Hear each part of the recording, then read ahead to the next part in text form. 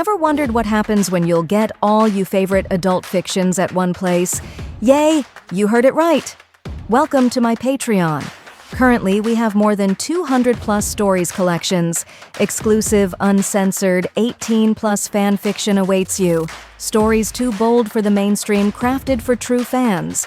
Dive into steamy world of Harry Potter, Naruto, and Deku. Untamed passion and raw power.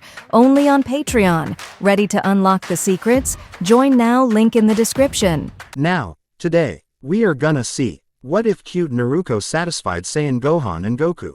Join Patreon for early Acess of Super Op stories, also adult and steamy Harry Potter stories too. Please subscribe this channel, because definitely I will try my best to provide a valuable content for you all. Also check the description to support the original author for this beautiful creation. An alarm went off. A little blonde rolled over looking at the time. It was 7:30. Naruto had 30 minutes to get to class. Today was the last day at academy. Genin teams would be assigned. Naruto jumped up from bed realizing today she was going to be a ninja.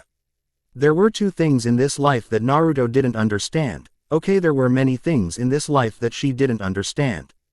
But one, why everyone hated her, and another was why she had to parade around as a boy. The old man told her to dress and act like a boy, but he never told her why. As far as she knew, he was the only one who knew she was a girl. She got dressed and ran out the door with 5 minutes until she had to be in class. When she arrived, she noticed that she was not the last to show up like she thought she would have. She took a seat 2 down from Sasuke Uchiha, the biggest tem in the world.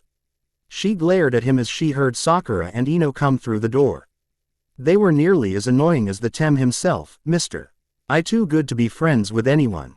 Sasuke-kun," Sakura called, knocking Naruto over as she ran over to talk to her believed Sasuke. Naruto jumped on the desk, staring him in the eyes. "What is so special about you?" Naruto asked as they glared at each other. Naruto was bumped forward, kissing Sasuke. Both of their eyes widened.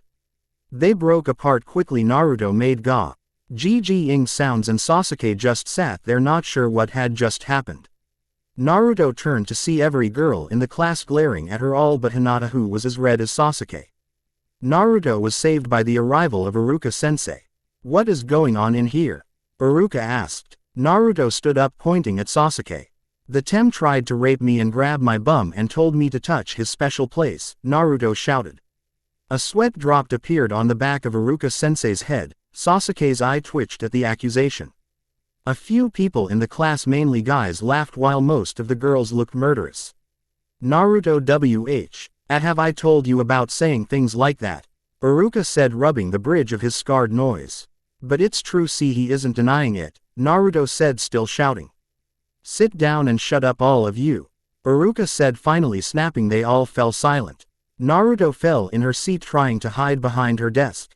"Today you all will be assigned to your teams." He went through all the teams, and when he got to Team 7 he shook his head, feeling bad for whoever the Chunin sensei would be in for one hell of a time. Team 7: Naruto Uzumaki, Sakura Haruno, and Sasuke Uchiha.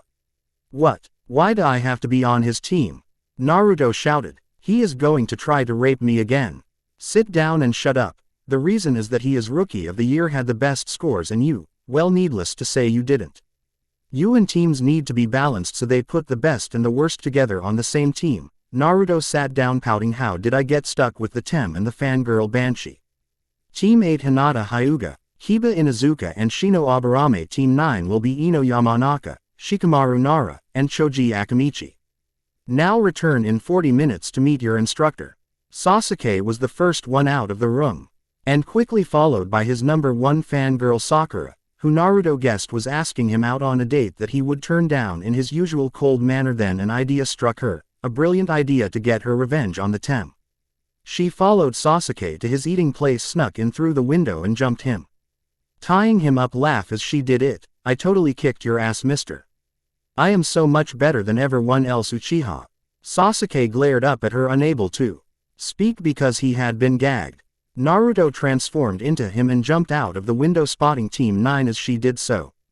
It did not take long for Naruto to find Sakura eating lunch. When Sakura noticed Sasuke, or who she taught to be Sasuke, her face turned bright red. "Hello, Sakura," Naruto said in Sasuke's voice. Hello Sasuke-kun, she said, her voice shaking. As Sasuke smiled at her, did you need something? Yes, I need to tell you how glad I am that you are on my team, Naruto. Sasuke said, trying hard not to burst out laughing. I am happy I am on your team too. It's just a shame that Naruto is on our team.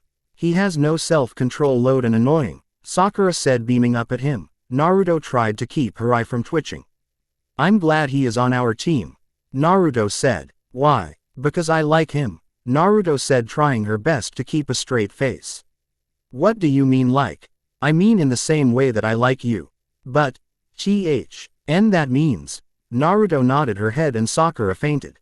Sakura, Naruto said, poking the unconscious girl, but she didn't move, so Naruto just left her there laughing, turning back into the male Naruto. But his smile faded as she saw Sasuke standing there, his eye twitching. She wondered if he knew what she had just done. Hi Sasuke, she said as friendly as she could. What did you do, Dobi? Sasuke said, glaring. Nothing, Naruto said, smiling, sidestepping Sasuke, then running back to the academy before he found out what she had done. When Sasuke and Sakura showed up, Sasuke was colder, paler tea. Han usual, and Sakura kept looking at him, smiling and glaring at her. Slowly all the groups left from the room until they were the only ones left. After being in the room for 2 hours, Naruto put an Azure in the door so when it opened it would hit whoever opened the door on the head, laughing as she set up her cleaver trap. Hey Baka, that won't work on a highly trained Chunin, Sakura shouted at Naruto. It will, because I am an evil genius, Naruto said, jumping down from the chair. You and genius don't belong in the same sentence, Sakura said coldly. Naruto pouted with his arms crossed when the door opened and a silver-haired Chunin was hit on the head with an eraser. Naruto fell over laughing while sweat drops appeared on the back of others' heads. My first impression of you all, I hate you. Naruto stopped laughing and everyone's jaws dropped at this. Meet me on the route in 10 minutes, he said, smiling, then he vanished. They made their way up to the roof as Sakura complained how it was Naruto's fault that Sensei didn't like them. Once on the roof, Kakashi looked between them and said, let's start with introductions. Like what, Sensei? Sakura said in her little suck-up voice. Let's see your name, likes, dislike, hobbies, dreams, Kakashi said, rubbing his chin. Why don't you go first? Naruto said. She thought that he had seen here somewhere before, but she wasn't sure. I'm Kakashi Hatake. Things I like and things I hate. I don't feel like telling you that. My dreams for the future. Never really thought about it. As for my hobbies, I have lots of hobbies. Sweat drops appeared on the back of their heads. All he told us was his name, they all thought. Okay, you next, Blondie. My name is Naruto Uzumaki. Things I like: ramen, barbecue, training. I dislike the 3 minu. Tays, you have to wait for the instant ramen to cook. Sasuke, who tried to rape me today, Kakashi raised an eyebrow at this while Sasuke and Sakura glared at Naruto. My hobbies include training and trying different ramen. And my dream is to become the great Hokage so that everyone will recognize me and stop looking down at me. Okay Pinky, you're next, Kakashi said sweetly. Sakura did not look happy at being addressed in this manner, but she didn't say anything about it. I like, she looked at Sasuke. My hobbies, she looked at Sasuke. My dream, she looked at Sasuke and turned bright red, squeaking. He was afraid to ask, but he did anyway. And your dislikes? Ino pigs and Naruto, she said, glaring at Naruto. Naruto's head fell. So far I have a fangirl and someone obeisance with teammate is trying to rape him, and for some reason I think that will be the least of my problems, Kakashi thought to himself.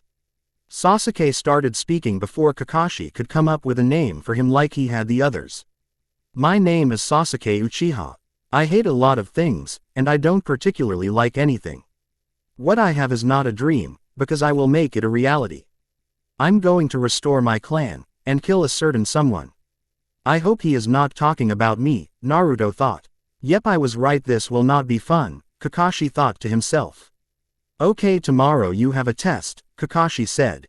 What kind of test? Sakura asked. A survival test. It is to test if you can cut it as shinobi or if you go back to the academy, Kakashi answered. But what about the graduation test? Sakura asked, frowning as Naruto was getting more nervous by the minute. This one is a lot harder, it has 66% fail rate. Kakashi said. Looks of horror appeared on Naruto's and Sakura's face. Sasuke hid his emotions. Harder. I barely passed the first one. Naruto shouted. 66% fail rate. Sakura shouted. Meet me tomorrow at training ground 7 at 5 a.m. And don't eat breakfast or you will be sick, Kakashi said smiling. Well bye. He said waving as he vanished. Naruto sat there stunned. She could go back to the academy. She just can't go through that hell again.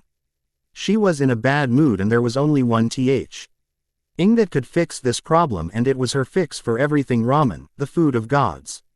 She cheered up instantly at the thought of ramen. She wasn't that hungry, so she only ate 4 bowls and went home dreading the test to come. The next morning her alarm went off. She looked at the damn clock that read 4:30. She got up about to eat, then she remembered what Kakashi said. Her head fell at he memory, and there it stayed as she headed out to the training grounds. Sasuke and Sakura were already there, but there was no sign of their sensei. An hour passed but still no Kakashi. Then too, Naruto fell asleep against a tree waiting for their sensei. Sasuke glanced at the sleeping blonde. He is kind of cute when he is sleeping, he thought, and when he realized what he was thinking he mentally kicked himself. I am the last of the great Uchiha, I can't be gay. His bad mood must have shown through because Sakura asked him if everything was alright. He gave his usual answer of HN. It was 10 by the time their sensei arrived. You're late. Naruto and Sakura shouted at him. Sorry, a black cat crossed my path, so he started. Lair. They both shouted again. Kakashi pulled out 2 bells. Yo, you were to get a bell from me, and the ones who doesn't will be set back to the academy and tied to the stump while the rest of us eat in front of you, Kakashi said smiling. But sensei, there are only 2 bells, Sakura pointed out. This is to make sure at least one of you fail, but that doesn't mean the other 2 will be able to get the bell. You have until noon to get a bell from me, so when I tell you we will start, Kakashi said. Oh yes, one more thing, you will have to come at me with the intent to kill if you want to get a bell from me. But if we do that we might hurt you, Naruto said, sound a little worried. Like you could hurt me, a loser blonde with bottom marks. Kakashi said. This caused the blonde to lose it, pulling out a kunai, attacking Kakashi, but in a blink of an eye she felt a hand on her head as her arm was twisted so that her own kunai was pointing in the back of her head. I am starting to like you guys, but you started too soon. I never said start. He let her go and then said, start. All 3 of them vanished. It looks like they can hide themselves pretty well, everyone, but, he thought to himself, turning to face Naruto. You are going to regret disrespecting me like that, Datbeo. Naruto shouted at him. A sweat drop appeared on the back of Kakashi's head. You aren't right in the head, are you? Kakashi asked, staring at the strange blonde. Naruto ignored him. One-on-one this time, I will beat you and take the bell from you. Datbeo. Naruto shouted as she attacked Kakashi, but she jumped back as she saw him reaching for something in his pouch. Is he going to use a weapon on me? She thought to herself. She almost fell over when she saw the book. What the hell, how are you going to fight me when you are reading a book? Reading a book, not reading a book, does it matter? Kakashi said, shrugging as he continued to read his book. I have finally met someone cockier than Tem, she thought to herself, but she attacked again and it did not take long for her to realize that he had reason to be cocky. No matter how hard she tried, she could not land a hit on him. Finally, when she thought she had him, he vanished. Naruto, behind you. Hurry, get out of there, he is going to kill you. She heard Sakura shout. She slowly turned around, eyes widened, seeing her sensei. Too late, he shouted. Konohamaru hidden secret. Taijutsu, 1000 years of death, N. Naruto felt the great pain and the greatest shame in her life as she shot into the air after being poked in the ass by her perverted sensei. She fell in a river, trying not to cry from shame. Does this mean I am no longer a virgin, and does this mean I can get married? She thought to herself, panicking. She pulled herself out of the river, frowning. You are going to pay for that, he was looking for a word bad enough for what he did. Don't use any big words, you might hurt yourself, Kakashi said, reading his book still. Suddenly 10 shadow clones jumped from the water, attacking Kaka. One of the Narutos grabbed Kakashi from behind while another one punched Kakashi right in the face, but it wasn't Kakashi, it was one of her clones. After a while of fighting amongst herself, she dispelled her clones and was sad to see that he was gone. But she was happy to see a bell on the ground. She ran over to it to pick it up. Before she could, she was pulled in the air by her ankle. If it is obviously a trap, it is a trap, Kakashi said, thinking he better use simple words not to confuse the little blonde boy. I know. I get it, Naruto shouted. I'm telling you this because you don't get it. You think you get it, which is not the same as actually getting it. Get it, Kakashi said. Naruto looked confused at his words. You need to think outside the scope. You need to think more like a ninja. Okay, just let me down so I can kick your ass, Naruto shouted, swinging wildly. You still don't get it, Kakashi said, shaking his head. Naruto's eyes widened as he was impaled by Sasuke's shuriken. Kakashi vanished to be replaced by a wood block. Shit, Sasuke thought as he ran so Kakashi would figure out where he was. And Sakura, worried about Sasuke, went looking for him but instead found Kakashi. Her screams filled the air. It was Sasuke's turn to have a brush in with Kakashi. Sasuke did the best of the three, but he was still no match, ending up neck deep in dirt, and when Sakura had found him, she passed out thinking that he had been decapitated. When Naruto got free, she decided to go straight for what she wanted, the food. She was just about to eat when she felt something behind her. I swear I wasn't going to eat it, I was just keeping an eye on it, Naruto said, her eyes wide in fear as Kakashi closed in on her. The bell went off and Naruto was tied to the post, not because she led to get a bell but because she tried to eat the food. I am truly disappointed in you all. None of you understood the purpose of this test.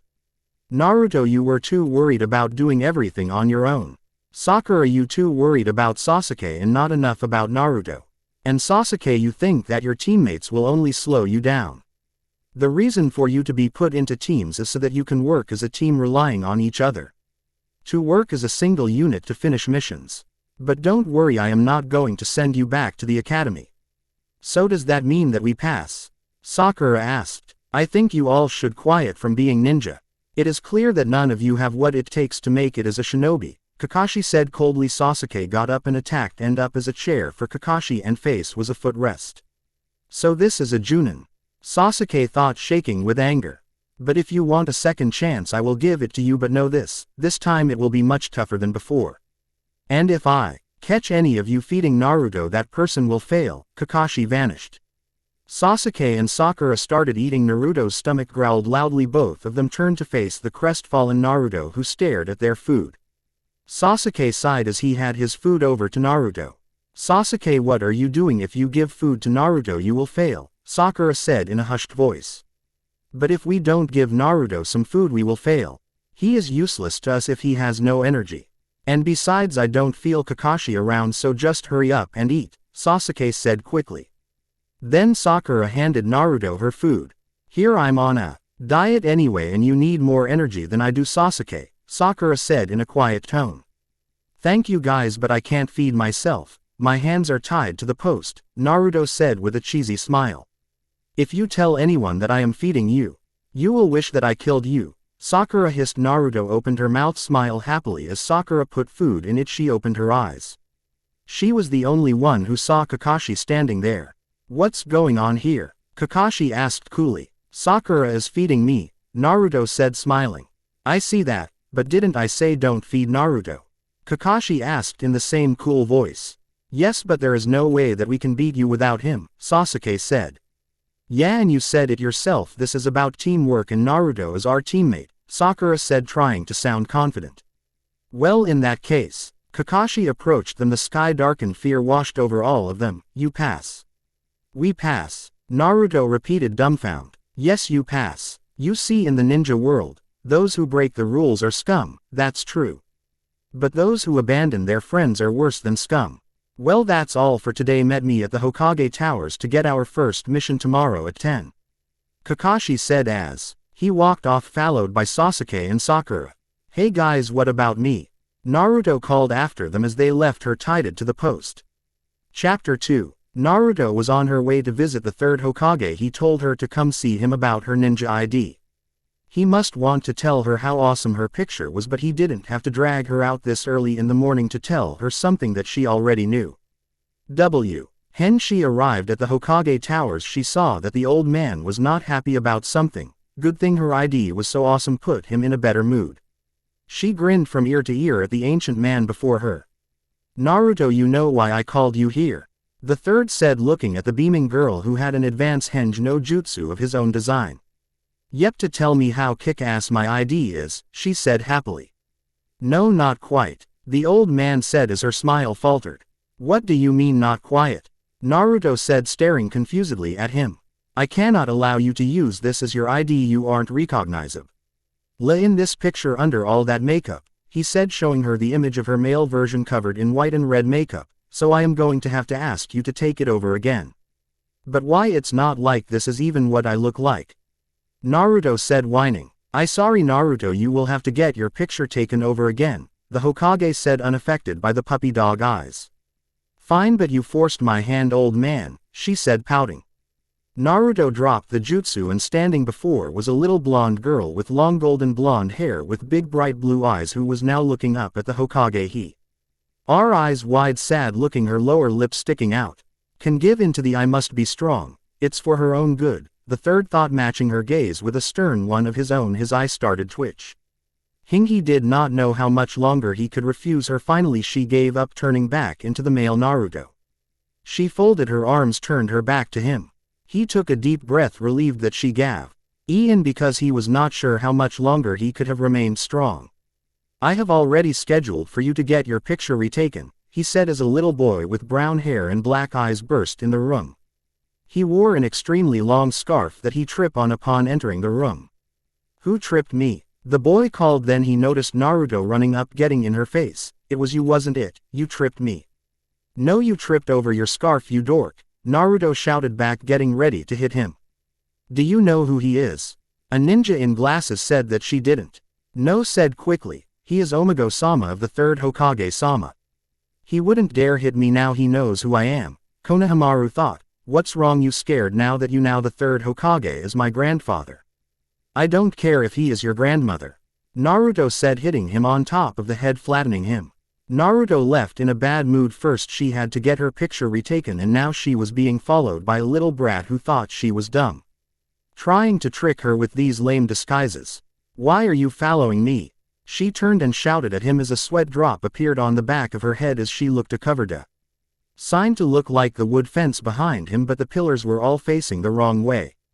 Just as expected of you, boss, you saw through my disguise, Konohamaru said, jumping out into sight. Boss, Naruto repeated. Yeah, you're the boss. Boss, he said, smiling. Since when did I become your boss? Naruto asked, confused. Since you defeated me so easily, Konohamaru said, nodding. Okay, she said, smiling at him but inwardly thinking. You tipped over your own scarf, it had nothing to do with me. She continued walking. It was strange being around someone who did not detest her. She thought every one besides old man Hokage Iruka-sensei and Chuki and his daughter Ayame. So what's your name? My name is Konohamaru. I was named after the village, but people still can seem to remember it. They only call me Omego-sama, he said sadly. Well, Konohamaru, I will remember your name. Dadbeo, Naruto said, giving him the thumbs up. They went off so that Naruto could get her picture retaken, and after that Naruto and Konohamaru talked about pranks that they have pulled and could pull. It was getting late. Naruto and Konohamaru were sitting at Team 7 training ground talking. So why did you attack the old man? Naruto asked. Well, if I can beat him I will become the next Hokage, Konohamaru answered. That's silly. If it was that easy more people would be Hokage, Naruto said, laughing. If you want to become, you have to work hard. But I am sorry to tell you that you won't be the 5th Hokage. Why not? Konohamaru looked stunned at this. Because I am going to be the next Hokage, Naruto said, smiling, pointing at herself. Omego-sama, what are you doing out here with the likes of him? The man from the Hokage's office said coldly. What do you mean the likes of him? Konohamaru asked, looking between them. Naruto knew what he was talking about. She had found out why everyone hated her right before she passed the Genin test, after she stole the scroll and found out that she had the Kyuubi sealed inside of her. Let's just say he is not someone to associate with. He will ruin your chances of becoming Hokage, hanging out with Rift Raft like him when you could be with me, and I'll show you the easy way to becoming Hokage, he said smugly. But Naruto said there is no easy way to becoming Hokage, it takes hard work, Konohamaru said. He is already filling your head with lies, he said coolly. If it was that easy, why aren't you Hokage? Naruto asked, sticking her tongue out at him. He was fuming at her comment, why you little brat. Kage Bunshin no Jutsu. Sudden hundreds of Narutos appeared, Haremu no Jutsu. Suddenly all the Narutos turned into an 18-year-old version of the female Naruto. Blood poured from the Chunin's noise, rendering him unconscious from the blood loss. That is so cool, you have to teach that to me, Konohamaru shouted with glee. I will teach it to you one day, I prom him the thumbs up, and he looked even more excited. Over the next few weeks they were stuck doing boring mission like chase runaway cats and babysitting. Since when did babysitting require ninja? Naruto wondered until she met the kids. They were bad enough to break even. The most experienced ninja down to tears. They cleared weeds from gardens, and other pointless shit, as Naruto so elegantly put it. They were on their way to the Hokage's office to get their next mission. Old man, I am tired of getting these shitty missions, I want one with excitement, Naruto shouted as they all entered the office. Sakura hit Naruto on top of the head. Ow, why did you hit me? Baka, don't talk to the Hokage like that, Sakura shouted at the smaller Naruto. But you did have to hit me for that. And I did say anything untrue? I am tired of these baby missions. I did not become a ninja to chase around demon cats and monstrous kids, Naruto said, pouting. She sat down, her arms crossed tightly across her chest. Naruto, stop acting so childish, Kakashi said in his bored tone. No, the old man wants to treat me like a child, I will act like one, she said, turning her back to them all. A sweat drop fell down the back of his head as he watched this. This does not help you get a better mission, Kakashi thought to himself. Well, I do have a C-ranked mission, will that make you happy, Naruto? The third asked kindly. Would it ever? Naruto shouted, jumping to her feet. So what? Are we doing escorting a prince or princess, or maybe a movie star? Naruto asked, jumping up and down with excitement. They all looked shocked at the turn of the events. What the hell just happened? 1 minute he is pouting like a 3-year and now he is like a kid in a toy store, Sakura thought. Can he ever say no to this kid? Kakashi thought as the blonde was hugging the old man whose face was slightly pink. Sasuke just glared as he watched this turn of events. The third cleared his thought and Naruto let go, rubbing the back of her head, smiling sheepishly. Well, I guess it is time to meet your mission, the third said as the door opened up and old man whose face was red, he had short gray hair and beard. He had a bottle of something that was covered by a brown paper bag.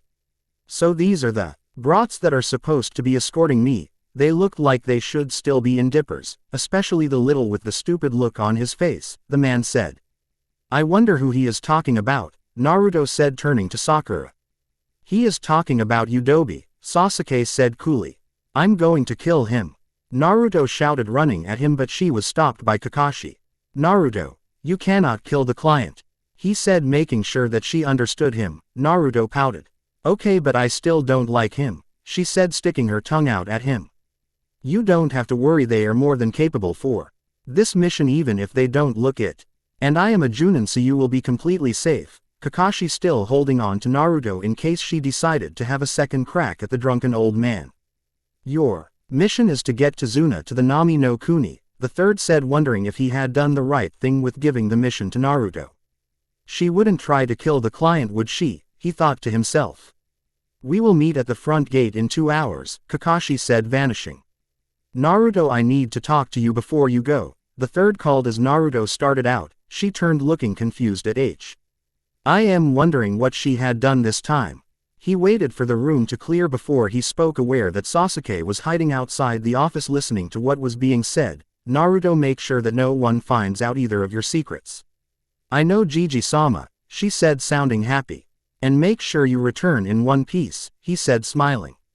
Okay, bye-bye, Gigi-sama, she said, running out the door, not otaking Sasuke as she hurried off to her home. What could his secrets be? Sasuke wondered to himself. Naruto was shocked to see that Kakashi was already waiting for them at the front gate. There was something different about him. He seemed to be eyeing Tazuna. Well, since we are all here, we should get going. Then what are we waiting for? Naruto shouted, running out ahead, but stopped, turning to face them. Which way are we going? Sweat drops appeared on the back of her fellow shinobi's heads and Tazuna's eye twitched. Are you sure he is a ninja? Tazuna asked. What the hell is that supposed to mean? Naruto shouted angrily. I thought ninja were supposed to be quiet for starters, Tazuna said, his eye still twitching. Naruto stuck her tongue out at him. Naruto play nice, Kakashi s. Aid in the same tone he would have used with a 4-year-old. But he started it, Naruto said, pointing at the old drunk. Kakashi took a deep breath. This is going to be a long trip. They made their way without any problems. It was a beautiful day. It was sunny, no clouds in the sky, a puddle in the middle of the road. A puddle in the middle of the road, but it hadn't rained for some time, Kakashi thought. As they continued, chains wrapped around Kakashi, ripping to pieces. Kakashi-sensei. Naruto and Sakura shouted at the same time while Sasuke was looking around for who had done it. 1 down, 4 to go. A voice said behind Naruto. She slowly turned, frozen with fear. Naruto, move, Sasuke shouted, but she didn't. Shit, Sasuke thought he kicked the ninja in the face. Sasuke fought with bow. Brothers as Sakura protected Tazuna and Naruto couldn't move. Her fear consumed her. Kakashi appeared, finishing them off, tying them up, leaving them for someone to come pick them up. Good job, Sasuke. Sakura. Naruto, I am disappointed in you. You completely froze, Kakashi said. She was unable to look him in his eye. He noticed her hand bleeding. This was not in the job description, so we are head. Back, and plus they use poison weapons, so we need to get Naruto to a hospital. Naruto looked at her hand, pulling out a kunai. No, we are going to finish this mission. Naruto Uzumaki never runs from a challenge, Datbeo. She said, stabbing her hand, blood running out. She yanked the kunai out. Well, you got the poison out, but now you are going to bleed to death, Kakashi said, his eye twitching. I don't want to die. I am too young to die. The only kiss I have ever got was by the Tem that tried to rape me. She shouted, tears running down her face. The Tem that tried to rape him, Tazuna repeated. Sasuke's eye twitched, everyone but Naruto noticed she was too busy losing her mind. Naruto, calm down, let me see your hand, Kakashi said. He tried to hide his shock when he saw that the wound was already healing. He just wrapped the hysterical blonde's hand. You're not going to die. Really? She asked, looking wide-eyed up at her sensei. Really? He said, smiling. Now as for you, tell me the whole truth about what is going on. Tazuna told them the whole story about how Gato wanted to kill him so he couldn't finish the bridge. They all agreed to finish the mission. They had to talk boat to Kuni without the motor so they wouldn't be heard by the wrong people. Wow, that's a big bridge, Naruto exclaimed. Shut up, Dobi, Sasuke whispered. Make me, Naruto shouted. Naruto, you are defeating the reason for us not using the motor, Kakashi calmly explained. That makes sense, Naruto said, rubbing her chin. Sweat drops appeared on the back of everyone's head. When they arrived to Kuni, Naruto jumped off the boat, looking around. Remember, it is your job to keep me safe until the bridge is completed, Tazuna said, as if he was expecting something much worse than the demon brothers. As they made their way to the bridge builder's home, Naruto was jumpy, ready to prove she was as good as Sasuke. No, she was better than the Tem. She jumped ahead of the group, lobbing a kunai into the brushes. I heard something coming from over there. No, over there, she said, lobbing another kunai. Baka, what are you doing? Sakura hit Naruto over the head. She pushed the bushes aside, revealing a terrified white bunny. She picked it up, hugging it. To you, Mr. Bunny, Naruto said, smothering little rabbit. A white snow rabbit this time of year. That means it was raised indoors. My guess is for a Nyutsusemi no Jutsu. So now the only question is, who is it? Kakashi asked himself, looking around. He heard a whistling towards them. Get down, Kakashi shouted as a large cleaver came whirling through them. A man with a shirt, his face covered by bandages, his lower half of his face. He had black hair and brown eyes. Sharingan no Kakashi, the famous copycat ninja, the man said, amusement evident in his voice. Zabuza Momochi, the demon of the mist, Kakashi said, his hand reaching up to his Hitai-8, showing his left eye. It was different, stranger than any she had ever seen. It had 3 tomo. Sasuke looked horrified at Kakashi's eye. It is an honor I get to face the Sharingan, Zabuza said. Kakashi-sensei, what is that? Sakura asked, staring at his left eye. But it was not Kakashi who answered, but Sasuke. It is the Sharingan, the Kekkei Genkai of the Uchiha clan. It has the ability to see through any ninjutsu, taijutsu and genjutsu, Sasuke said. Well, that's only a small part of it, can See through any jutsu and then copy it, giving way to his name, the copycat ninja. It is said that he has copied over 1000 jutsu. Zabuza said. Naruto pulled out a kunai ready to attack, with the rabbit still in her arms, but Kakashi stopped her. He is above all of you, so leave this fight to me. Protect the bridge builder, Kakashi said as they all fell back to protect the bridge builder. Cute kids cack. Ashi, it's a shame that I will have to kill them all, unless you hand over the bridge builder, Zabuza said, swing his sword around with no problem, ready to kill someone. It did not seem like he cared who he killed. The battle that ensued was one that left them all in awe at the speed and strength of the two shinobi. It seemed to be the end of them all when Kakashi was trapped by Zabuza's jutsu. He is stuck here. As long as he keeps me trapped he can move, so run. Kakashi called to them. Sorry Kakashi, we can do that. Remember what you told us, in the ninja world, those who break the rules are scum. That's true. But those who abandon their friends are worse than scum, and we are not scum, Naruto said, handing the rabbit she was holding to Tazuna, who was wondering why she was still holding the rabbit, but he took it without a word. A water clone appeared. Naruto attacked it, but the clone made quick work of her. She looked up in horror at the clone. Then Sasuke attacked, but he didn't fare any better. The water clone took out its large blade ready to kill the four of them. Naruto got to her feet. Kage Bunshin no Jutsu. 50 Narutos appeared and they all attacked the clones at once. He sent them all flying with one swing of his giant blade. Sasuke! Naruto shouted, throwing something to him. He smiled as he caught it, then he spun as he opened it. Fuma Shuriken, then he threw it. The weapon bypassed the clone and went straight for the original. Zabuza caught it, but his eyes widened as he saw the second one heading right for him. He dodged it, but it transformed into Naruto W. Ho threw a kunai at him, forcing him to release the jutsu that had Kakashi trapped. The fight between the two Chunin continued, but this time everything was in Kakashi's favor, who defeated Zabuza easily. But when he went to kill him, someone beat him to it. A masked ninja had thrown 2 needles that hit Zabuza right in the neck. What the hell just happened? We did all of that and this masked kid just kills him like that. Like he was nothing. Naruto shouted. I know it's hard to understand, but in this world there are people younger than you and stronger than me, Kakashi said, placing a hand on Naruto's shoulder. I would like to thank you for your help. I have been looking for the moment to kill him. You have saved me a lot of work. But now I must dispose of the body, the masked ninja said, picking up the corpse then vanishing. Well, we should get going, Kakashi said, putting his hitai over his left eye, but when he took a single step he passed out. Sensei! Naruto and Sakura shouted as they ran up to him. When Kakashi woke up he had a white rabbit on his chest. Why is there a rabbit on top of me? Kakashi asked, perplexed. He was watching you while you slept. His name is Mr. Bun. Why, and I think he should replace the Tem on the team, Naruto's cheery voice said. And why is that? Kakashi asked, not sure if he wanted to know the answer. Because unlike Tem, Mr. Bunny isn't a Tem. And he says just about as much as the Tem, Naruto said, smiling. Sasuke and Sakura glared at Naruto. I was right, I really didn't want to know, Kakashi thought to himself. Alright, get to bed early tonight because tomorrow I will be training you all, so we will be ready next time, Kakashi said, looking at the white rabbit who was staring at him. Ready for what? Naruto asked. For the next time that we face Zabuza, Kakashi answered. But isn't he dead? Sakura asked. I thought that was strange, Sasuke said, more to himself than the others. What was strange? Naruto asked, not understanding what was going on.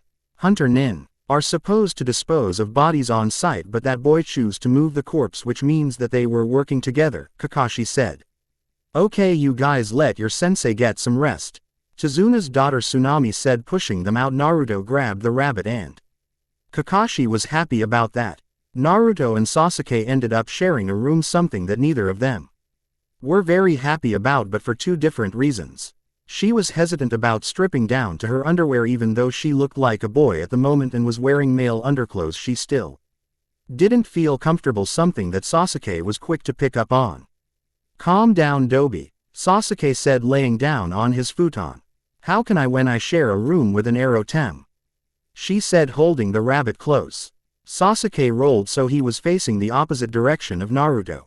She laid down, letting the rabbit roam around the room. After Naruto fell asleep, Sasuke lay awake, wonder what Naruto was hiding from them. He was going to get to the bottom of it. He finally fell asleep wondering what it could be that the Dobe was hiding. The next morning he woke up before Naruto and he saw something strange. Naruto's body was completely covered all but a hand. It looked smaller, softer than Naruto's. He reached out and touched it, and at that the hand quickly withdrew into the blanket. Sasuke got up and ripped the blanket off, exposed the male Naruto in his boxer and t-shirt. "What the hell is your problem, Tem?" Naruto shouted. "Who else is in here?" Sasuke asked, glaring at Naruto.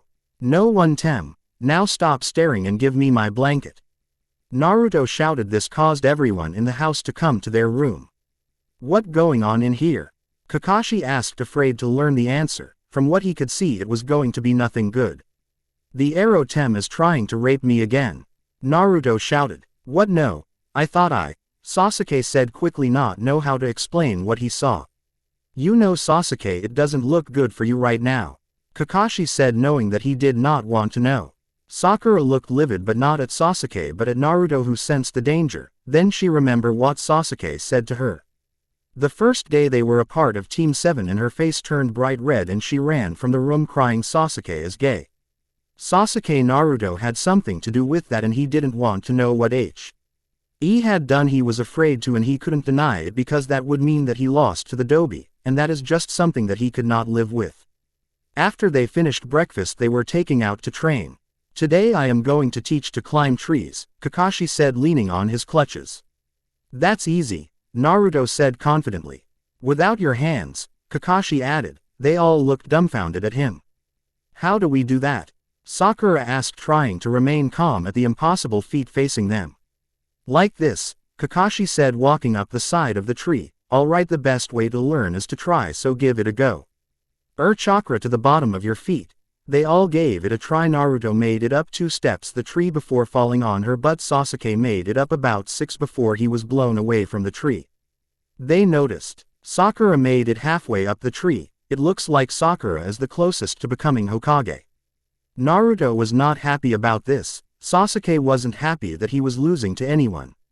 They both spent the rest of the day trying to make it up the tree, but neither of them made any real progress. Finally Naruto asked Sakura for help, who was surprised that Naruto would ask for help. When Naruto started catching up to Sasuke, he started wondering what Sakura had told the Dobe. "Hey Naruto," Sasuke said in an unfamiliar tone. Naruto eyed him suspiciously. "What do you want?" As just wondering what Sakura told you," Sasuke said, not looking at her as a wide smile appeared on her face. "I'm not telling you," Naruto said, still smiling. "Fine, I don't need your help," Sasuke said, turning away. "Yes you do, because your only other option is Sakura," Naruto said, putting extra emphasis on her name. Sasuke stopped. He slumped over, defeated. "What do you want?" Sasuke asked, sounding worried and even more so at Naruto's devilish smile. When they returned to Tezuna's home, Sasuke was glaring at Naruto the whole time they ate. "Is there something wrong, Tem?" Naruto asked, grinning. "Nothing at all, Naruto-sama," Sasuke said, sounding as if he was choking on his words. Naruto smiled at him. Well, everyone looked shocked at this. "That's good, Tem," she said, giggling. "What happened between you two?" Kakashi asked. "I would rather not talk about it," Sasuke said, looking away from everyone. "Tem," Naruto said, grinning. "What, Naruto-sama?" he said through clenched teeth. "Nothing," she said, laughing. Sasuke's eye twitched. Maybe I should have asked Sakura, he thought to himself, his eye twitching. Over the next few weeks Naruto and Sasuke had really started progressing. In their training everyone was getting along, smiling, laughing. "Why bother? You guys come in here acting the hero. You guys can beat Gato. He is going to kill you, so go home," Inari said, glaring at the smiling Naruto. "What the hell is your problem?" Naruto shouted at him. "You come in here with the stupid smile. Playing the hero when you know nothing about pain, Inari," he said, crying. The smile faded from her face to be replaced not a look of pity but anger. "Stop crying. What, you want to play the tragic hero? You must have it so hard with a family that loves you. Damn cry baby, just remember this. There is someone who always has it hard." Naruto's gaze was cold, unforgiving. Inari ran out of the room crying. "Naruto, that was uncalled for." Sakura snapped at Naruto, who got up from the table, slamming the door behind her. Sasuke got up but Kakashi grabbed him by the wrist. No, let him go for now anyway, Kakashi said, getting up and heading off in the direction that Inari had gone. Kakashi saw the little boy looking out over the ocean. Can I sit? Inari did not answer, so Kakashi took his silence as a yes, so he sat down. You know, Naruto has never had a family, and honestly error not that many people who like him. Not because he is a bad person but because of things beyond his control, so he is always smiling, acting like nothing is ever bothering him, and he had probab. Lee said those words to himself all the time. He doesn't see how crying helps out anyone, Kakashi said, getting to his feet, leaving Inari. Downstairs, Sasuke didn't care what anyone said. He got to his feet and walked out of the door. Where did that Dobi run off to? He thought to himself he could find Naruto anywhere, but he did see someone standing overlooking the ocean. It was a small blonde girl. He turned towards him. He could make out many details about the girl, but he could see her bright blue eyes that shone in the moonlight. She turned and started running at the sight of him. He ran after but she was faster than him. Even though he was running all out, the distance between them was getting larger and larger until she vanished from sight. As Sasuke ran past, Naruto stood pressed against a tree and headed backing the opposite direction, changing back to her male form, because if Sasuke was looking for her, it wouldn't be good. If he found out the secret, the old man wouldn't be happy. With her on her first mission way from the village, her secret got out. She went to train to clear her mind.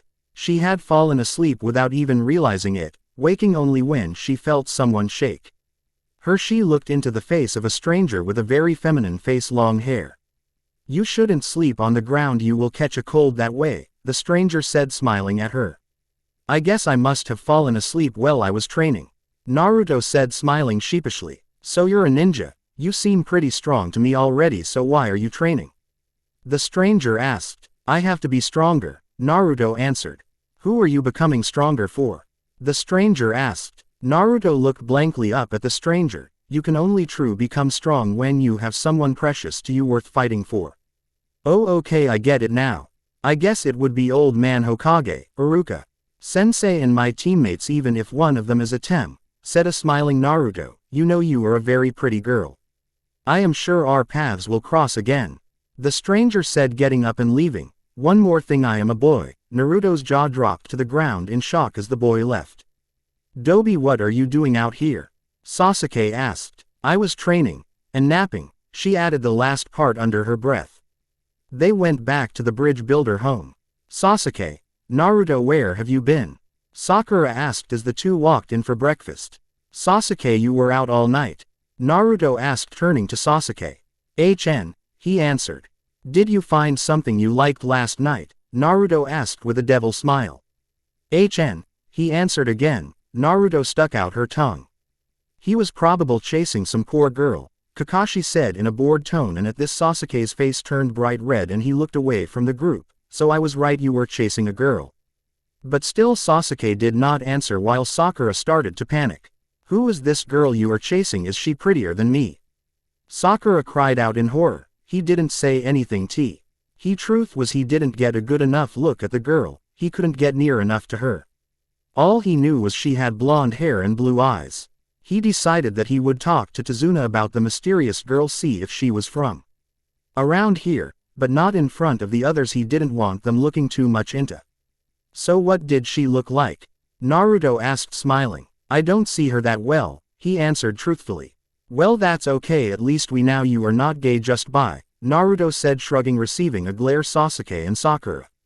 Kakashi smiled underneath that mask of his at his student EY seemed to be getting along a lot better than they did when he first met them. They sat down at the breakfast table, and after they ate, Naruto fell asleep where she sat. Sasuke, why don't you rest up a while? We are not leaving for the bridge for a few hours, Kakashi said, picking up the sleeping Naruto, carrying her to their room. A few hours later, Sasuke was up and ready to go, but Naruto was still asked asleep. They decided to let her sleep some more. They all head towards the bridge, and about 20 minutes later, Naruto ran frantically downstairs asking where everyone had gone. To the bridge, Tsunami answered. They left me, Naruto shouted. They didn't want to wake you. You can go meet them up at the bridge, Tsunami said, trying to calm the hysteric blonde. You're right, Naruto said, cheering up quickly and running out the door. What a strange boy, she thought as she heard the door close. Naruto started towards the bridge, but there was not some was right. She turned back to the hoe. Used to see lay on the ground while two men attacked. Naruto was able to save them both, rushing to the aid of the knowing that she was need. When she arrived, there was a large dome. She could jump down. Zabuza threw kunai at her before she could do anything, but his attack was countered by a masked shinobi. Zabuza-sama, allow me to take care of this boy, the masked shinobi said, throwing a senbon back. She saw Sasuke trapped in the dome. Since Naruto is here, we can attack from both inside and out at the same time, Sasuke thought, his eyes fixed on the masked. Hey Sasuke, I'm here to save you. Sasuke's eyes widened, turning slowly to see Naruto grinning at him. Dobi, what the hell are you doing now? We both are trapped. Sasuke shouted in disbelief. Sorry, I just tried to save you, Naruto said, crossing her arms, pouting. All right, we just have to figure out a way, Sasuke said, calming down. We will smash our way out, Naruto said, getting to her feet. Kage Bunshin no Jutsu, Shicha. RGED at dome at all directions, but all the clones were destroyed and Naruto and Sasuke were both bombarded with senbon. Naruto, can you do it again? Sasuke said, looking around dome. Naruto nodded, creating more clones. Attempt after attempt ended the same way in failure. Naruto passed put from using all of her chakra. Naruto, get up, I can't protect you, Sasuke shouted at the unconscious Naruto, but she didn't move. Sasuke tried his best to keep Naruto safe while his eyes were starting to be able to pick up the masked ninja's movement. He put Naruto down so he could fight, and Haku seemed to NK Sasuke was the bigger threat at the moment, but Sasuke just dodged and blocked all of the attacks he threw at him. Haku's eyes fell on the fallen Naruto charging the blonde. Sasuke jumped in front of Naruto. Naruto opened her eyes. She saw Sasuke standing before her, and then she saw Haku on the ground. Sasuke, you won, Naruto said happily, but the smile faded as she really looked at Sasuke. She had a look of horror on her face. You should see your face, Dobi, Sasuke said, his voice was weak. Why did you do it? I thought you hated me, Naruto asked, her voice shaking. I do hate you, Sasuke ate as Naruto sat up looking at her dying friend. Then why did you save me? I don't know, I just did, so don't die. Sasuke fell back. She caught him. I hated you too, but you can't die, Erotem, not when I owe you one, Naruto said, holding Sasuke. Is this the first time that you have seen a friend die? Haku asked, his voice coldly. You killed him, now I am going to kill you. Naruto's voice was full of venom. Her hair grew, her features more feminine. Her eyes were no longer blue but a scarlet red. Her canines elongated as a red cloak of chakra engulfed her. Her wounds healed, her nails grew. Haku tried to stay away from Naruto, but her speed was too great. When she caught Haku, she flattened her with a single punch. It shattered the dome as Haku smashed through one of the mirrors. Haku got to his feet, watching as the beautiful girl walked towards him, her eyes full of hate as the mask cracked and fall off, exposing Haku's face. Naruto stopped as she looked into the face of the boy. Why did you do it? Why did you kill Sasuke? Tears running down her face. Does it matter? I thought that you were going to kill me, Haku said. No, I am not going to kill you, Naruto said softly. Do you think you are being kind by showing me mercy? Letting your enemy live is not showing them kindness when you strip them of their purpose. Zabuza has no use for a broken tool, so finish me off, do it for your friend. Haku said. She looked back to Sasuke's body. It's Zabuza's fault. Sasuke is dead. If it wasn't for him, then he would still be alive, Naruto thought to herself, her anger building in. Up again, the red cloak reappeared, but she didn't turn back to Haku. She went after Zabuza. Before anyone knew what happened, Zabuza was under attack. Both he and Kakashi were in shock, not that the blonde was attacking Zabuza but that the blonde was a girl. Naruto, Kakashi said in shock, staring at the blonde girl. Kakashi had no idea what to do. Then he looked around for Sasuke. He found him. He was alive. His Sharingan could pick up the slight movements coming from the boy. Naruto, he is still alive. Sasuke is alive. The chakra faded from Naruto. That's good, she said as she fainted. Zabuza looked horrified as he wiped the blood from his face. I will kill you, then I will attend to my students, as Kakashi created his Chidori, but before he could do anything more a gang of men were walking towards them. "What are you doing here, Gato?" Zabuza asked. "I thought to myself, why should I pay you all money for a job it took you so long to complete when I can pay them the same amount to kill you and the rest of them?" Gato said. "Kakashi, it looks like we are no longer enemies," Zabuza said, not looking at Kakashi as he spoke. "That is does," Kakashi said, turning towards Gato with his Chidori still in hand. Haku appeared beside the two Chunin ready to attack. All three launched an attack that made quick work of Gato and his men even in their exhausted state. Before the others could see Naruto, he quickly turned her back into a guy. He was going to confront her about this later, but he felt this wasn't the time or the place. A smile appeared on his face that left both Haku and Zabuza looking perplexed. But they didn't ask him about it. So this is the girl Sasuke saw, Kakashi thought to himself. After he had placed the jutsu back on Naruto, he turned to see Sakura crying over Sasuke's body. "Sakura, you're crushing me," a weak voice said. "Sasuke," she shouted, squeezing him again. Sasuke sat up looking around. "Where is Naruto? Is he all right?" Sakura looked around at the question, unable to see her anywhere. Kakashi pointed over his shoulder where Naruto lay near the feet of Zabuza and Haku. "Is he dead?" Sakura asked, horrified. "No, he will be fine, and Sasuke, you have a good friend in Naruto. Just remember that," Haku said as both he and Zabuza vanished. "Well, it looks like we will be able to leave soon and we shouldn't have any more trouble while the bridge is being finished," Kakashi said. "So Sakura, I am going to leave you here while I will take these two back to Tanuza's."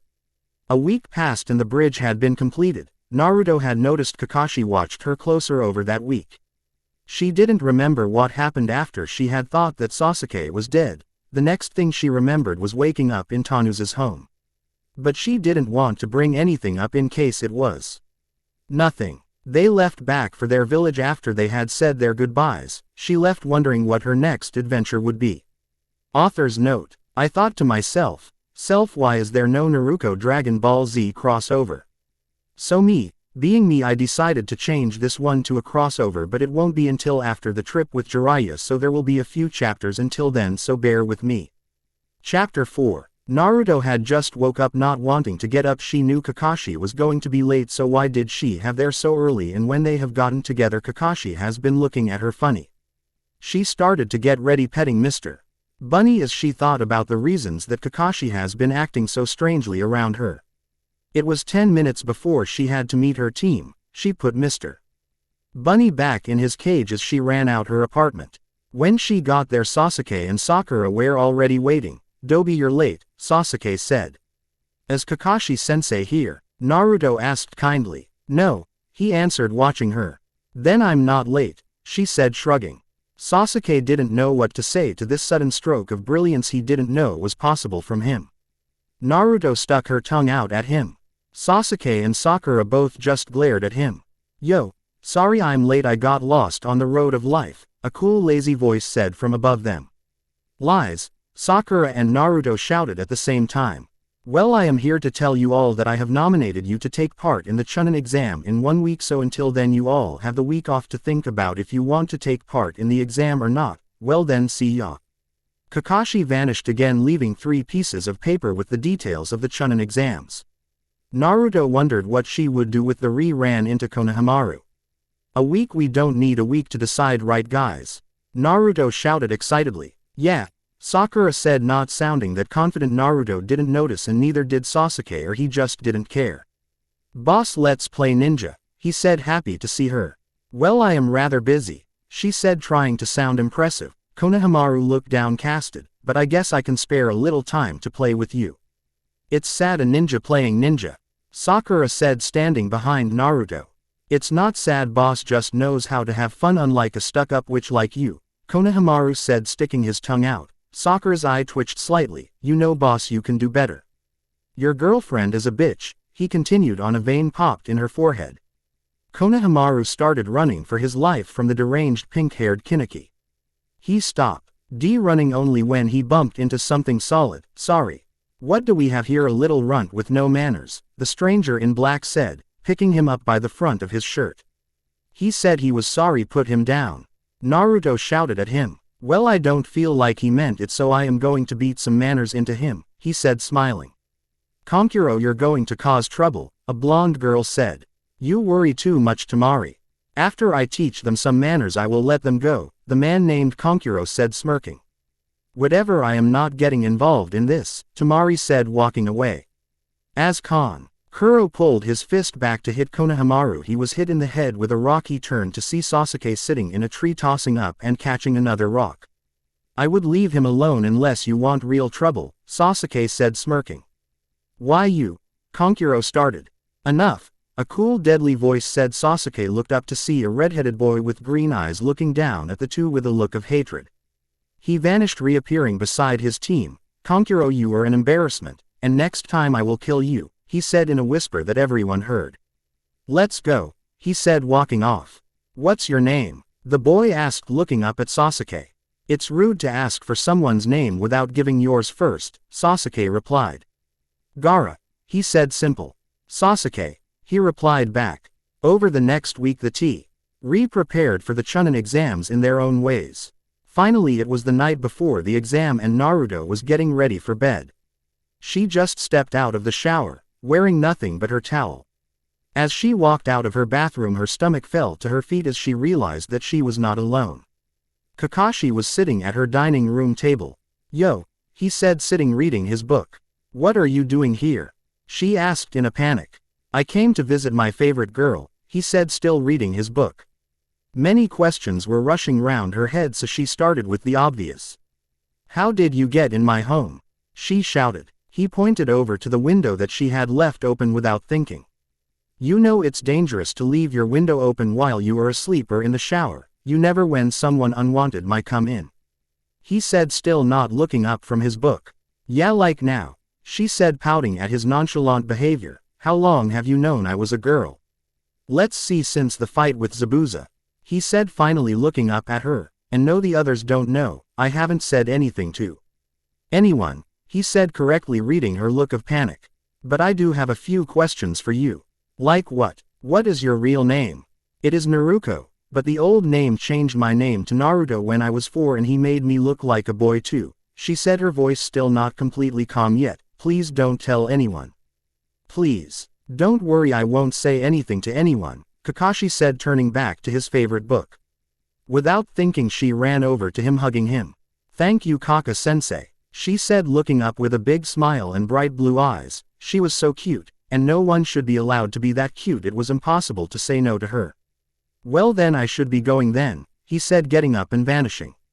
The next morning she was on her way to the Chunin exam, but first she met up with her team before so that they could go together. As they went up the stairs to room 301 they noticed a group of students trying to get into a room. Sasuke just smirked at the scene playing out before them. Something funny, one of the genin said, that was preventing his fellow genin from entering the room. Yeah, this sorry excuse for genjutsu, Sasuke said with his usual cocky grin. Oh, the genin said smiling, do tell. Well, for starters, this is only the second floor, so the room that they are trying to get in and the room we are looking for is on the 3rd floor. I am sure I was not the only one to notice, right Sakura? Sasuke said turning to his pink-haired teammate. Who looked surprised then quickly nodded at his words. Well, it's not good enough just to be able to detect it, the genjutsu caster said with a smirk, said going to kick Sasuke, but one of the genin who had just been hit stepped up and stopped both Sasuke and the other ninja's attack with no problem. His eyes fell on Sakura, then he jumped in front of her. You must be Sakura. My name is Rock Lee. And I will protect you until the day I die, he proclaimed loudly. That's okay, you are too unique for me, she said trying not to show a look of complete disgust. What is your name? A boy with long, black hair and pale purple eyes demanded. It's rude to request someone's name without giving your own, Sasuke said, noticing he was starting to piss off the boy. How old are you? The boy demanded again. I don't have to tell you that, Sasuke said again. Sasuke-kun, Naruto, let's go, Sakura said to her two teammates, and they walked off in the direction of room 301 as they had been instructed to do. But as they made their way to registration they heard a voice call to them. You with the attitude, I want to fight you, Rock Lee called to Sasuke. Then he jumped down facing Kakashi's team. Sass. Okay, I challenge you to a fight here and now. Oh, so you know who I am and you still want to fight me? Sasuke said coolly. You are very arrogant thinking you can beat me. No, I am not. You see the UTH is that I am the strongest genin in the exam, Lee said, causing Sasuke to frown. No, you are going to fight me, Naruto declared. But I do not want to fight you, Lee said, his eyes fixed on Sasuke. I am tired of everyone overlooking me and talking about the arrow tem, Naruto shouted as she charged Lee, ready to attack, but he blocked it and sent her swirling into the wall. When she finally woke up, Sasuke had been beaten and Lee was being told off by a turtle. Naruto was confused first. Were turtles supposed to be able to talk, and could they be someone's sensei? Then an older Lee appeared and started talking about youth. You three must be Kakashi sensei's students, the man said, looking over at the three of them. You see, I am Kakashi, eternal rival. That does even sound real, Naruto blurted out. Do not be rude to Guy sensei, he is very real, Lee shouted back. Suddenly Guy vanished, appearing behind them. I have 50 wins and 49 losses, you see I am strong than Kakashi, Guy sighed.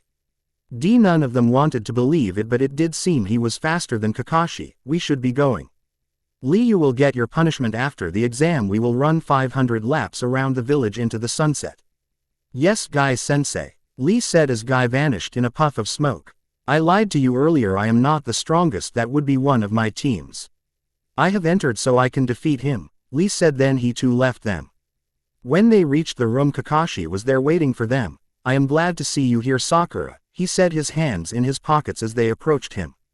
What do you mean? Sakura asked, sounding surprised. Well, it really doesn't matter since you all are here, but if you wouldn't have shown up, none of you would have been able to take the exam, but, like I said, you all are here so it does matter. Kakashi said, stepping from in front of the door, allowing them to pass into the room. Inside the room was full of errant villages. Sasuke-kun, they heard as someone jumped on Sasuke's back. Sasuke-kun, I really missed you, it has been so long since we have seen each other. Get off him, Ino pig, Sakura shouted. I see you three made it, isn't this troublesome, Shikamaru said as he walked up to the group. Followed closely by Choji, who was eating a bag of chips. Soon Kiba, Shino, and Hinata all showed up, talking loudly amongst themselves. I would quiet down if I were you. A man with long gray hair said, walking up to the 9 rookies. Who are you and why is that? Ino snapped. Well, I am Kabuto Yakushi, and as for your second question, look around you, he said, smiling. They did so and everyone was glaring at them. Well, since you are all rookies, I guess it can't be held against you. But I will help you out, he said, pulling out a stack of black cards. What are those? Sasuke asked. These are data cards, they can only be activated by running chakra through them. They hold data on everyone here, so is there someone that you want to know about? Kabuto asked, smiling. Yes, 3, Gaara, Rock Lee and Naruto, Sasuke said. Me? Why me? Naruto asked, looking confused. Sasuke didn't answer, he just continued to stare at Kabuto.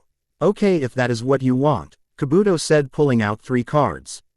He placed the first on the ground, spinning it as he added his chakra into the card. There was a small explosion. There wasn't much there, no picture, and the only name was Uzumaki. It had the number of missions that they had and their ranks, but nothing more. Wow, it seems there is nothing on you. What do you mean there is nothing? Kiba said, looking shocked. Just what I said. The only thing this really says is Uzumaki. It's almost as if someone does want anyone to know about him, Kabuto, but he figured there would be much on him considering everything that went on when this kid was born. Let's move 1, he said, getting the second card. Rock Lee, he is a year older than you, this is his first time. He is very skilled with taijutsu, his teammates, Neji, and Tenten. Then there is Gaara of the desert. It is not much on him, but he has never been injured on a mission. No way. He went on a B-ranked mission and he came back unharmed, Shikamaru said in complete disbelief. Alright, shut up and listen up. A loud and powerful voice called out. Everyone turned to see a man with a bandana and scars all over his face. My name is Ibiki Morino, and I am your proctor for the first exam. Turn in your registration paper, and when you do that you will get a number, and that is where you will sit. After everyone turned in their papers and got a number and took their seats, Ibiki started to speak again. Listen up, because I will not repeat myself and I want no questions. He paused a moment, looking around at the silent crowd. first this test is out of 10 points. But unlike most tests you start out with a perfect score and for every question you get wrong you lose a point. Scores are based on the total amount of points for everyone in the team. What? Sakura shouted. Shut up. Ibiki snapped. There is a reason for this. If one person gets a 0 everyone on the team fails. But that is not the only way to lose points every time you get caught cheating. You lose 2 points and if you get caught 5 times your whole team fails and we won't even bother grading your test. You have 45 minutes until I give you the 10th question. Any questions? He asked, smiling, and when no raised their hands he smiled. Good, it looks like you all were listening after all. Now begin. Everyone turned over their test and started reading. Naruto became more and more panicked with every question that she read and could answer. It seemed as if she was going to fail the very first part of the exam. It was no fair. Why did there have to be a stupid written exam anyway? She was a ninja, not a scholar. Around her people were dropping like flies one after the other, which did not help the horrible feeling she had in her stomach. Her only chance now was to wait for the 10th question and hope she would be able to answer it. Now there are 15 minutes left for the final exam and there are more rules to this one, so here they are. First, you can choose not to get the 10th question, Ibiki said as Tamari stood up and shouted. And if we choose not to get the last question, what happens then? Regardless of the answers to the rest of the question you fail and so does your team, Ibiki said. So what kind of choice is that? Who would choose to fail? Someone else shout. Of course we will get the last question, another shouted. Well, you didn't let me finish. If you choose to take the 10th question and you get it wrong, you will not only be able to take the exam ever again. The silence in the room deepened at this. That's bull, man, there are plenty of people who have taken the exam before. Kiba shouted. Well, I wasn't making the rules then, but I am now, so choose now, Ibiki said with a wicked grin. Slowly people started raising their hands, soon they became more frequent. Finally Naruto stood up shouting. You think you are going to scare me off? If you do, you have another thing coming. I am Naruto Uzumaki and I am going to be Hokage, remember that. I never go back on my word, that is my ninja way. She sat back down. Ibiki looked around the room. It seemed that no one else was going to back down. There are 78 left, that is more than he expected, but what more could he do? This is your last chance to back out, he said, looking around one more time. Very well, then you all pass. Hold on, what about the 10th question? Someone in the crowd asked. There was no 10th question, or at least written question. The answer to the 10th was staying, Ibiki answered with a large grin. What about the other 9 questions? So were they a complete waste of time? Tamari shouted out. No, on the contrary, they played a very important role in teamwork. See how you would act when you knew everything you did or didn't do would directly affect your teammates. As you all noticed, the questions were all too hard for any genin to answer, so the test demanded that you cheat if you wanted any chance of passing it. Okay, I get that, but I still don't get the 10th question, Tamari said. It was the main point of the test, do you see that? Ibiki said. Yeah, but explain it anyway, Sakura said plainly. You were given 2 choice, 1 quiet now and D have a chance to take the test another time, causing you and your teammates to fail the test, or 2 getting the 10th question and risk never becoming a Chunin. As a Chunin you will be faced with Woe unfavorable choices all the time: save your neck or complete the mission, and those you would rather save their own necks at the price of their comrades will never become Chunin as long as I am here. The next thing any of them knew, there was something bursting through the window standing before with a banner that read, I am your second proctor, Anko Mitarashi. Alright maggots, I am Anko Mitarashi. So if you are ready for the second exam, follow me, she shouted at them. They all looked stunned at her as Ibiki peeked around the banner. You're early again, Ibiki said. There are a lot of them left, Ibiki, you are losing your touch. Anko said, looking around. Or they could just be a tough bunch, Ibiki said. They don't look all that tough to me. Well, that doesn't really matter, because when I am done with them. She had a sadistic smile. More than half will be gone. They all looked in horror up at her. I will tell your senseis where to meet me at tomorrow more. You are dismissed. The next morning. This is Battleground 44, or better known as the Forest of Death, Anko said. There was a 10-minute break while Konohamaru interviewed people from the exam. When it was finally done, Anko resumed giving the rules and handing out consent forms. This is a survival test. you have to gather both scrolls and reach the tower. You have 5 days to reach the tower in the center. But there are 3 ways to get disqualified. One is if you can't get both scrolls and in 5 days, if not our team can't make it to the tower or if you opened the scroll. What happened if it opens and we happen to read it?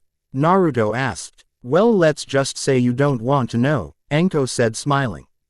After everyone got their scrolls and lined up and at 10:30 the gates opened and everyone ran in. It seemed they were not in there for more than 5 minutes when screams filled the air. After a while they decided to come up with a password in case they got separated. The question will be, when does a ninja strike? And the answer is, a ninja waits until the time right, when the enemy sleeps, his enemy's weapons lies forgotten, in the stillness of the night. That is the moment for a ninja to strike. When they got to their feet there was a large blast of wind sending Naruto flying into a tree. When she got to her feet she came face to face with a giant snake. It wrapped around her and swallowed her. I am not going to die like this. Let me out of here, she shouted. Kage Bunshin no Jutsu. The snake exploded and Naruto sat there panting, covered in snake juice. I won't be able to shower 5 days, she shouted into the air. She left in search of her teammates. When she finally found them they looked as if they really need her help. There was a crazy snake lady attacking Sasuke, who stopped as her kunai hit the tree branch. What was the password again? Naruto asked, rubbing the back of her head. Naruto, get out of here. You don't know what you are getting yourself into. Hurry, get out of here now, Sasuke shouted. But when Sasuke noticed that Naruto was running he began to panic. I don't know what hole you crawled out of, but you are not hurting my friends anymore, Naruto shouted. You want this right here, it's yours, take it and leave us alone, Sasuke said, throwing the scroll towards the grass ninja. Naruto jumped down and snatched the scroll, turning and hitting Sasuke in the face. What are you doing, fool? I know who I am, but who are? She asked, venom in her voice. It me, you fool, Sasuke shouted back at her. No, you may look like Sasuke, sound like Sasuke, but you are not the Sasuke. The Sasuke I know would never just give in no matter how tough a fight he has just been through. Naruto shouted back. As for the scroll, I can just kill you and take it myself, the hid. Den Grass Ninja said, cutting her thumb and smearing the blood on her tattoo, causing a giant snake to appear. She tried fighting the giant snake. In the battle she lost herself, her eyes turned red, her pupils turned to slits. How, it's impossible, the Grass Ninja said, as she pummeled the snake, but she was hit with a fire jutsu and sent flying back, as the snake turned towards Sasuke. But at the last moment Naruto saved him. She looked up at him, their eyes met. Sasuke was in shock. Naruto's eyes were different, a crimson red animal-like, his features were more terrible, the scars more numerous, long. Gear teeth, but softer at the same time, more feminine. You're not hurt, are you, scaredy cat? She said with a crazed look in her eye. Then she was hoisted off her feet by a long slimy tongue. Hey, put E down before I rip this thing out of your mouth. So this is the Kyuubi, and it seems like you can tap in the power when you are angry. What an interesting childhood you must have had, the snake lady. Though as he created a seal that she placed over Naruto existing seal. Then she was thrown aside as she lost consciousness. Sakura, thinking fast, pinned her to the tree to save her.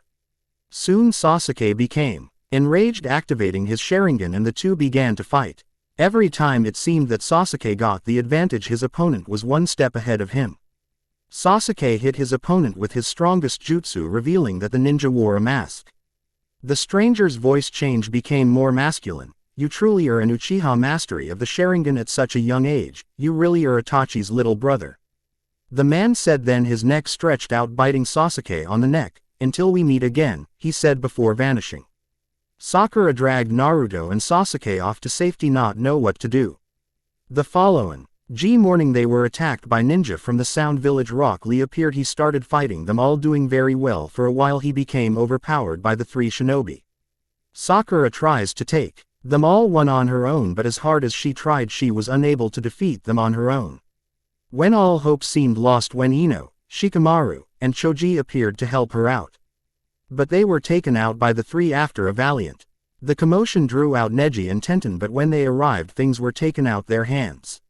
Sasuke stood up surrounded by a strange and evil chakra. He managed to take out the 3 sound shinobi, leaving them begging for mercy. Over the next few days they tried hard to find the final scroll, and they managed to make it to the tower in the allotted time thanks to Kabuto's help.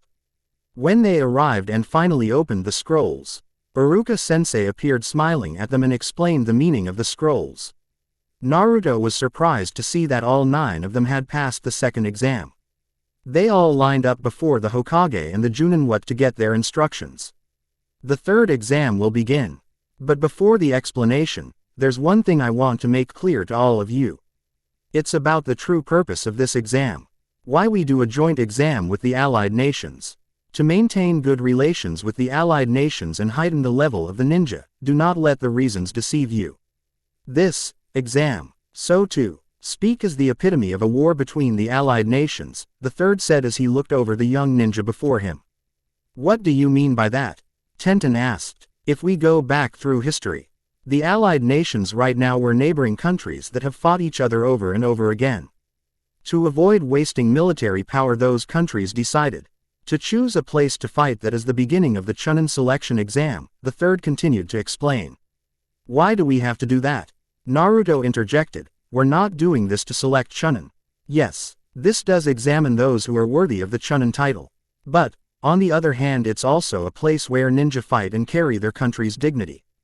Country's dignity? Sakura asked. In this third exam, feudal lords and famous people from various countries who may be potential clients are invited here as guests. And the feudal lords from countries with hidden villages and ninja leaders will see your battles. If there's a significant difference in power, the strong country will be flooded with jobs. If a country is seen as weak, their jobs will decrease. And at the same time, countries are able to show how their village has grown and possess excellent military power to the adjacent countries. In other words, they can put foreign pressure on them. So why do we have to risk losing our lives? Kiba barked. A country's power is the village's power. A village's power is a shinobi's power. And a shinobi's power can only be born in life or death battle. This exam is a plaque, to show off the ninja power of one's country. Since this is an exam where you fight with your life on the line, it has a meaning, and your predecessors have fought and dreamed of being in the Chunin exam because of it. But why do you say it's to promote good relations? Tenten asked. I told you in the beginning not to get it confused with that, the custom of shaving one's life to maintain balance. That is the good relation in the world of ninja. This is a life or death battle for your dream and village's dignity. I don't care, tell us the details of this life or death exam, Gaara demanded. Then I will now begin the explanation of the third exam, but, he was cut off by the appearance of a new ninja. Excuse me, Hokage-sama. I Hayate Gecko, the judge will explain, the man said bowing. Please do, the third said calmly. Everyone, it is nice to meet you, Hayate said getting up. Everyone, before the third exam there's something I want you to do. Chapter 5. We have to have a preliminary before we move on, Hayate said. But why? Because there are too many of you, Hayate said. But is that fair? Sakura asked. This point we need to speed things up, we cannot waste time, Hayate said. So if you don't feel like you can cut it, then quit now, Kabuto raised his hand. I quit, I'm sorry, I can't handle it anymore, he said, walking away, waving to them all.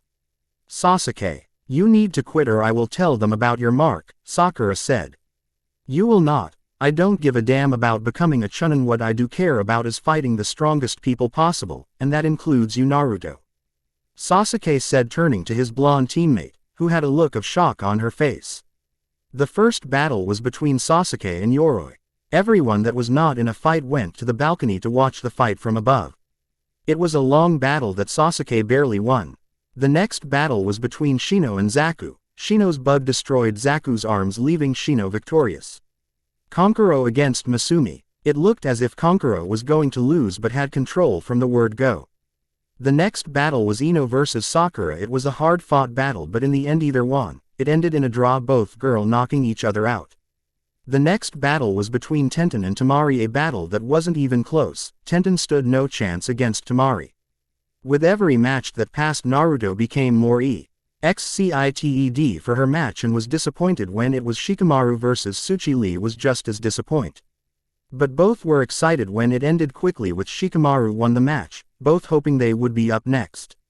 When Naruto saw her name, she couldn't have been happier. Lucky, she heard Kiba say. They both made their way to the battlefield. When the proctor started the battle and before he could do anything, she was hit hard in the gut. She slid across the ground. Hiba started walking away, but then she got back to her feet. Hiba threw smoke bombs both when the smoke cleared. Naruto was on the ground. Akamaru ran over to Kiba and bit him on the arm, before turning in Naruto. Hiba feed Akamaru this strange piles that turned Akamaru's fur red, Jujin Bunshin, and suddenly there were two Kiba. She wasn't sure what to do about the obvious mismatch. 2-on-1 was that even fair? She quickly pushed the thought out of her mind. She had to be careful. He was a lot faster now too and there were two of them. It looks like you lose. Hiba said. No, I can't lose here. I will become Hokage, she said, slowly getting to her feet as Kiba continued to laugh at her. She will show him. She will show them all. She will become Hokage and everyone will respect her. Hiba threw more smoke bombs. When the smoke cleared, 3 Kibas stood in the middle of the field. Hiba hit one of the clones and it turned Ned back to Akamaru. Then he hit the other one and it also turned into Akamaru. Then Naruto quickly attacked him, kicking Kiba in the face. Shikyaku no Jutsu. Kiba hit her over and over again with his great speed. Kage Bunshin no Jutsu. And there were even more Narutos everywhere and he didn't know which was the real one. One of the Narutos threw a kunai. Kiba smiled but it faded quick as at last minute it turned to a Naruto who wrapped him up so he was unable to move. Then remaining Naruto attacked him with no mercy, beating him until he could no longer stand. Winner Naruto Uzumaki, Hayate said. The next battle was a long brutal battle between Lee and Gaara that saw Gaara as the winner, nearly killing Lee in the process. The next battle was Hinata and Neji, where Neji did everything short of killing Hinata, and only because he was stopped from doing so. The last battle was the quickest, Choji versus Dosu, who won without problems. The final exam is 1 month from now. It is a torn Amant style 1-on-1 battle. The winner of each match moves on to the next round until only one is left standing, Hayate said. A few days later, Naruto went up the hospital hoping to find Kakashi-sen so he could train her for the next exam. She was happy he was there. She ran up to him smiling. Before she could say anything, Kakashi cut her off. I know why you are here and I am sorry, Naruto, I can't. But I did find someone else to train you, he said, giving her one of his eye smiles. But Kaka-sensei, I want you to train me, she said, pouting. It didn't have quite the same effect when she saw me effect when she was in her male form, but she could risk it in a public place like this. Old man Hokage would kill her if more people found out that she was a girl. I am sorry, Naruto, but Ebisu here is a much better teacher than I am and he will help you, Kakashi said. But Kakashi, he doesn't like me and he is a pervert, Naruto whined. Well, I am sorry, Naruto, I just can't train you. But I bet you are train Arrow Tem. So I am going to tell old man Hokage, Naruto threatened. He is the one who suggested Ebisu. Well, have fun you too, Kakashi said, vanishing into thin air. Naruto turned and glared at Ebisu. I don't like you, she said plainly. That maybe, but I can help you out a great deal. I can make you stronger than you could have ever imagined being, Ebisu said, catching Naruto's attention. I'm listening, she said, turning him, sounding interested. Why don't we discuss this over a meal like civilized people, Ebisu said. Ramen? She asked, smiling. I guess, but before he could finish his sentence, she was off running, shouting back at him. Come on, sensei. He had a feeling that thus was not going to end well for him. At the ramen stand, Naruto had eaten non-stop since the moment they had arrived. She only caught bits and pieces of whatever it was he was saying. It was something about chakra. Then she heard something that made her nearly choke on her food. Terrible. I'm not terrible, I am the best, she shouted. Are you even listening to what I have been saying to you? He asked, glaring at her from behind his glasses. Kind of, she answered sheepishly. I said you have terrible chakra control. If you could master that, you would be a great ninja. If I have such terrible chakra control, why can I make more clones than everybody else? She said in a top that tone. The reason for that is because you have more chakra than most people, and so you can waste your chakra and not even realize it. But if you could master chakra control, think of all the jutsu that would open up to you, Ebisu said. Well, I guess that makes sense, she said, thinking for a moment. So how are you going to teach me to do that? I am sure Kakashi has taught you to climb trees without your hands. So what I am going to teach you is how to walk on water, he said. Walk on water? You're pulling my leg, aren't you? She asked, eyeing him suspiciously. After Naruto finished eating, and Ebisu led her to the hot springs. Focus the chakra to the bottom of your feet and regulate the amount that you disperse to maintain your balance on the water, understand? Kinda, but hey, let's give it a try anyway. When she stepped onto the water, she fell straight down and jumped out screaming, hot, hot, hot. She tried again and again and again, but she just wasn't getting any better at it. She decided to take a break when Ebisu noticed someone peeking in on the women's bath. Why are all old men perverts, she thought to herself. Ebisu acting as if he found this behavior despicable, he tried to confront the man who took Ebisu out without a problem. You on the giant toad, who are you? Naruto shouted. I am glad you asked. I am the Gamma Sennin, he said, striking a pose on top of the toad's head. First Kakashi ditches me and now you take him out who was going to train me. Her eyes fixed on the man with the long white hair. You are going to fix this by training me for the Chunin exams, she shouted and pointed at him. Let me think about that, kid. No, he said. Why not? She shouted at him. Because I don't like you. Her eyes filled up with pain, her head dropped. Well, you're not the only one, no one likes me, she said, sitting on the ground, her face between her knees, hopping to make him feel guilty about what he said. It's nothing personal, I just don't like kids, he said quickly. I don't care, you are the OND my train, so you are going to train me, she said, jumping to her feet, or I will tell the old man Hokage that some old pervert was peeking in the girl's bathhouse. And then he knocked out my sensei and would train me for the Chunin exam. You know, kid, you really are annoying, he said. So you are going to train me? She asked hopefully. No, he said, leaving her alone. Fine, I don't need any help training, she said, more to herself than anyone. She went somewhere she thought was secluded, releasing the jutsu, hoping that would help with her chakra control. It didn't help, and to make matters worse, when she got out of the water she saw the old man grinning at her. So why would a girl parade around as a boy?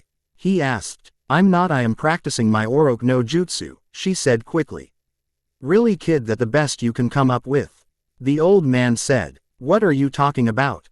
She said nervously, wondering if he had seen through her lie. You're cute enough, but you don't have any flair, he said, putting his hand out in front of his chest. Her eye began to twitch. You really are a pervert. Why are all my sensei perverts? She shouted the last part. So you found a new sensei? He asked. Yep, she said, smiling. Who is it? You, she said, still smile. I told you, kid, I am not going to train you, he said, frowning slightly. She looked up at him, sticking her bottom lip out, her eyes wide, full of tears. He stepped away from her, his eyes wide with fear. How can I say no to that, he thought to himself. Please, she said, shifting back and forth. Fine, he said in a defeated voice. So you are trying to learn to walk on water? Yeep, she said, smiling. She said, turning back into the male so she would press her luck with her lie. All right, let's see what you have. She removed her jacket and shoes as she walked on the water, but she fell in the moment that she tried. I wonder, he thought. Hey kid, come here. He sat on a rock. She did as she was told, build up some chakra. She did as she was told again. He lifted up her shirt, revealing the seal. As I thought, the seal has been tampered with, an odd number seal on an even number seal. It's amazing she has this much control over her chakra. This is defiantly Orochimaru's work. What are you doing, you pervert? She snapped. You are stressed, and when you are stressed it messes with your chakra stream. So I am going to help you relax, so raise your hands up in the air, Jiraiya said, smiling. Okay, she said, doing as she was told. The next thing she knew, she had been hit hard in the gut and sent flying away from Jiraiya. What was that for? Just try walking on the water again, he told her, holding her stomach. She walked over to the water, and to her amazement she did not fall in. That's enough, there is something I want to talk to you about before I teach you this new jutsu, Jiraiya said. Naruto followed him a while before they sat down, and started talking. Have you ever noticed a second chakra in you?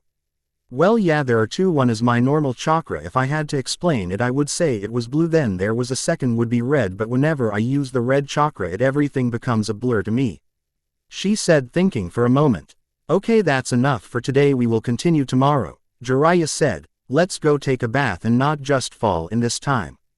Later, when she got home, She was ready for a good night's sleep, unaware that she was being watched from the top of a building across for hers.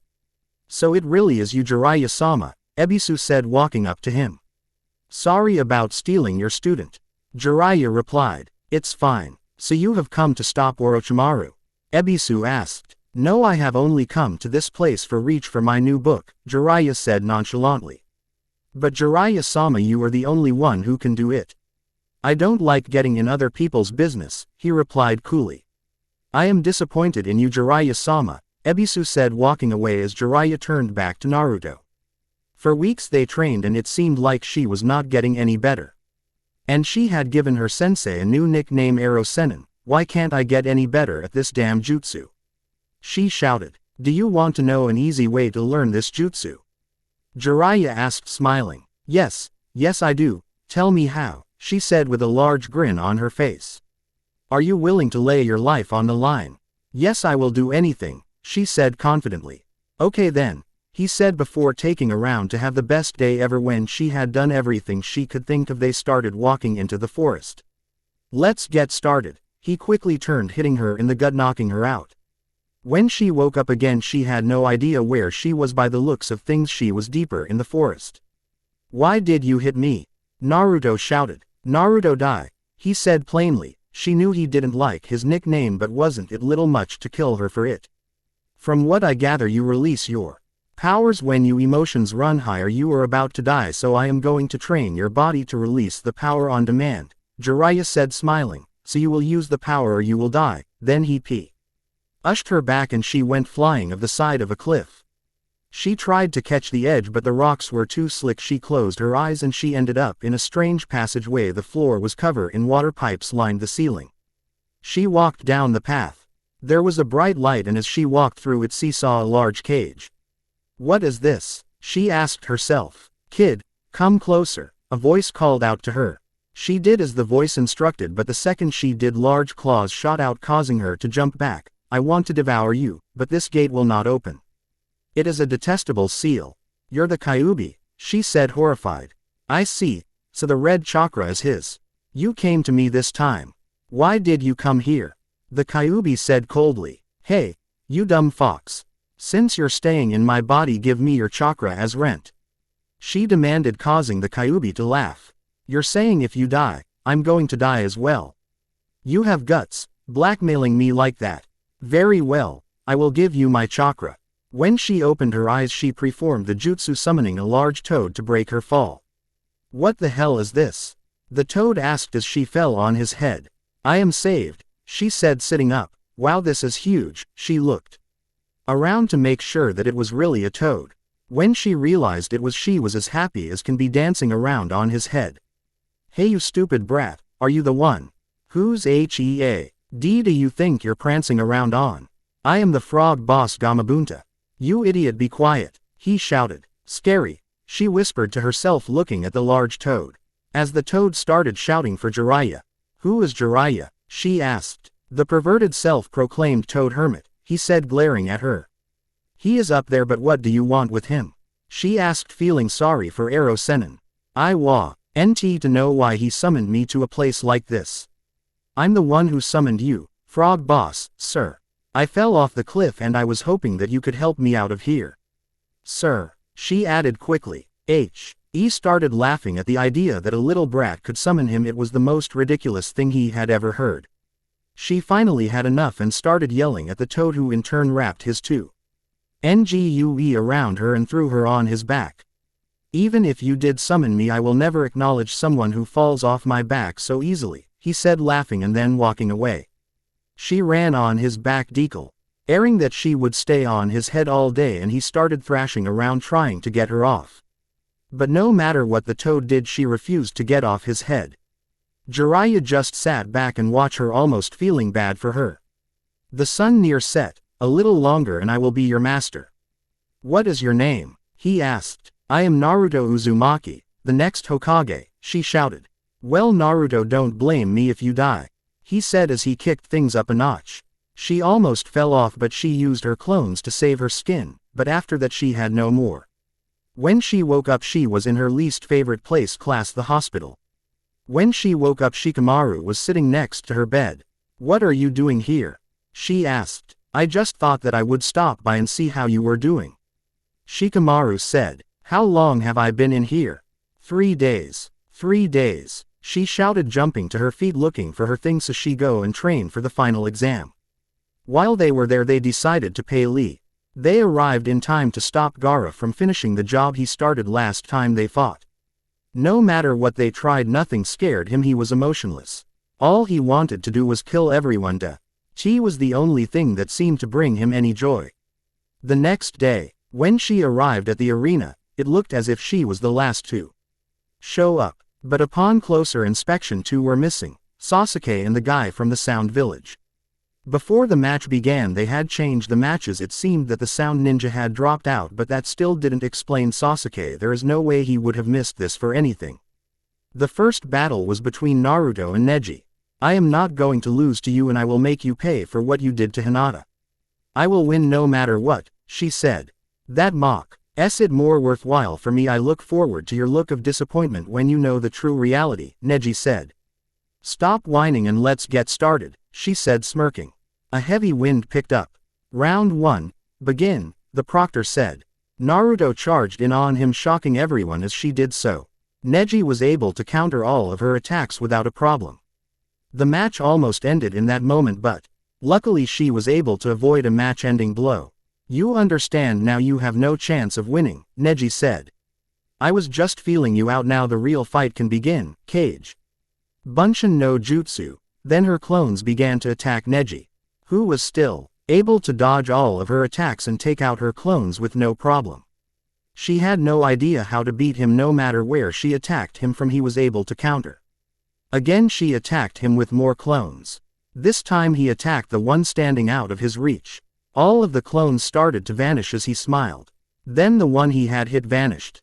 So you think I was too much of a coward to attack you myself? She shouted at Neji as she attacked him, but she was blown back. Did you think that you had won? He asked smugly. Again she made more clones surround Neji from all directions. But none of her attacks got through. This is the end. You are in range of my attack. He struck her over and over again, blocking all of her chakra points. But she was not going to give up so easily. She got to her feet ready to attack. Now she did not know how she was going to manage that with no chakra. I told didn't I don't give up and I don't know how to quiet, she said, grinning.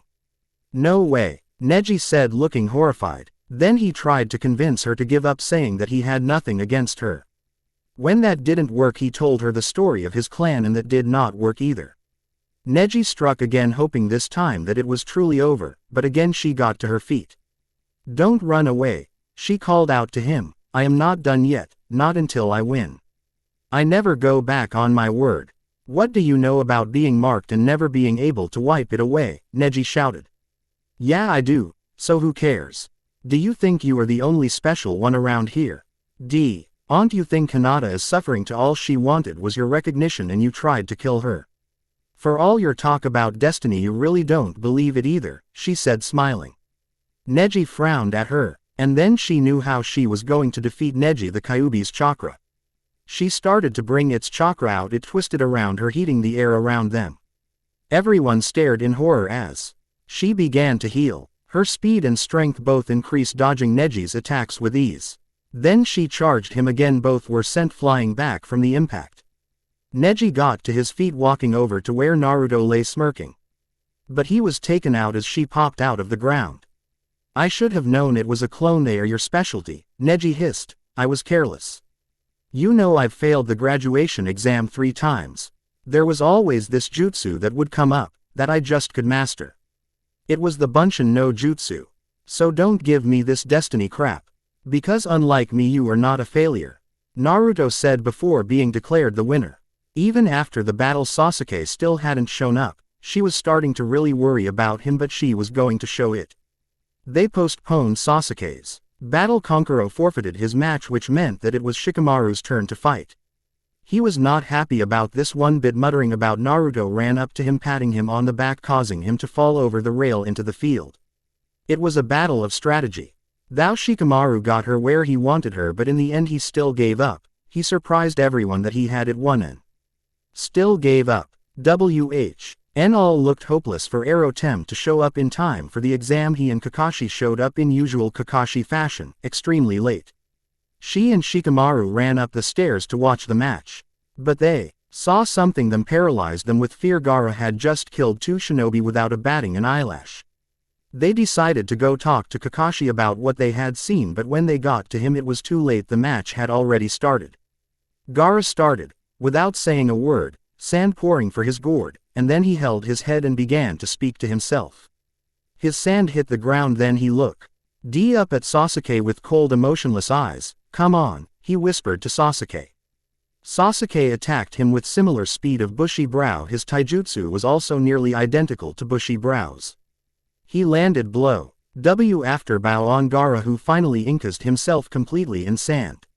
A sand eye appeared over the sand shell, watching Sasuke's every move. No matter how hard he hit the sand, it wouldn't break, and spike popped out wherever he hit it.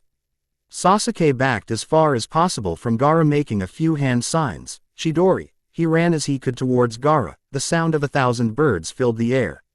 The jab pierced through Gaara's shield without much trouble. As Naruto watched the battle, she started to feel sleepy. She woke and saw Sakura kneeling beside her and Shikamaru sleeping. A dog bit him and he sat up screaming. An enemy ninja. They were quickly saved by Guy, who threw him through the wall, giving them a place to make their getaway.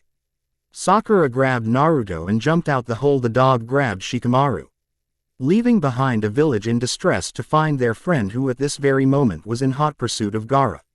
They soon realized that they were being followed, and at this rate they would catch up with them. They tried hiding their tracks, but it was no good. "We could always ambush them," Naruto said. "No, that won't work. There are too many conditions that we would have to meet in order for it to work, and even if it did we would fall farther behind. But there is one thing we could do," Shikamaru said. "What is it?" Sakura asked. "We could leave one person behind, set a fake ambush, slow down, but there is one major flaw with that: whoever stays behind will die," Shikamaru said. They all came to a rest, thinking to themselves, who will be the one stay? Finally it was Shikamaru who spoke. "So who is it that will stay?" "We need the dog to follow Sasuke, so that means he's out." "Fine, all." Naruto started before she was cut off by Shikamaru. "I guess it has to be me," Shikamaru said. "Shikamaru," Sakura cried out. "Why you?" Naruto added. "It's better than being wiped out, right? Besides, among us, the only one who is able to playing the bait and who has the chance of surviving is me," he said, moving to the back of the group. "Kajimane no Jutsu is an art made for delay tactics. Well, I'll catch up later. Now get going. We're counting on you, Shikamaru," Naruto called to him as she and Sakura left him behind. Sakura started wondering aloud if Shikamaru had betrayed them. Naruto shouted that he would never do such a thing. Naruto could hit Shikamaru, not that he will betray them, but something bad might happen to him. Naruto arrived just in time to prevent Gaara from killing Sasuke. As she looked up Gaara, she didn't know how they were going to defeat the monster that was Gaara. Gaara shot past Naruto to attack Sasuke, but Sakura stepped in front to take the blow. Gaara looked crazed, half demon, 100% bloodthirsty. "If you want to save your friend, you will have to kill me to do it," Gaara shouted with glee. She wasn't going to let him get away with hurting her friends. Kunhyo's no jutsu, and a much smaller toad appeared. "I didn't want you, I need the boss," she whined. "Well, nice to meet you too, kid," the toad said, looking less than thrilled. She quickly scoped him up and moved him to a safe location where she could continue her fight with Gaara. She used Kage Bunshin no Jutsu time and again before using 1,000 Years of Death with a kunai that has an exploding tag on it. Gaara hit her hard before she made the tag explode. Uke leap in to catch her, preventing her from smashing into the tree. "You did all that work and you only got one hit in," Sasuke said, painting. "Shut up," she said, turning and pouting. "Naruto, what are you do? Rescue Sakura and get out of here, I will slow him down," Sasuke said, slowly getting to his feet. "I should have the strength to hold him in check for a while. If things end here, it would just mean that was the extent of the man I am. I lost everything once. I don't want to see any precious comrades die right before my eyes again." Precious comrades. She couldn't believe what she was hearing from the cold-hearted Tem. "I see that, right, because he resembles me." Because he has gone through life with the same loneliness and sadness as I have. That guy continued to fight in solitude for himself. I thought he was strong. But that's not the meaning of true strength. If one fights just for oneself in solitude, one can't really become strong. She got up and started gathering chakra for what would be the greatest attack anyone has ever seen. Kage Bunshin no Jutsu. There were thousands of Narutos all over the place, numbers like none have ever seen before. Leave this to me, Sasuke. Everyone attack. They started with shuriken, then they kicked him into the air, then they started punching him as he was knocked into the air. Then for the grand finally they went to kick him. Not to him. There is no way I will lose to a guy like him, Gaara shouted as his transformation became complete, destroying all of the clones in the process. Sand started to encase her. She had one option left to her. She wiped the blood from her lip in order to summon the boss toad. Now she was ready for round standing on his head. She was so proud that she was able to summon him, but her bubble burst when the boss refused to fight for her. Then his son, Gamakichi, spoke on her behalf and he agreed to fight with Naruto. As they fought, Gaara went to sleep, giving full control to the one-tailed demon. Ey had to wake him up, and in order for them to wake Gaara she had to hit him. The only way she could hit him was by holding him still, which would be easy, so they did a transformation jutsu turning into the Kyuubi. She was finally able to wake him, but the fight was still far from over. She was caught in his sand. She was not going to end it like this. She demanded chakra from the fox. Her jacket blew. The sand was pushed away from her. She gave him good head, but the force of the blow started cracking the sand beneath them. They both began to fall towards the ground. They were blown apart as the toad boss vanished, landing on trees. They both knew that there would be one more attack and it would be the last for the both of them, so the only thing they didn't know is who would come out on top. They launched their attack at the same time. Naruto was able to pull through, and while they both hit the ground, both with no chakra left. She was going to make sure that he was down for good. She was going to make sure he couldn't hurt her friends. She slowly inched towards. She was going to stop until she was sure they were safe. Don't come any closer, Gaara shouted. The pain of being all alone really is unbearable, isn't it? She looked up towards him, her feature softer, more feminine. The jutsu was falling because she was pushing herself too hard. The way you feel, I don't know why, but I completely understand that it hurts. But I've met people who are very important to me now. I won't allow those important people to get hurt. Her eyes were still blue, but the pupils were slits. I will stop you even if that means that I have to kill you. Why? How is it that you can fight so much for other people?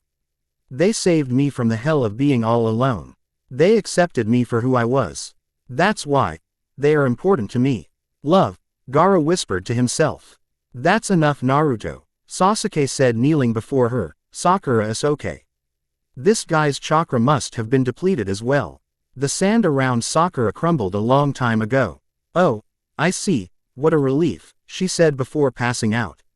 That enough, I have had enough, let's go, Gaara said to his siblings who had just arrived.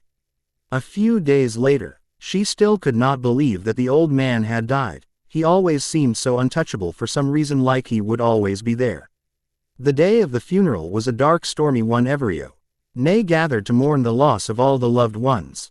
She still could understand why he had died, how he had died. Now only Kakashi knew her little secret. No, she felt strange alone again.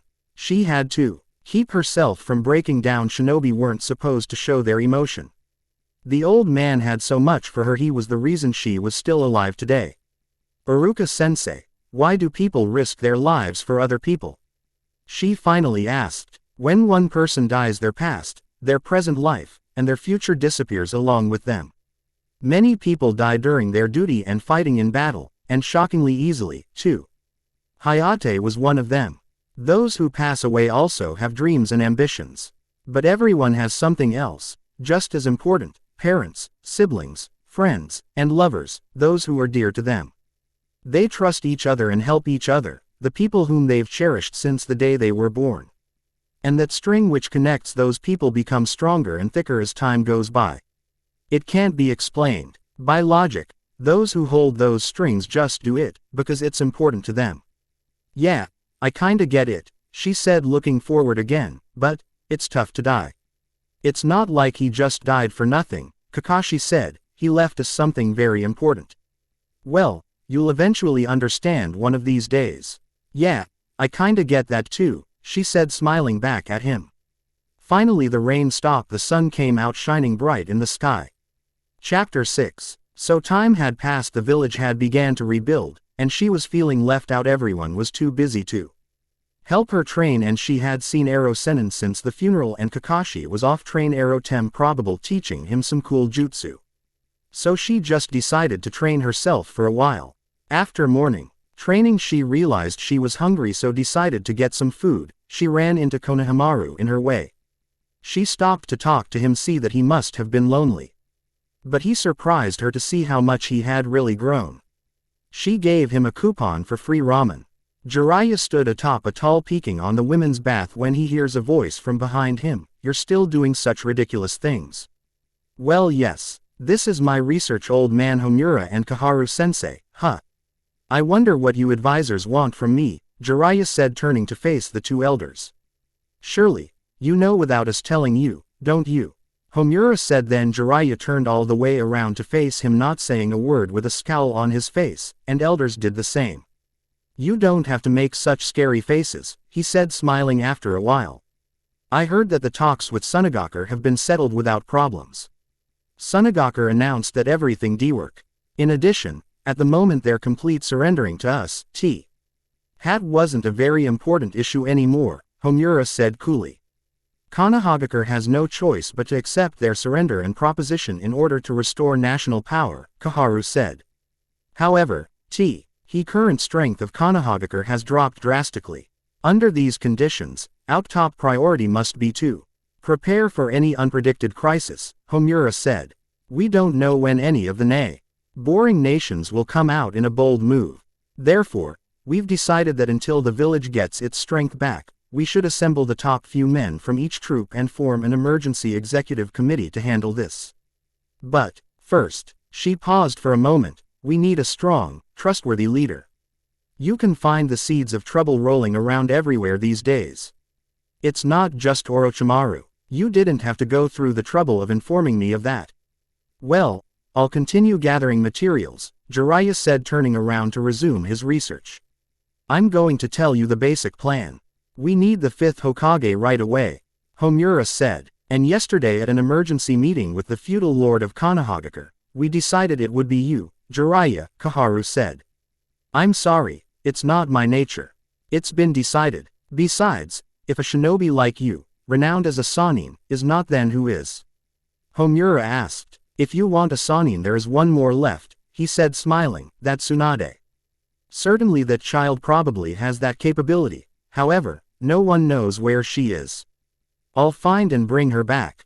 If I do that, there's no problem, right? But, Homura started before he was cut off by Jiraiya. A wise one like Tsunade is meant to be Hokage more than I, with no motivation. What do you want to do? All right, we'll give it urgent consideration. However, we'll have 3 meters. Embers from Anbu Black Ops to accompany you as the search unit for Tsunade. Don't worry, I won't escape from this. The guards are not necessary. However, there is one guy that I want to take with me on my trip. I've found an interesting egg. Naruto was frantically looking for her ramen ticket so she could eat. The more she looked, the more worried she became. When she finally found it, she was so happy, and she even got a free serving. Just as Ero Sennin appeared, telling her that she was going to with him. But she didn't want to go along on a research trip. But at the promise of a better jutsu than the Chidori, she was off to pack. Wonder what this cool new jutsu is going to be. She packed so much she couldn't even bag, she ended leaving something behind. She was so excited she couldn't wait for him to teach her the new jutsu. Hey Ero Sennin, since you are taking me on this trip, does that mean you think I'm a genius? She asked hopefully. A long time ago, the 4th Hokage was my disciple. And you resemble the 4th Hokage so much, it almost funny. That's the only reason, Jiraiya said, and she was so happy to be compared to the 4th. While you may be able to manage against him, I couldn't possibly. He's on a completely different level, a blue-skinned man with a large sword said, watching from a distance. Yeah, if we go at each other we'll both be killed, at best kill each other simultaneously. Even if we increased the numbers that wouldn't change, a dark-haired man said. I didn't expect the kid's guard would be a legendary Sannin. With him as the opponent, the names of the Leaf Village's Uchiha clan and the 7 ninja swordsmen of the mist would be tarnished. Yeah, however, no matter how strong an opponent is, they always have a weakness. When they stopped for a break, Naruto started to play with some bells at a shrine. She ended up pulling down the bells tied in the ropes. She fixed them while Jiraiya was laughing. She hoped he wasn't laughing at her. Then they continued on their way. The town they made went to was very lively and strange. It was a lot different from Konohamaru. When they reached the hotel, they saw a beautiful woman. Jiraiya turned to Naruto, giving her the key and sent her to the room while he went on a date. She was bored waiting for him, creating more and more clones as she waited. There was a knock on the door. She dispelled her clones, then opened it. Before her stood a man with eyes like Sasuke's. Really? Who'd believe a kid like you to have the Kyuubi in him? The man with blue hair and skin said. How did they know she had the Kyuubi in her? Naruto, you will come with us, the man with eyes like Sasuke said to her. Shall we go outside? Itachi, it'll be a pain in the neck if this kid moves around. Maybe I better chop off a leg just in case. The blue-skinned man said, walking towards her. Well then. Long time no see, the man called Itachi said. She saw Sasuke standing there. Itachi Uchiha, was all he said. She had just realized who this man was. It was Sasuke's brother. Sharingan, and moreover he resembles you a lot. Who the hell is he? The shark man asked. He's my younger brother. But I heard the entire Uchiha clan had been murdered. By you, Itachi Uchiha. I will kill you. Sasuke said, venom dripping from every word he spoke. It's just as you said, I held a grudge against you and hated you. For the singular purpose of killing you, I have lived my life. He said, charging at his brother with a chidori formed in his hand ready to kill. I will kill you. Itachi blocked it without a PR. Oblum then broke his little brother's wrist. She knew she had to do something. She started building up chakra to use her jutsu, but a single swipe of his sword and her chakra was gone. A toad taller than her appeared blocking the attack, and behind her Jiraiya appeared. Naruto turned and began yelling at him, who made a huge scene as he made his entrance. You were totally excited by a lame tactic like a woman winking at you. You shouldn't be the one to try acting all suave and cool, you Ero Sennin. Like I said, don't call me that in front of people, he said, rubbing the back of his head. Be quiet. More importantly, these people aren't normal, Ero Sennin. Did ya hear me, Ero Sennin? Like I said, don't call me Ero Sennin. He shouted. You are after all Jiraiya-sama, one of the legendary Sannin. I didn't believe that I'd be able to stop you so easily despite the fact that you were a huge womanizer, the shark man said. What? You know the true identity of Ero Sennin? Naruto shouted in surprise. Well no, that's not necessarily who I really am, Jiraiya said, putting the woman down. Then he was able to explain everything. It surprised everyone but Itachi. When Jiraiya went to kill the Sasuke got to his feet and told them not to infer so he could have his revenge. But things did not go well for Sasuke. He got his ass beat up and down the hall by his brother. Itachi decided to finish it with his Mangekyo Sharingan. She could hear his screams of pain and there was nothing she could do to help him. Naruto finally had enough running to help Sasuke, but Jiraiya made some kind of saint range jutsu that looked as if they had been eaten by something large. There was an explosion, then the two were gone. When Sasuke reappeared, Naruto ran to his side. He did not look too good. Guy took Sasuke back to the village and he gave her a green jumpsuit. She wanted to wear it, but Jiraiya would allow her to. As they went on their way, she could help but think about the people after her. After a little chat with Jiraiya, she felt much better. They went to a town that has a festival going on, and Ero Sennin took her wallet and gave her his bag to carry. After she had yelled at him for spending all her money, and he took out a thug. They went out to train. The first step was to make a water balloon explode. Use chakra. It took her a few days to master the first part with the help of a cat. The second part of her train was even harder. She had to make rubber ball explode. She just wished that she did have to be alone while she tied. She hated being alone. Whenever she asked Jiraiya to stay with her, it just made her feel worse. When she managed to pop a hole in it, she heard a voice. Jiraiya, he was holding a popsicle that he handed to her. She could help but to smile. She was finally able to do it. The force of the blow sent her flying backwards into Jiraiya. I finally did it. I'm ready for the third step, she said weakly. Not now. I know where Tsunade is, Jiraiya said, smiling down at her. She was not happy. She wanted to continue with her training. Before they left, he started to explain the third step, containment. It was a lot harder than she thought it was going to. When they finally reached the town where Tsunade was supposed to be, it still was not easy to find her. It was night when they finally found her in a pub. She was a pretty woman for a 50-year-old, long blonde hair and brown eyes. And a blue diamond on her forehead. There was something about her she didn't trust. And on top of that, Jiraiya wanted her to be the next Hokage. I heard from Orochimaru that he killed the third Hokage, Tsunade said in a level voice that displayed no emotions. Who is this Orochimaru guy? Naruto asked. He is one of us, Jiraiya answered. If he is one of the Leaf Sannin, then why did he kill old man Hokage? Why is he trying to destroy Konohamaru? Naruto asked. Jiraiya, who is this brat? Tsunade asked, looking over at the younger blonde. He's Naruto Uzumaki, he answered. She looked at the younger blonde in astonishment. Hey, you just hold it right there. I am not done talking yet. This Orochimaru, this Tem that killed old man Hokage. Who the hell is he? He's a legendary Sannin, right? Then knowing that, why would you, Ero Sennin, leave such a guy alone? Besides, what do you mean this person is the fifth Hokage? She shouted. Naruto, be quiet for a moment, Jiraiya said. She sat down pouting. They are demanding that you become the fifth Hokage, Tsunade. So what's your answer? Tsunade sat in silence. Finally she spoke. Impossible, she said, I refuse. I remember those words. You said those same words when I asked you to go out with me, Jiraiya said, smiling. What the heck are you talking about? You said it yourself. Didn't you say that you would bring her back to the village and have her treat Sasuke and Kakashi sensei? But what's this demand for her to be the Hokage? And on top of that she refuses. Naruto shouted. Calm down, Jiraiya said. Here can be no other fifth Hokage but Tsunade. During the dreadful Great War era, she contributed tremendously to the Leaf's victory. He continued to explain her role in the village back in the day.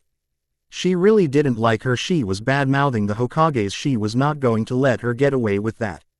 She didn't care who she was not going to let her to continue to speak this way. They left the pub ready to fight this old hag. She charged her ready to attack with everything she had, but Tsunade dodged her attack, disarmed her, then knocked her headband off and thumped her on the forehead before Naruto could react. Hey, brat, I'll ask you one thing before you faint. Why get so passionate at the mention of Hokage's name? Tsunade asked calmly. Unlike you, I will be the heir to the Hokage name, no matter what. Because Hokage is my dream. She readied the jutsu that she had been practicing for the last month. Tsunade broke the ground to prevent herself from being hit with the jutsu. Why Jiraiya, was it you who taught him that Rasengan? Tsunade asked. I'm his teacher, after all, he replied. Humph, you and the fourth Hokage are the only ones who can use that jutsu. Are you in your right mind? Showing someone a jutsu that he can't master. Don't give him false hope. That's why Moody Kid starts joking about becoming a Hokage. It's no joke. Stupid old hag, if I have 3 days, I'll master this jutsu, she shouted at her. You said it, kid. Men don't go back on their word. I stand by my words. That's my ninja way, she said, grinning at the older blonde. Then, how about a wager?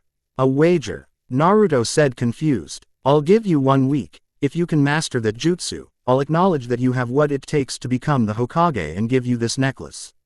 Lady Tsunade, that's the precious, the dark-haired woman started to say before Naruto cut her off. I don't need such a sorry necklace. Don't agree, Naruto, that's the only one of its kind in this world. And you could buy 3 mountains if you were to sell it.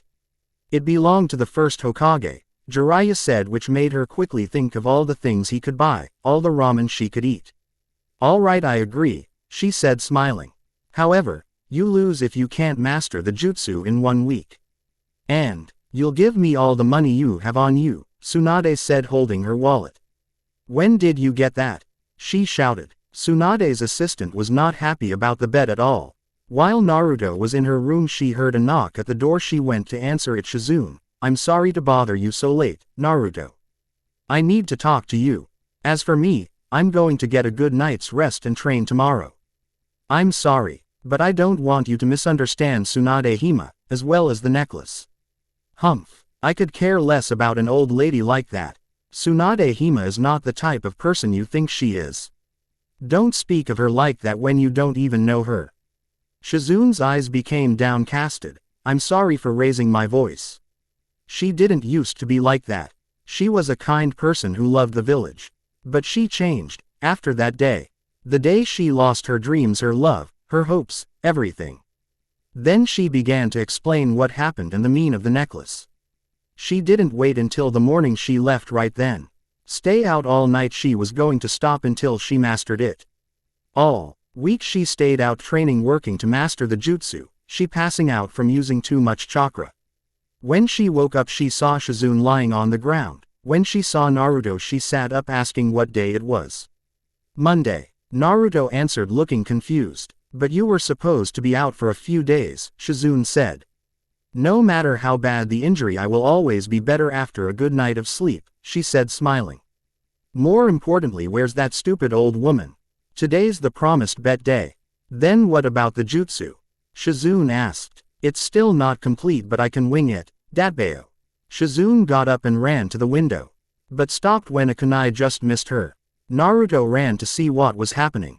Naruto started calling him out when she learned that he had been poisoned by Tsunade. Shizune showed them the way to where Tsunade was going to meet with Orochimaru, explaining everything on the way. When they arrived, it was too late. She had gone along with Orochimaru. Again they were in pursuit. In a puff of smoke they appeared before Tsunade. It's been a long time, Jiraiya, Orochimaru said with a smile. You look as evil as always, Jiraiya said, returning the smile.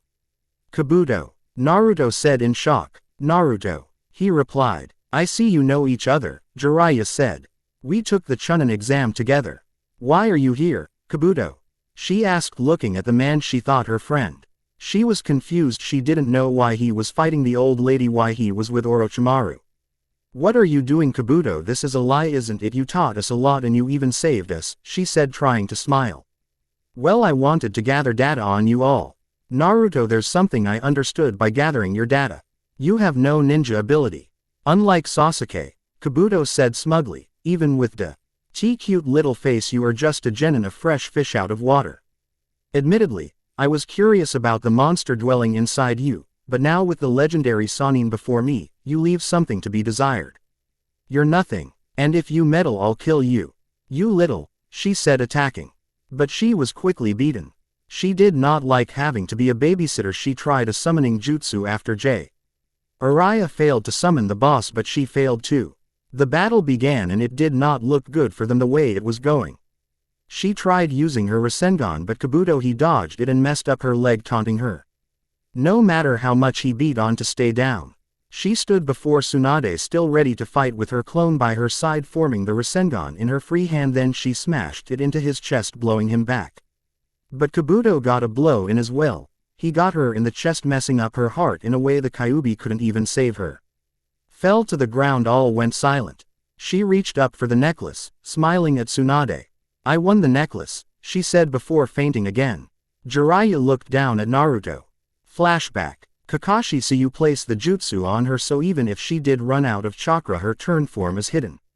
Jiraiya said to Kakashi after the third's funeral.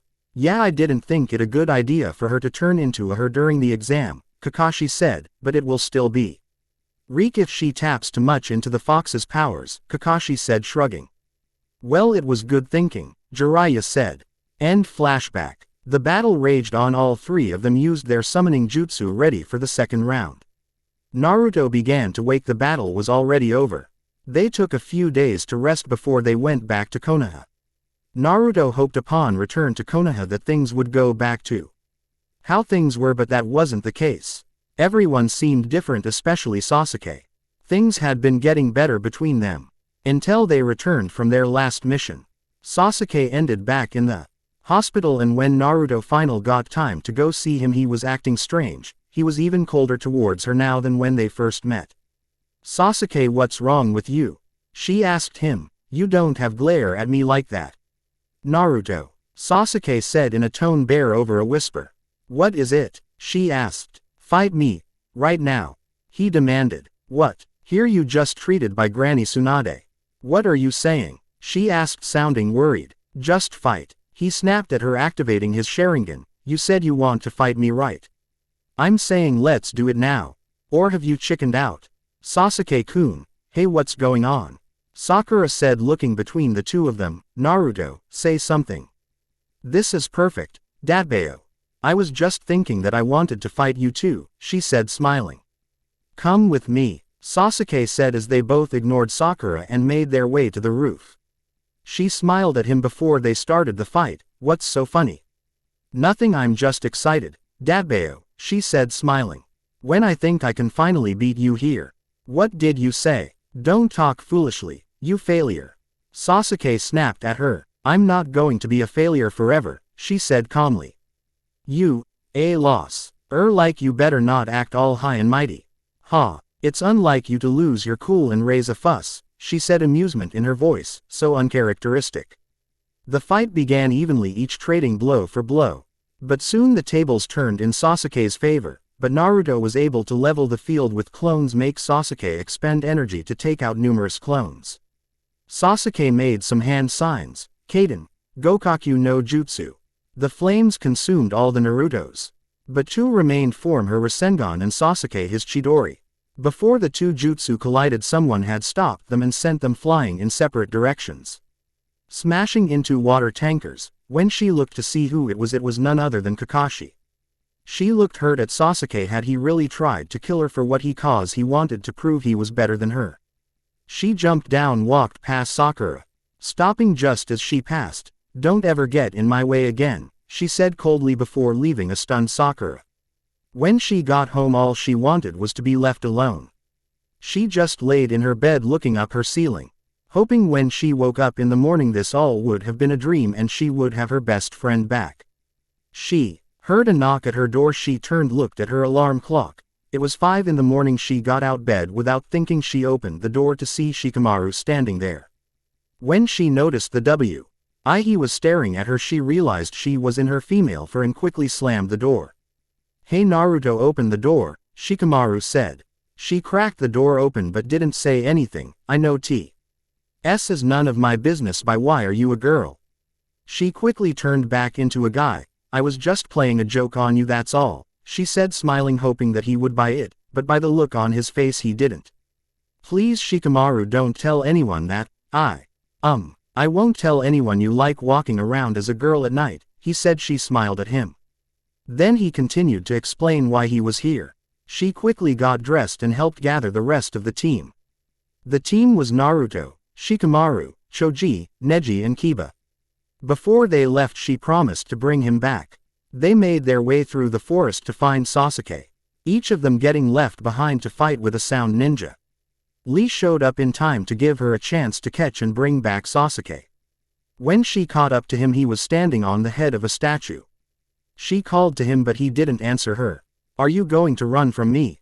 She shouted at him. He turned to face her, his face covered with black marks. He had a deadened look in his eye. Yo, idiot, he said coolly to her. It's you this time, huh? I also told this to Sakura, but don't mind me anymore. What's with that face? He asked as her emotions fleeted across her face. They began to fight. It quick became apparent that Sasuke was looking to kill her. She just could understand why he wanted to leave, why he wanted to kill her. But she was not going to give in until she brought him back to the village, even if she had to break every bone in his body to do it. But nothing she did made any difference. He was stronger than the last time they had fought. She got back to her feet after being hit with his Kaden Gokaku no Jutsu just so he could knock her back down. No matter how many times he knocked her down, now she kept getting back up. She knew it was oming, but it was less painful to see him use Chidori against her to kill her. She created a Rasengan, and when the two jutsu met, it created an explosion that blew them far apart. She floated on the water for a while, looking up at the sky. And at that point she was sure without a doubt he was trying to kill her. Did we mean this little to you that you are willing to throw it all away? She cried out to him. No one thing did come from this you. You are my closest friend, and with your death I will sever all bonds, Sasuke said coldly. She watched as the curse mark consumed him. He shot another jutsu at her, then when she dodged it he hit her. She pulled herself from the just to be hit again in the stomach. Blood poured from her mouth from the blow, then she was hit in the face. He grabbed her by the throat with a chidori in his free hand. He smashed it through her chest as the fox chakra surrounded her. She dropped her jutsu taking her female form. You really are an arrow Tem, she said softly, smiling, tears rolling down her face. Sasuke looked at her in shock. What kind of trick is this? He shouted at her as he pulled his hand from her chest. Well, it does matter, he said, choking her, but let go when she grabbed his hand. The fox's chakra was burning intensely. Around her the wound began to heal. Her eyes were no longer blue, her teeth were longer. You finally showed me your true self, I can only repay the favor, she said with a mad gleam in her eye. What the hell are you? Sasuke asked. I am your friend, she said, her eyes fixed unblinkingly on him. I am not going to let you go, I am going to stop you at all cost. Even if that means I have to beat you within an inch of your life to do it. Now Sasuke was the one on the ropes, unable to keep up with her moves. None of Sasuke's jutsu had an effect on her. Are you awake yet, or do I have to break every bone in your body to drag you back? She shouted at him. Shut up, he whispered at her. What the hell do you know, you who has neither parents nor brothers? Think you understand? What makes you think that you, who's been all alone from the start, can understand anything about me? It's because I have the ties that I feel this agible understand, he said before knocking her off of him. You're right, I don't know what it's like grouping up with people who love you, people who care for you. I don't know what it's like to have parents that will tell you everything is going to be alright. But I do have someone who is like a brother to me, and I will do anything from losing him, she said calmly, tears welling up in her eyes. When I was put on your team it was the happiest day of my life. I looked up to you, I wanted to be like you. Everyone like you, you're smart, talented, unlike me I'm nothing more than a loser. All I really want was for you to look at me as a friend, as an equal. When you're around things don't seem so bad. I could always count on you to get us out of tight spots. I wanted to feel useful to you, help you like you helped me. Why is it, Naruto, that you go so far for me? He said, unable to look at her. For me it's a tie that I was finally able to have. That's why I'm gonna stop you, that's why I have to stop you, she said, smiling sweetly at him. Sasuke placed his forehead proctor on, ready to finish the fight. Sasuke fully developed his Sharingan, it pushed things in his favor. Shish. He couldn't touch him, he was too fast and he could read every one of her's moves. But she couldn't lose, she had to win for his sake. He had beaten her to near death. She closed her eyes. Maybe I can't win, she thought to herself. You are pathetic, you can't do anything without me, this how it is done, the Kyuubi said as a fox cloak formed around her. Sasuke was unable to do anything with her now. As like fight two different people, if he dodged on attack there was another one at the same time. He finally allowed the curse mark to take full control.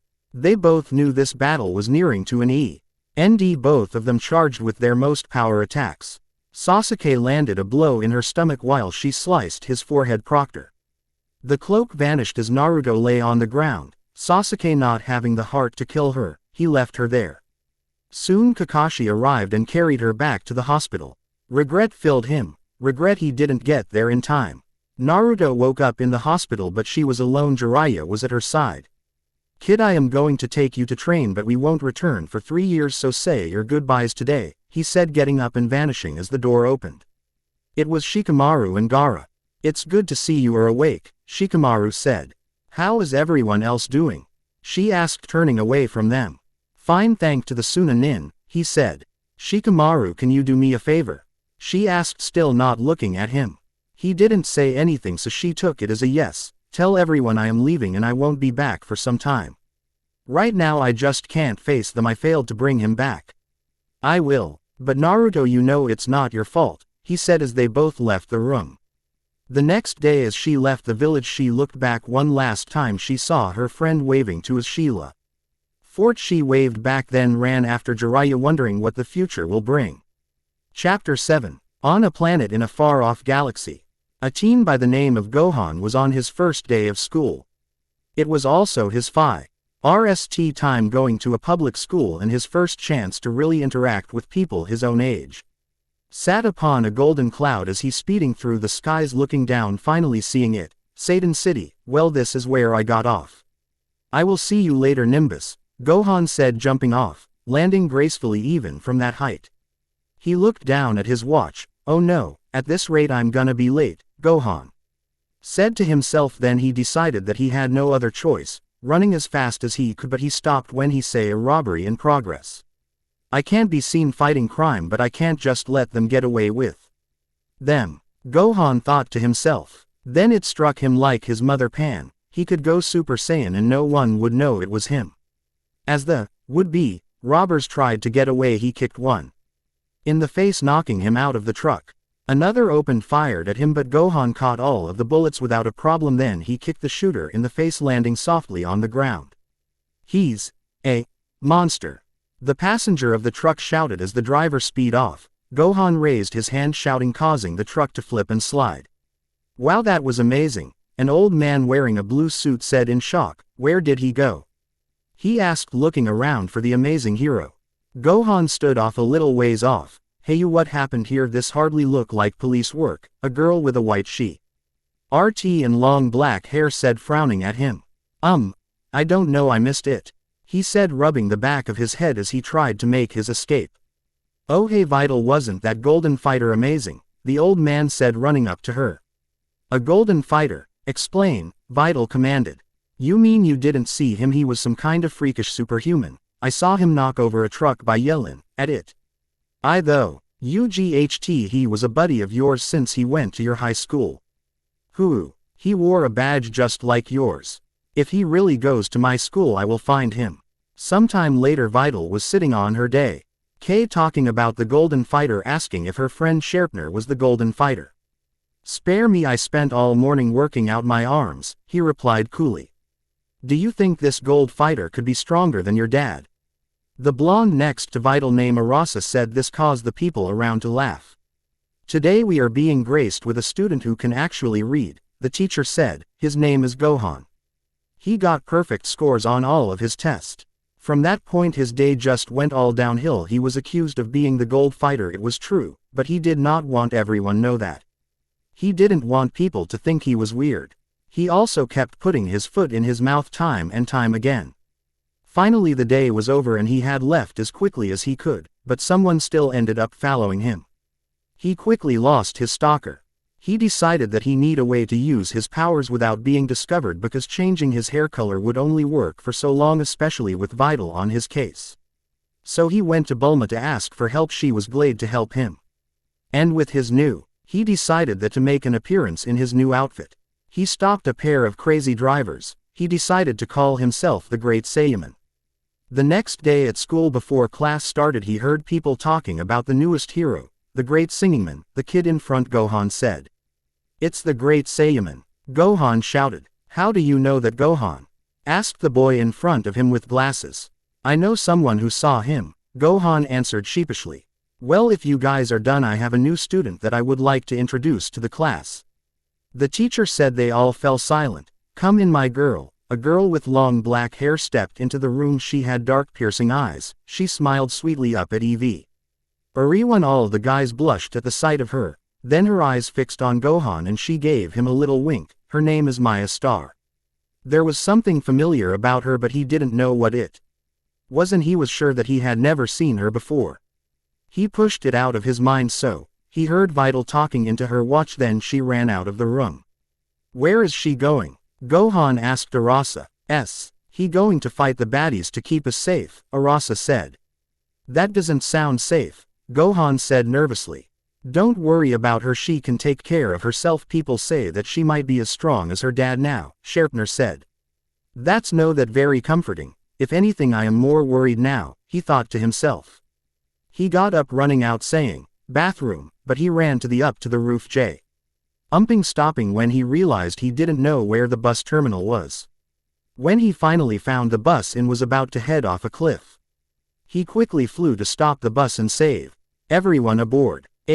He set the bus down gently back at the top of the cliff. Vital got off the bus staring at him. Who are you? Vital asked. I am the great Saiyaman, Gohan said, doing a crazy Lee Hell. That is the hero that everyone is talking about. Vital thought as Gohan flew off.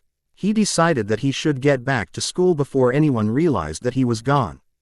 When he turned to class, they were all doing work or acting as if they were doing work. You have been gone for a long time, Arasa said, leaning over to Gohan.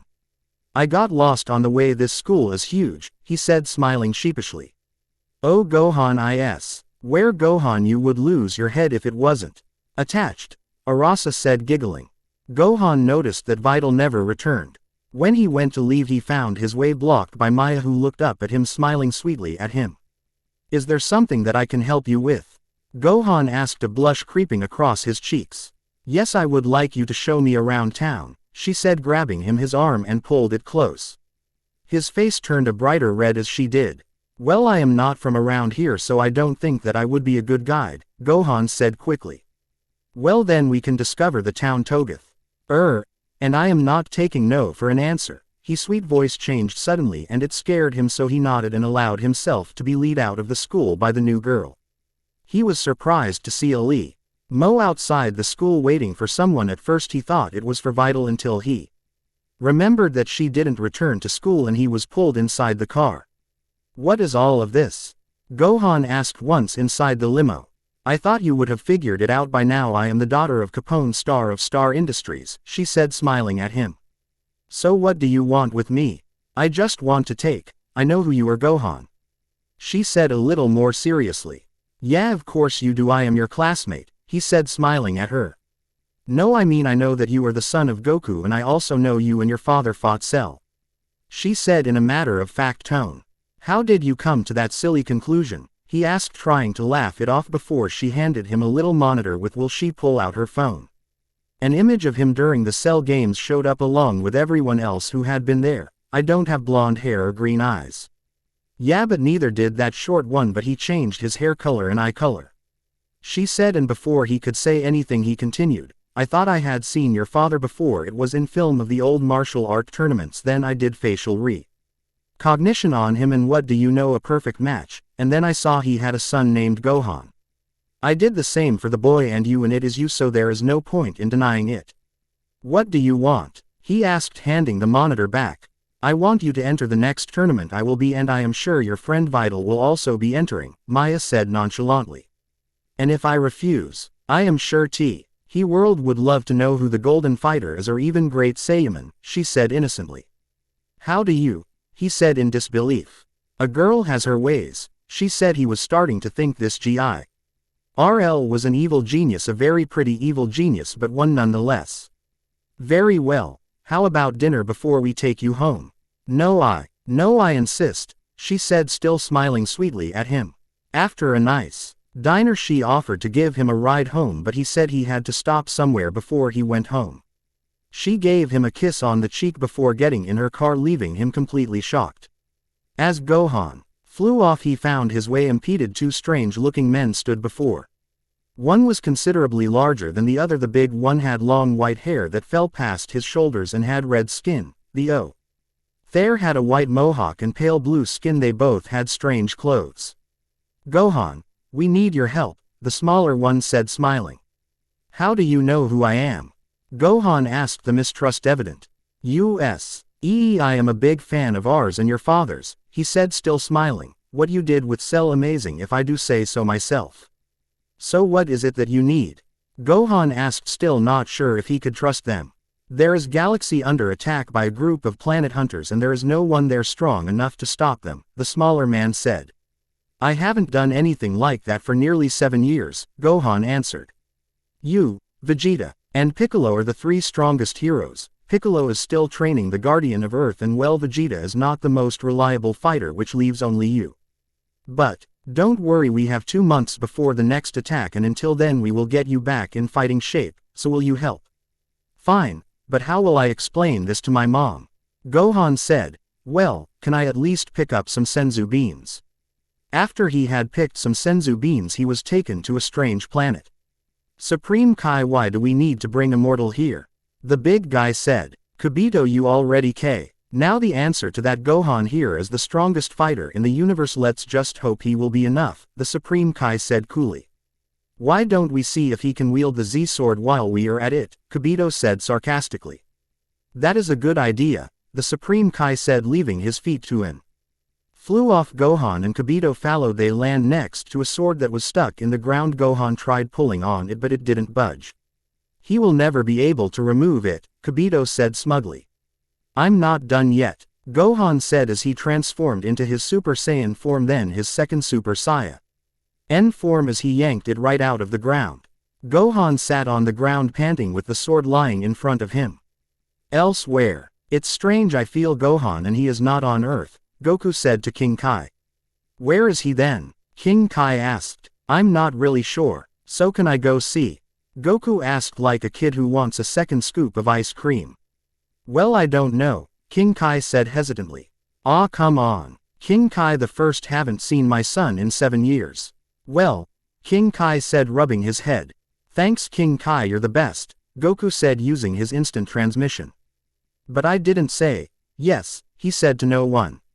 Planet of the Kais. Hey Gohan. Cool sword, Goku said. Gohan turned his eyes wide. Dad, Gohan shouted, dropping the sword which left a crater in the ground, hugging his father. Wow Gohan, you have gotten big. But what are you doing here? And where is here? Goku said. After a long explanation, Goku wanted to see if the sword was all that, so Goku threw things like big rock to see if the sword could cut through it. Finally they tried the hardest element in the universe. Goku threw it. Gohan swung the sword and the sword shattered. An elder Kai appeared and after much convincing he decided he would train Gohan. 3 weeks later, Gohan's training had been complete and he was off to save a distant planet, but before he left the Supreme Kai gave him a warning. I don't want you to do anything until you have to. The people of this planet don't use ki, they use chakra. They are strong but they don't have a chance against ki users, the Supreme Kai said. Alright, I will keep a low profile, Gohan said. Before Kibito teleported him to the planet, Kibito, can you do me one last favor? What is it Gohan? He asked as kindly as he could manage. I want an outfit like my dad's, Gohan said, rubbing the back of his head. Very well, he said. Then there was a flash of light and Gohan was wearing an orange outfit just like his dad's, but that was the only thing he noticed. He had a tail. Why is my tail back? He asked, sounding a little nervous. It's been there for a while, did you just no notice? No, of course not, he lied as Kibito handed him a cloak to wear. Well, this is where I leave you, he said, teleporting. Gohan wrapped his tail around his waist like a belt. He had no idea what he was going to do until the enemy showed up. Food would be nice, he thought to himself. Gohan found a fruit tree. He climbed up and began eating like there was no tomorrow. Hey Arrow Senin, how much do you think the village has changed? A voice said from somewhere below him. My guess is more than you expect, a voice of an older man said. But those were the only 2 life forces he felt. There was another small ground of people. Your valuables and no will get hurt, a new voice said. Gohan was about to jump down to help, but something hit the tree and he fell out with an arm full of fruit. He looked around and saw 3 men on the ground knocked out. There were 2 people standing before I am a blonde boy who looked to be about his age and then an old man with long white hair. Oh, Gohan said, dropping his fruit to rub his back. Naruto stared at the teen, who had just fell from the tree. Her first thought was, he's cute. Who are you? The old man asked Gohan. Who, me? I am no one, Gohan said quickly. The old man continued to glare at him. What do we call you, no one? He asked harshly. You can call me Gohan, he said, getting up, bowing. He was taller than the blonde kid and a few inches shorter than the old man. I am Naruto, the boy said, smiling, and this is Arrow Senin. Arrow Senin. Gohan repeated that shout like something that they would have called Master Roshi. I told you stop calling me that. My name is Jiraiya, he shouted at Naruto, who was smiling sheepishly. Naruto-san, Jiraiya-sama. Gohan said, bowing politely. Can I ask one more thing of you? They both looked at him, wondering what it could be. Can you tell me when the next full moon is? Tonight, I believe, Jiraiya said. Why do you want to know? Well, I have bad luck around the full moon and those around don't usually fare too well either, Gohan said with a sinking feeling in his stomach. Where are you from? Jiraiya asked, looking at him with mistrust. Somewhere far away. I have come in search for some people, he said, still trying to smile. Oh, and who would that be? Jiraiya asked. Quote, I don't know, but I am sure I will know when I find them, Gohan said, rubbing the back of his head. A sweat drop appeared on the back of Jiraiya's head. Hey Arrow Sennin, why don't we take him with us? It's not safe out alone. Naruto whispered. I don't know, I don't think I trust him, Jiraiya said. While they were talking, the would-be thieves got to their feet ready to attack. Gohan noticed, but Jiraiya seemed to already be suspicious of him. Gohan felt a knife being pressed to his neck. Give us your valuables or your friend here gets it. Naruto quickly made a move to save Gohan, who was in no real danger. Thanks, I owe you guys. Gohan said, smiling. He couldn't even handle a couple of robbers. What is he going to do in a village full of ninja? Naruto asked. Jiraiya agreed, but he still was suspicious of the kid. He was too calm for someone who had just had a knife to his throat. He could feel any chakra from the kid, but there was something else there, another kind of energy. It was faint, but there nonetheless. When they arrived, Gohan looked a little worried. He would have to leave before the full moon tonight, find a place to hide so he wouldn't hurt anyone. They walked through the gate. The two watchmen gaped at them as they passed. Naruto ran up a pole. It's so good to be home. Naruto shouted from the top, smiling as she looked around. Naruto, is that you? A voice called to her. She looked down to see Sakura, Konohamaru and his friends. She jumped down. Naruto, when did you get back? I just got back, she said, smiling. Sakura's eyes fell on Gohan. Naruto, who is your friend? She asked. Oh, he is Gohan, she said, looking over at the dark-haired teen. So Gohan, are you a ninja? Sakura asked. No, can't say that I am, he said truthfully. So what are you doing here if you are not a ninja? Sakura asked. I am looking for some people, he answered. Who? Sakura asked. I don't know, but I am sure that when I find them I will know, Gohan said, rubbing the back of his head. So you were wandering around defenselessly for some people that you don't know, Jiraiya said, watching the boy. I'm not totally defenseless, I know a little martial arts, he said modestly. Well, Naruto, we need to report into the Hokage, Jiraiya said. Gohan wasn't sure if he should go, but Sakura grabbed him by the arm, pulling him along. Gohan could help but to wonder if all girls were this forceful when he went over the list of women that he had known, and the answer he came up with was yes. Naruto, Jiraiya, it's good to see you again, a blonde woman said. Then her eyes fell on Gohan. Who is this? He is Gohan, Jiraiya said. He said he knows a little bit martial arts. Have you seen his skills? Tsunade asked. No, Jiraiya said. Well, then we will have to test this out when we test our other two students. Tsunade said. When will this test be? Gohan asked nervously. Today.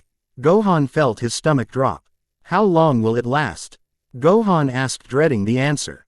Tsunade seemed to be able to read the panic on his face.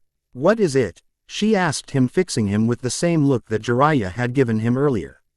You see, I have bad luck when there is a full moon, and my CK rubs off on people around me, and they, how do I say this, have it worse than me, he said, smiling sheepishly. And why is this? Tsunade asked. I would rather not say, he said in a soft voice. Okay, you will tell me or I will hand you over to Anbu Black Ops, she said, hardening her gaze. Anbu Black Ops, he repeated. He had a feeling that they were someone he didn't want to deal with. I will just be on my way. Granny, can we just postpone the test? Naruto asked, smiling. Fine. First thing tomorrow morning, she said, dismissing them. Gohan, why do you dislike the full moon so much? Naruto asked as she walked alongside of him. Even if I told you, you would believe me, he said, smiling. This caused Naruto to blush. She tried to hide it. Are you alright? Yeah, I'm fine, she said quickly. Gohan felt something moving towards them quickly. There were two of them. Hey Naruto, long time no see, a voice said from behind them. Naruto turned around to see Kiba sitting on a large white dog. Kiba, is that Akamaru? She asked, staring at the dog. Yeah, Kiba said, laughing. When did he get so big? She asked, looking dumbfounded. He's grown, I haven't even noticed, he said, rubbing the back of his head.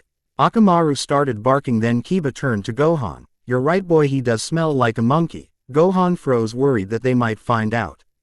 That's not nice. Kiba, Gohan is my friend, Naruto said, pouting slightly. That does change the fact he smells like a monkey, Kiba said, smiling. So Gohan, where are you from? Somewhere far away, he said, smiling. He could feel two more energies, but he didn't say anything. But Kiba and Akamaru seemed to notice them too. Hinata, Shino, look who we have here, Kiba said, smiling. Naruto-kun, Hinata said softly, then her eyes fell on Gohan.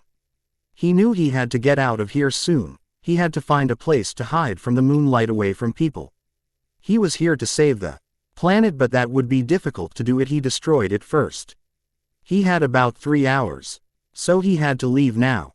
Naruto-san, I have to, Gohan said.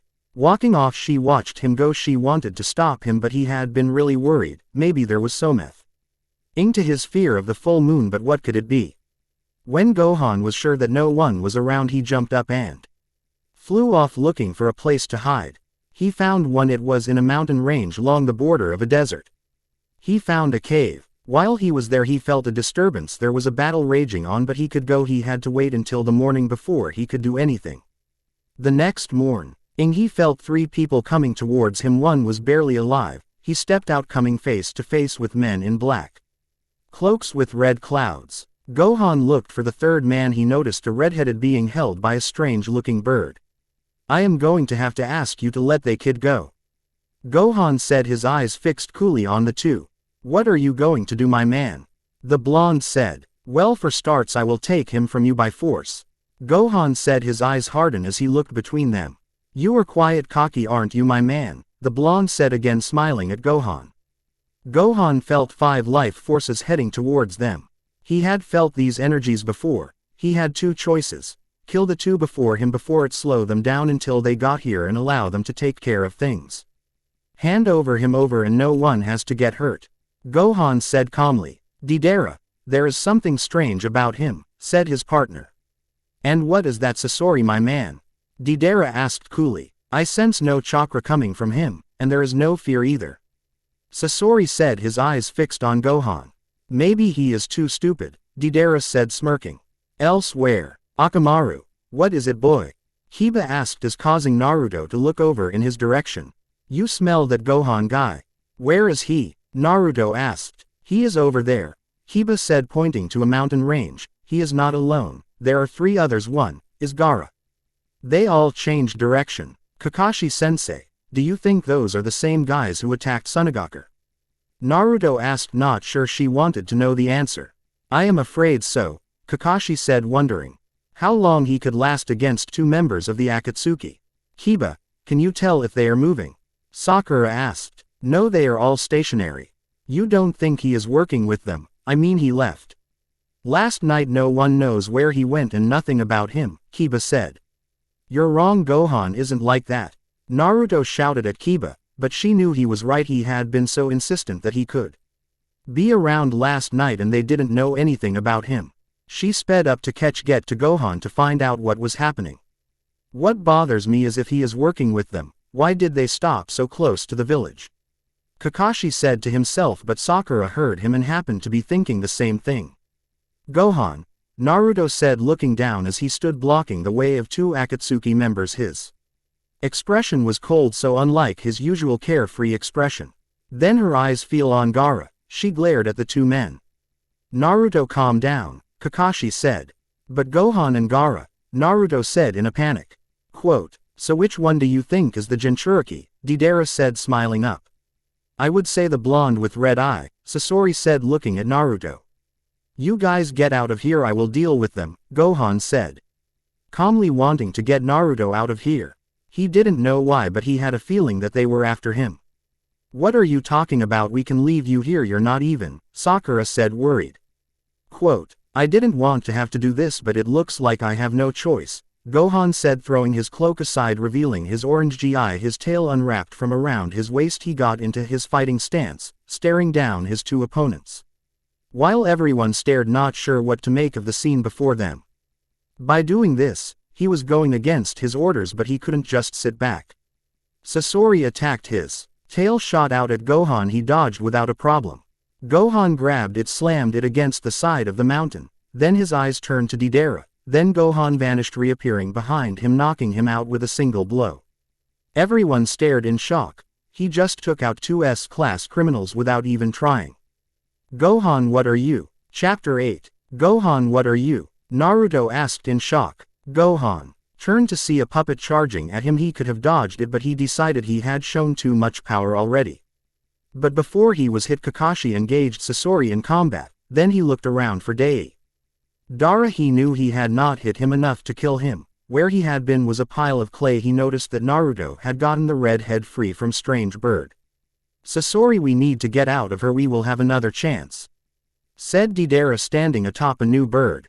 For once you make sense, Sasori said. They both ninja vanished in a puff of smoke. They took Gaara back to Suna. You guys found Gaara? Temari said, looking surprised. No, we didn't. He did, Kakashi said, pointing at Gohan. This guy took out someone Gaara couldn't.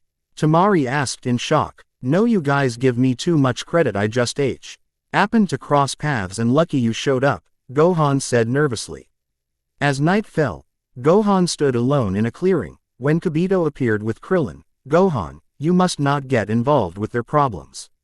You guys sent me here to protect these people, so that is what I am going to do, Gohan said, knowing his father would have done the same thing. That is true, Gohan, but we sent you here to deal with the bigger problem. You must keep what you are quiet, Kibito said a little more harshly. Both of them aware that they were being overheard, Gohan eyes fixed on the position of the eavesdropper. I can just let people get hurt and not do anything about it.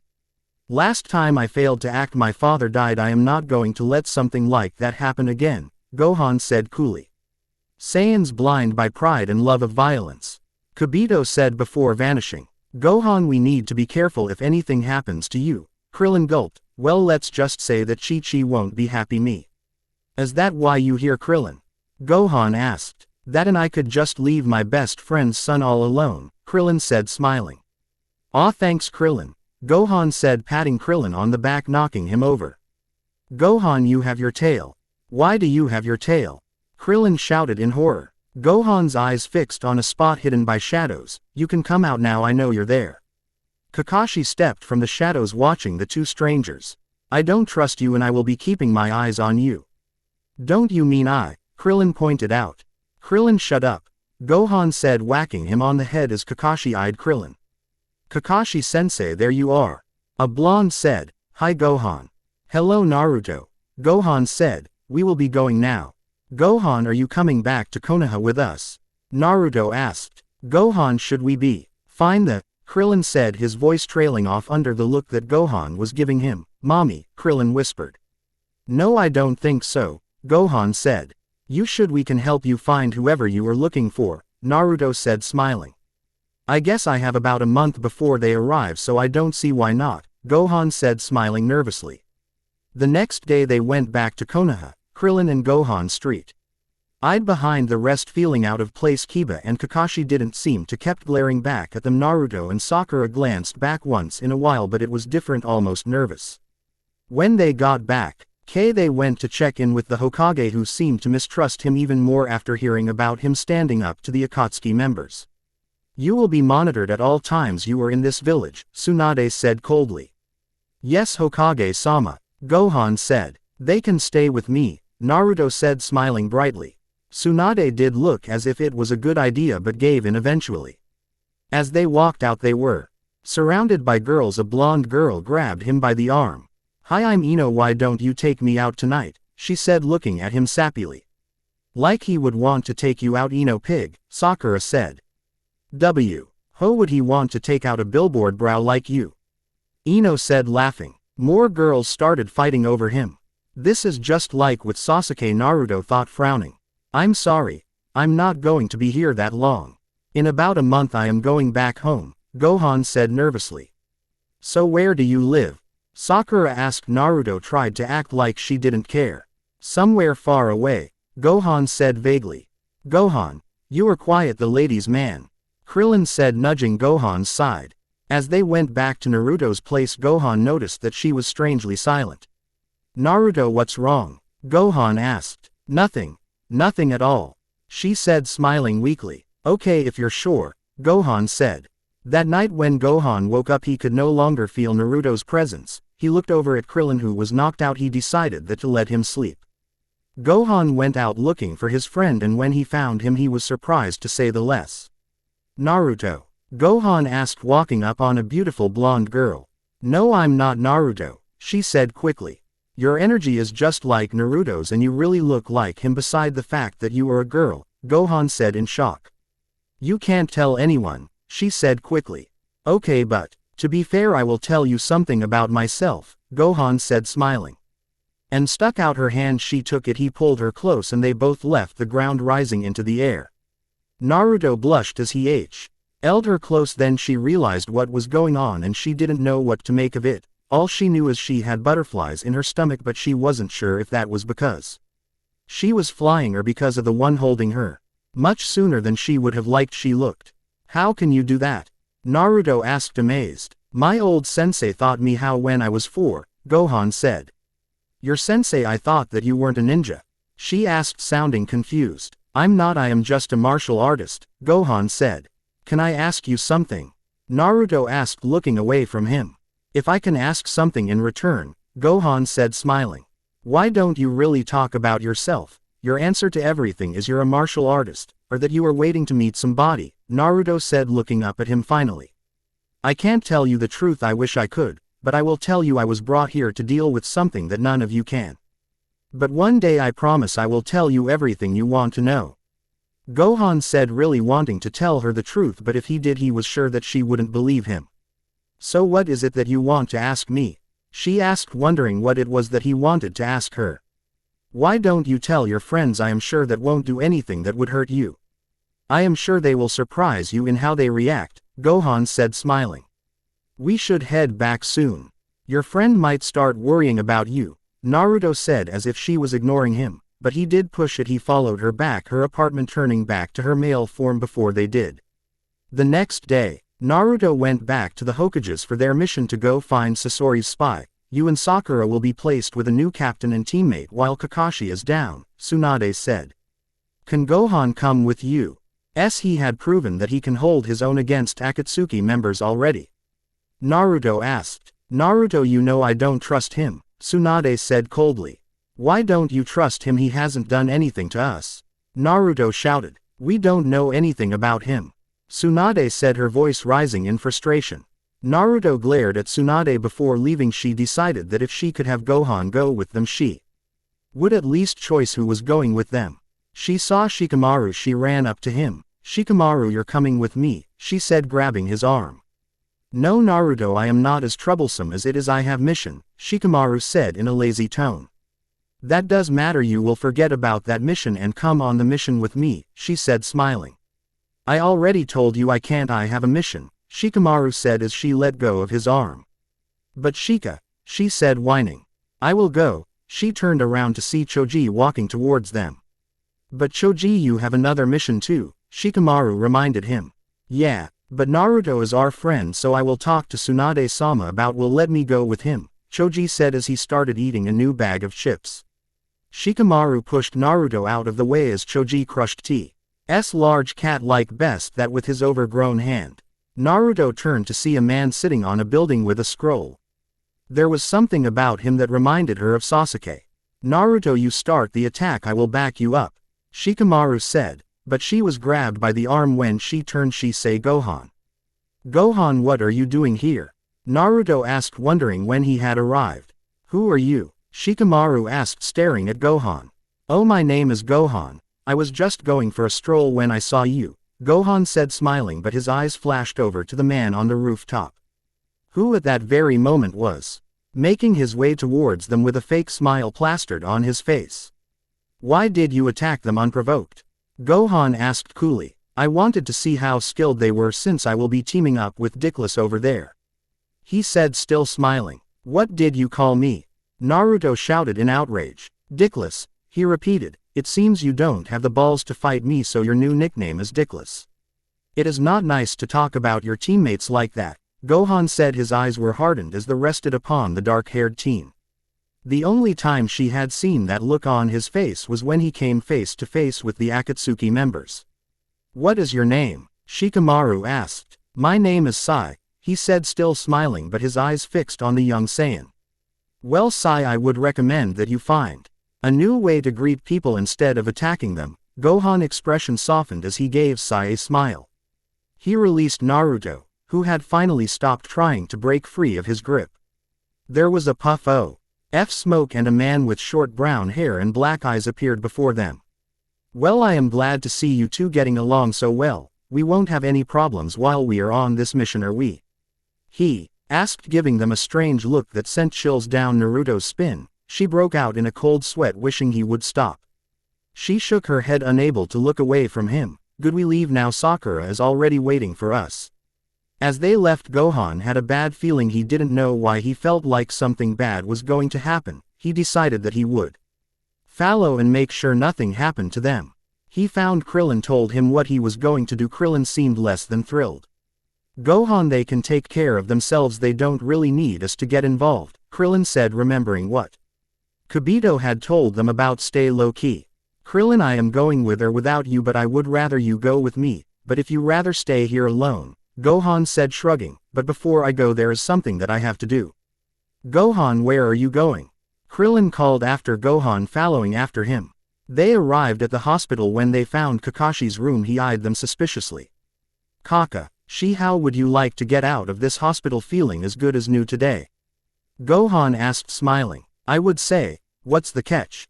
Kakashi asked, unable to sit up. I just want to talk, Gohan said, smiling. Heading to bridge, Naruto kept glaring over at Sai, who was just giving her a false smile. Sakura could tell that asking for them to get along would be harder than she thought. The smallest thing would send Naruto in a rage, yelling at Sai. Yamato had to step in to stop the fighting.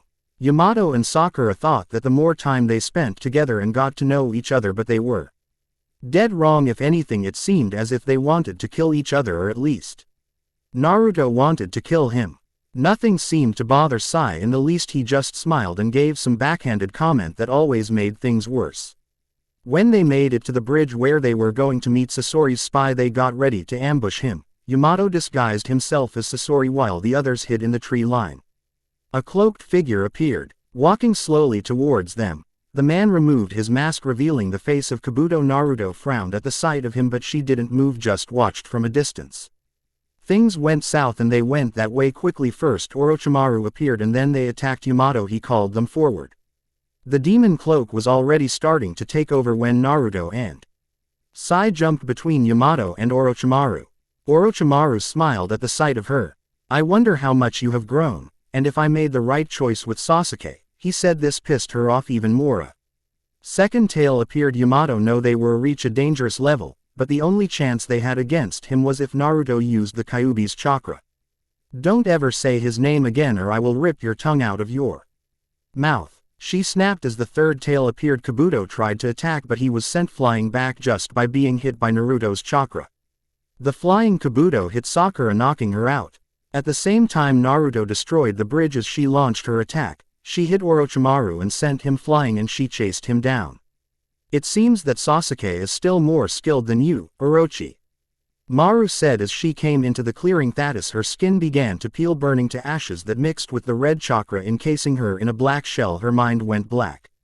When the two opposing shinobi left, Yamato was able to suppress by using Hokage Shiki Jijun Jutsu, Kakuin Niden Sushu. Slowly she turned back into the Naruto that they knew, her skin slowly growing back slowly. When she woke up, she was still male. The last things she remembered, she was fighting with Orochimaru. Where is Orochimaru? She asked, looking around, but he was nowhere to seen. Her eyes fell on Sakura, who was holding her arm. Sakura, who hurt you? Naruto asked, worried about her friend. I don't know, I did realize I was hurt until after Orochimaru and Kabuto left, Sakura lied quickly. So where is Sai? Naruto asked, looking around. None of them spoke for a moment. Did he die? Did Orochimaru kill him? No, he left with Orochimaru, Yamato finally said. They left looking for Sai to find and if necessary kill him. As they followed the missing ninja, Yamato told her the truth about Sakura.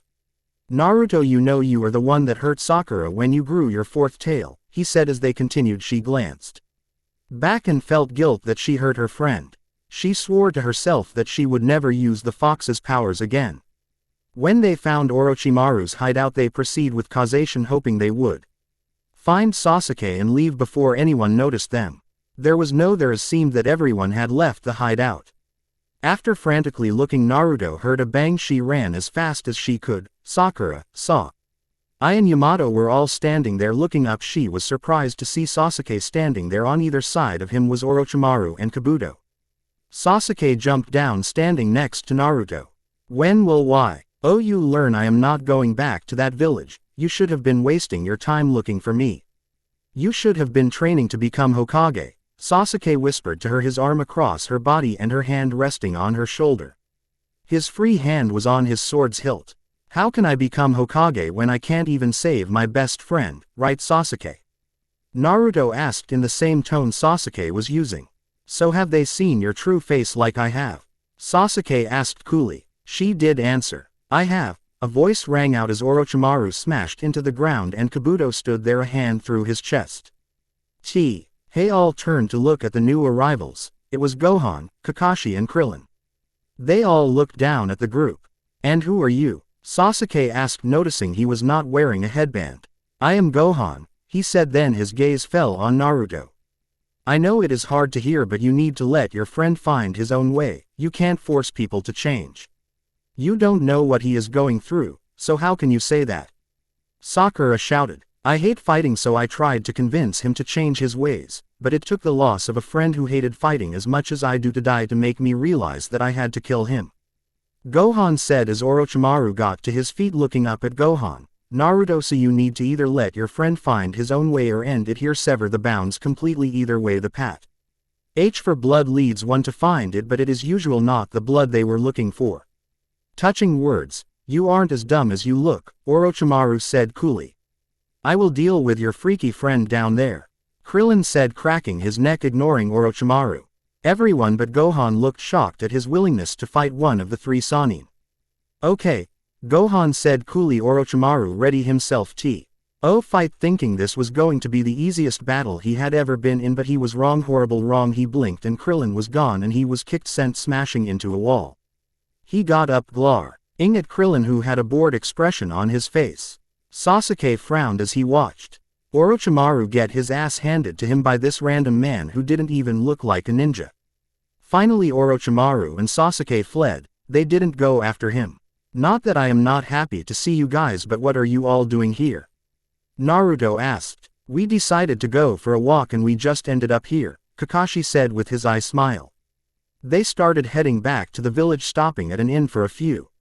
When Gohan noticed Naruto leaving the inn, he went after her. He found her on the roof. She had dropped her jutsu, tears running down her face. What's wrong? Gohan asked. Nothing, she said, whipping the tears from her eyes. It doesn't look like nothing, he said, sitting beside her. But I didn't mean to. I don't even remember doing it, she said, more tears running down her face. Naruto, I don't understand, Gohan said, smiling at her. I hurt Sakura, but I don't remember doing it, she said, crying even harder. He pulled her close. I saw. Don't feel so bad, she will be fine and I don't think she is too mad. We all have done stuff that we regret. What is it that you did that you regret? She asked, looking up at him. I killed my father. He put all his trust in me and I killed him, he said sadly. He told me not to blame myself right before he died, but he stopped, looking up at the moon. Shish. He placed her head against his chest as he held her tight. He still had a few weeks until the next full moon. Hopefully whoever it was he was here to fight would not get here around the full moon. That wouldn't be a good thing. Soon he realized that Naruto had fallen asleep. He smiled at the sight. When he first got here, all he wanted was to do what the Supreme Kai wanted him to, but no, there was something that made him want to stay here. The next morning they all stopped to get something to eat at an all-you-can-eat buffet. At first Naruto was able to keep up with Gohan's eating, but she soon realized not even she had an appetite to match Gohan. Man, you Saiyans can really eat, Krillin said, still not used to it, even thought he had known Goku for what seems like forever. What is a Saiyan? Akira asked, and they all looked interested except for Sai, who had his false smile. It's nothing, right Krillin? Gohan said, pulling Krillin close as if giving him a hug, but he was really crushing him. Right. Now Gohan, let me go please. Krillin said weakly, and he did. Gohan, why do you have a tail? Naruto asked. Oh it is something that my villagers have, and Krillin had one but he removed his because he was always tripping on it. Gohan said quickly and gave Krillin a look that made him quickly agree with Gohan. They could all tell he was lying, but they weren't going to push the subject. As they made their way back to the village, Gohan could feel people staring at the back of his head. It was starting to make him feel uneasy. He wished they would all stop staring at him. When they arrived back at the village, Anbu was waiting for them. Gohan, you are under arrest. To be continued. Chapter 9. Gohan, you are under arrest, a member of the Anbu said, ready to strike if need be. Why? He has done anything? Naruto shouted. Naruto, calm down, there is no point in you getting in the middle of this, Kakashi said before turning to the Anbu. That is a valid question. Who gave the order to arrest him? The council, and that is reason enough, the Anbu member said calmly. Gohan, what should we do? Krillin asked in a whisper. We need to get out of here without fighting. Gohan answered in a whisper that none of the others heard. Well, I know just the way, Krillin said smiling. I guess this is goodbye, Gohan said smiling at his friend. What do you mean you're leaving us? Naruto asked, her eyes wide with fear. Are you going with them? No, I'm not, but I want you to remember what I told you about your friends, Gohan said, nodding to Krillin. He raised his hands to face as he shouted, solar flare. There was a blinding light. When it cleared, they had vanished. 2 weeks later, things had gone back to the way things had been. Naruto was cheer in front of her friends, but she felt lonely. First she had lost her best friend Sasuke, then Gohan. She sat on her bed looking up at the ceiling when she heard a knock on the door. She got up, answered it. Shikamaru was standing. It's rather troublesome, but there was a crash a few miles out and they are sending me and a team out to check it out. Okay, let's go, Shika, she said, putting on her phony smile. This cow said him to frown slightly, but he didn't say anything. Sakura and Choji also joined them for the mission, but they barely made it out of the front gate as something made its way towards them. They didn't sense any chakra coming from man. He had black hair and eyes. Something about him reminded her of Gohan. What are doing here? Shikamaru asked as the man moved closer. Where is Kakarot? He asked, completely ignoring their question. Who is Kakarot? Naruto asked. Don't try to hide him. I feel his energy. Tell me where Kakarot is and I will kill you quickly, the man said, sounding irritated. Ethan tells me that he is going to be troublesome, Shikamaru said in a tone that screamed troublesome. Choji ran at the stranger to go one-on-one with him, but he didn't get within 5 feet of him before he was sent flying back. The man speed by them, jumping in the air, land on Choji with his knee, blood shout from his mouth. Naruto and Sakura, get Choji out of here and go and get help. I will slow him down, Shikamaru said, rubbing the back of his head. Shika, are you sure that you will be all right? Naruto asked, not wanting to leave him alone with this monster. If you hurry I will be, Shikamaru said. They ran over to Choji and went back to the village. In the desert, Gohan and Krillin sensed a large power level. I think our enemy has finally shown up, Gohan said, looking in the direction of the hidden leaf. Gohan, stay here, I will go see what it is, and if I can deal with it I will bring him to you, Krillin said, not sounding too sure of his plan, but he didn't want to bring them unwanted attention. Krillin flew as fast as he could, and what he saw upon arrive made him want to pee his pants. It was Broly. It had to be Broly. Last time they fought him it took Gohan, Goku, Piccolo, Vegeta, Trunks and him. And they still barely were able to beat him. Broly was bearing down on a group of shinobi with no mercy, grabbing one and blasting him into, crushing him into the ground, then released an energy blast. Krillin kicked him, but it did nothing to him. He hadn't even gone Super Saiyan and he was already outclassed. Run, you all are no match for him, Krillin called out right before Broly's fist smashed into his face, sending him flying. Krillin got gingerly to his feet. Naruto started past him, but he grabbed her by the arm to stop her. I need you to go get, but he did finish as he felt the ground shaking. The clouds moved quickly through the sky. It felt like hurricane-level winds blowing towards them. Suddenly they stopped. Krillin felt a large power coming towards them. Krillin saw Gohan coming towards them. He was surprised to see Gohan still in his normal state, but his power level was unbelievable. So it's our old friend Broly, Gohan said. Naruto couldn't help but to notice that there was something different. He looked dangerous. I will deal with him on my own, the rest of you get out of here. Gohan, you can't, you're strong but, Naruto said, grabbing his arm. He is the reason I am here. So I must deal with him myself. Gohan said, his voice lacked emotion. It scared her. The wall he looked upon, the one he called Broly. He knew she was still worried. He seems strong but he has nothing on me. Gohan said, though he wasn't as sure as he sounded. You are not Kakarot, but you look like Kakarot. Your energy feels like Kakarot's, so you must know Kakarot, Broly said. Yes, I know him, he is my father. But you don't have to worry about him, because I am the one you need to worry about, Gohan said. Broly started laughing, but it was short-lived. Gohan kicked Broly across the face. Everyone was shocked. They had worked so hard but nothing they did worked, and this kid was picking him apart. His speed, his strength overwhelmed Broly. Finally Broly began to power up. His muscles started to bulk up. A strange green energy surround him. His pupils disappeared. Gohan began to frown. The tides of the battles turned. Gohan's attacks didn't have the same effect that once had. His attacks seemed to bounce off Broly. Broly grabbed Gohan by the face, slamming him into the ground. Gohan kicked Broly in the chest, knocking him off. Gohan jumped up quickly, charging after Broly. Bro. Lee throw an energy blast, but it wasn't directed at Gohan, it was directed at Krillin and Naruto. Gohan quickly changed directions, jumping in front of the blast. He did have time to counter the attack, so he was hit by Broly's attack. Gohan. Naruto shouted. The dust settled. Gohan was still standing, lower his arms back to his side. Why isn't he transforming? Krillin said to himself, but Naruto heard him. What do you mean transform? Naruto asked, unable to keep up with the battle before her. He is like the man he is fighting. They both are Saiyans and they both are Super Saiyans, but Gohan hasn't transformed yet. To think he can keep up with Broly and he's in his normal state, Krillin said, wondering how strong Gohan really was. When he transform, how much stronger is he? Naruto asked. Let's just say you don't want to get on his bad side when he does transform, Krillin answered. Gohan knew he could win the fight like this. The loner the fight dragged on, the stronger Broly became. So he began powering up even more. The planet felt like it was going to fall apart. The ground collapsed under him. Storm clouds appeared in the sky. Krillin was getting scared. His power was greater now than it was when he fought Cell, and he still hadn't even changed yet.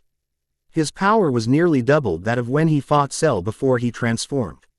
Naruto couldn't understand it. Gohan's power was terrifying and awe-inspiring. His hair was gold, his eyes emerald green, his muscles were bigger but not bulky like Broly's. Gohan placed his hands together. Krillin, what is he doing? Naruto asked, staring at the energy building up. It is the Kamehameha wave, a very powerful attack, Krillin answered, looking afraid. We need to get out of her so we don't get caught in this. What will happen if we do get caught in it? Naruto asked, not sure. She wanted to know the answer. In a word, we die, Krillin said as they heard Gohan continue to shout. Hamaha. The blast left Gohan's hands, consuming Broly. Gohan began panting. The last blast took a lot out of him. But it wasn't over yet. Broly was severely weakened, but he was still alive. Gohan's energy was depleted by more than half with that last blast. Things got a lot worse. The Gohan caught sight of the full moon. No! Krillin shouted as Gohan started to grow. Golden fur sprouted out all over him. A 50-foot monkey stood before them, pounding his chest. Gohan. Naruto whispered, wondering what happened to him. As he crushed everything around him, Shinobi of the Leaf tried their best to stop him, but it was useless. He didn't even notice their attacks. Krillin knew what had to be done. He had to cut off his tail, but it was easier said than done. It wasn't like he could just walk up to the ape and cut the tail off. What to Gohan? She finally asked. This is a curse of the Saiyans. The power increases 10 times but they lose all control. It looks like we are doomed, Krillin said, falling to his knees. Naruto was ready to give up. She dropped her jutsu. Krillin looked in shock at the beautiful girl next to him. She ran up to him. Gohan, wake up. Gohan, it's me, please. She called up to him. Gohan picked her up and started to crush her. Blood pouring from her mouth under the pressure. Gohan, please wake up, please.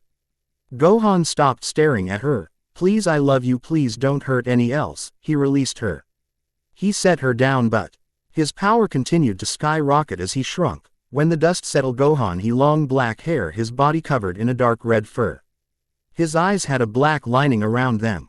He seemed to be surrounded by fire. The heat matched his burning gaze that was fixed on Broly. Gohan vanished, appearing behind Broly, hitting him, sending him fly. Then he appeared before him again, kicking another direction. He Vani shed above Broly, smashing him into the ground. He hosted Broly up with one hand, throwing him in the air before blasting him out of the air. Gohan walked up to what remained of Broly. He was dead. Gohan destroyed what was left of the corpse. Gohan looked around. Everyone seemed to be afraid of him. He walked up to Naruto. He could see the fear in her eyes, but she sat on the ground and met his gaze. He pulled out a bean from a bag that was in his pocket and gave it to her. She ate it. She felt as good as new. Then he turned to Krillin. Are you all right? His voice was void of emotion, just like his eyes. Yeah, I'm fine, but what about you? Krillin asked. Krillin, is that the super thingy you were talking about? Naruto asked, getting to her feet. Yes. No. I don't know, Krillin said, his head falling. I don't know what this is, the power, it's amazing, Gohan said, looking down at his hands, before returning to normal. There was a surge of energy behind them. Kibito appeared behind him. Gohan. Krillin, it's time to go home now that your job is finished, Kibito said coolly. You're leaving us? Naruto asked, sounding hurt. They do not belong here. I am going to return them to their home planet, Kibito said, looking towards Naruto. She flicked under his gaze. Then her gaze fell on Gohan, not wanting him to leave. Does he have to leave? Naruto said in a whisper. Yes, he doesn't belong here. He has a family waiting for him. Kibito said. Family? It must be nice, she said. Her voice was flat and she walked off to her apartment. Gohan wanted to go after her, but Krillin stopped him. Gohan, we need to get going, Krillin said. Kibito placed his hands on their shoulders, then they vanished. Naruto, who had been watching from a distance, tears falling down her cheeks. It seemed like she had Saint lain down on her bed when there was a knock at her door. She opened it. Jiraiya was standing there. Hello, Ero Sennin, she said, trying to smile. Why is my cute little student sad? Jiraiya said, putting his hand on her head. Gohan left. He went home, she said. I'm sorry, Kido. Heartbreak is never easy to deal with, Jiraiya said kindly. Back at Kami. Welcome back, kid, Piccolo said. What's wrong? He asked, sensing there was something bothering Gohan. Well, you see, there was this person I met while I was there and, Gohan started. So you feel bad about leaving her? Look, Gohan, you're a big boy now. You have saved Earth and another planet already. It is time that you did something for yourself, Piccolo said.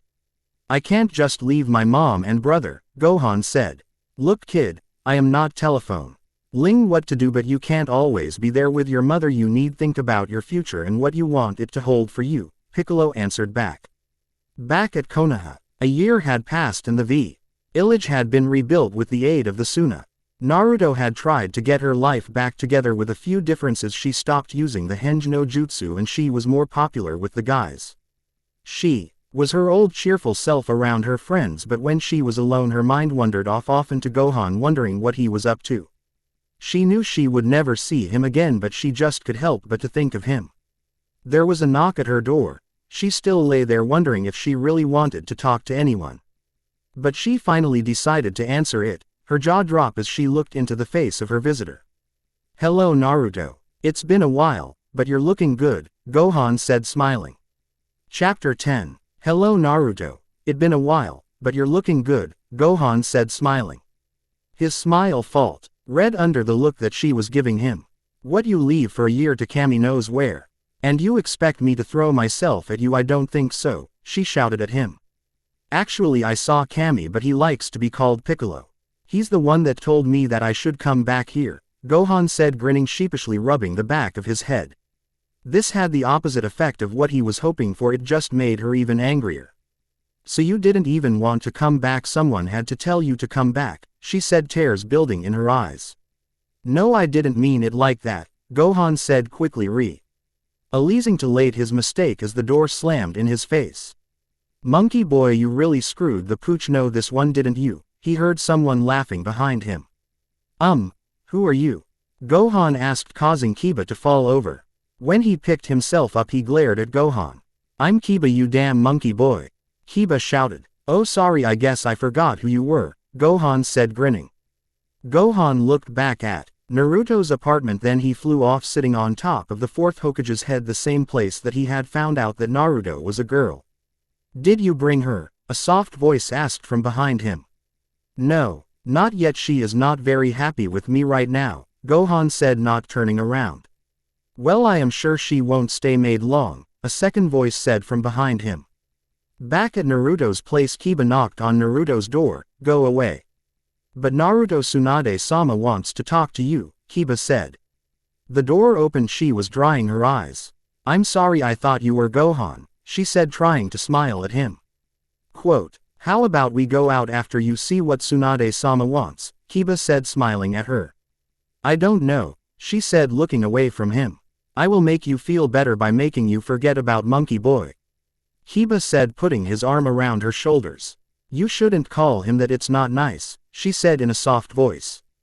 Kiba was utterly confused. One second she hates his guts, or so it seems, and the next she is telling him to be nice. They walked to Tsunade's office without saying anything to each other. Kiba didn't know what to say to her. Whenever he tried, he always put his foot in his mouth, and Naruto was thinking about Gohan. When they finally made it, the trip seemed to take forever for Kiba, who the whole time was trying to think of something clever to say, but to Naruto it passed in no time. Standing in the office were three Sand Shinobi: Gaara, Temari, Kankuro. This was the first time that she had seen them since she had told everyone that she was not a boy. The three looked shocked, but Gaara hid it better than the others. Naruto, perfect timing. Gaara was just telling us that he has learned of a plot by the Akatsuki to capture you, Tsunade said, watching her, so we are going to assign you a protection detail. Monkey Boy's back, I am sure he would be more than happy to do it, Kiba said, joking with Naruto. Monkey Boy? Tsunade asked, confused. He is talking about Gohan, Naruto said in a whisper. Is he that really cute guy? Temari asked, thinking back. Naruto nodded, causing both Gaara and Kiba to frown. He is strong, but he is rather dangerous. You do remember what he did to the village, don't you? Tsunade asked. Yes, but to be fair, he only came to save us from that monstrous guy, she pointed out in a small voice. Where is he now? Tsunade asked. I don't know, she said in the same tone. After Naruto yelled at him, he left, Kiba said, smirking to himself, secretly wishing that he would stay gone. Who did Naruto yell at? Sakura asked as she walked in the open door of the office. Gohan, Gaara said, his voice full of malice.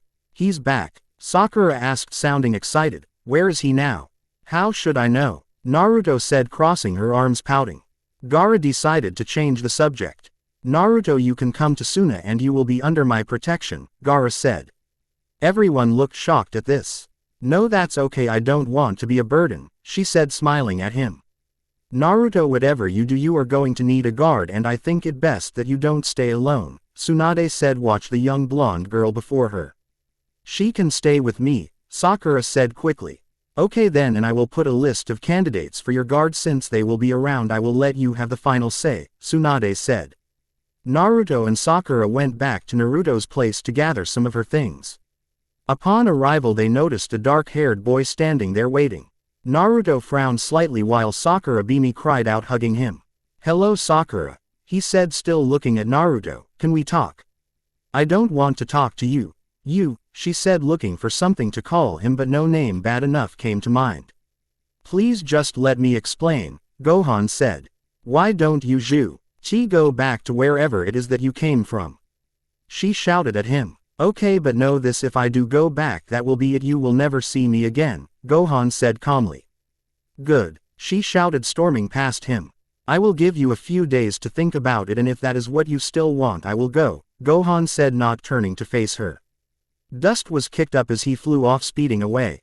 Naruto, why did you tell him to leave? You could even listen to what he had to say, Sakura said, a little bit to her tone.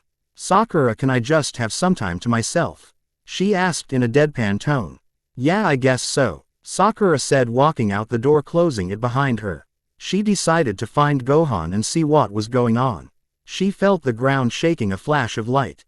Sakura ran to see what was going on. Gohan was hovering over the water, surrounded by a golden light. His hair was golden and her eyes had turned green. Then the energy faded away and his hair was back to its normal black along with his eyes. Impressive. She heard a male's voice say, so that is what a Super Saiyan. Yeah, but I can take it up a few leaves, but I have had an enemy that has forced me into my Super Saiyan state since I have fought Broly. Gohan said to someone that she couldn't see. He was the reason you originally came here, right? A female voice asked him. Yes, Gohan said, sitting on the ground. So how strong are you? The first voice asked. I am the strongest fighter in the universe according to the Supreme Kai, Gohan said. You are so young, that is truly impressive, the male said. Yeah, but I still think had my father might be stronger than me, but he is dead, so I might be, Gohan said, rubbing the back of his head, but the truth is I don't like fighting. I try to avoid it if at all possible. Do you think you are stronger than the Kyuubi? The female asked in a curious tone. Well, I don't know what it is, Gohan said. It is a demon that can flatten a mountain with a single swipe of its tail, the man said. I have fought monster capable of destroying entire plants, Gohan explained. Was this Broly guy one of them? The woman asked. Yes, the first time I met him it took 4 Super Saiyans. And a Namek with power on par with a Super Saiyan, Gohan said. And you defeated him by yourself? The man said, sounding more impressed. Sakura had no idea that Gohan was that strong. If he could eat people that could destroy plants, did that mean that he could destroy plants? So why didn't you bring Naruko here? The woman asked. She does want to talk to me. I think it might be easier if you went to her yourselves. And besides, I'm going back home in a few days, Gohan said, laying down looking up at the sky. Who was he talking to, and why did they want Naruto? Were they Akatsuki, and if where did that mean that Gohan was working with them? They knew about the Kyuubi. She had 2 choices right now. She could confront them or run and tell someone. If she confronted them, she would be outnumbered by 2 Akatsuki and then Gohan. If she told someone, the problem was still Gohan. He was strong enough to destroy everyone in the village. She ran back to the village to talk to Tsunade. Tsunade-sama, I went to talk to Gohan and he was talking to 2 people that I don't know, but they were talking about Naruto and they already knew that she was a girl, Sakura said, panting. Maybe they his friends from wherever he is from, Tsunade said, flipping through files. No, I don't think so. They were asking questions about him and, she paused as Tsunade looked up. And what? They know out the Kyuubi and he is stronger than it, Sakura said quickly. I know he is strong, but I doubt that he is that strong, Tsunade said, frowning. He said he has the power to destroy planets.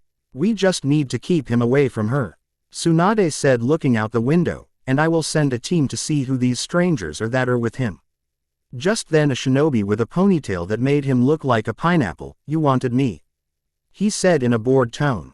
Yes, I want you to bring Naruto here quickly. It is time for her to pick her guard until this threat has been neutralized, Tsunade said.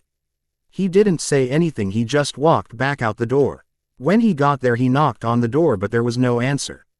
He knocked again but still no answer. Naruto, he called but she didn't answer. Naruto, if you don't answer me I'm coming in, he said, but there was still no answer. He turned the doorknob, it was open. He pulled out a kunai ready to fight if need be.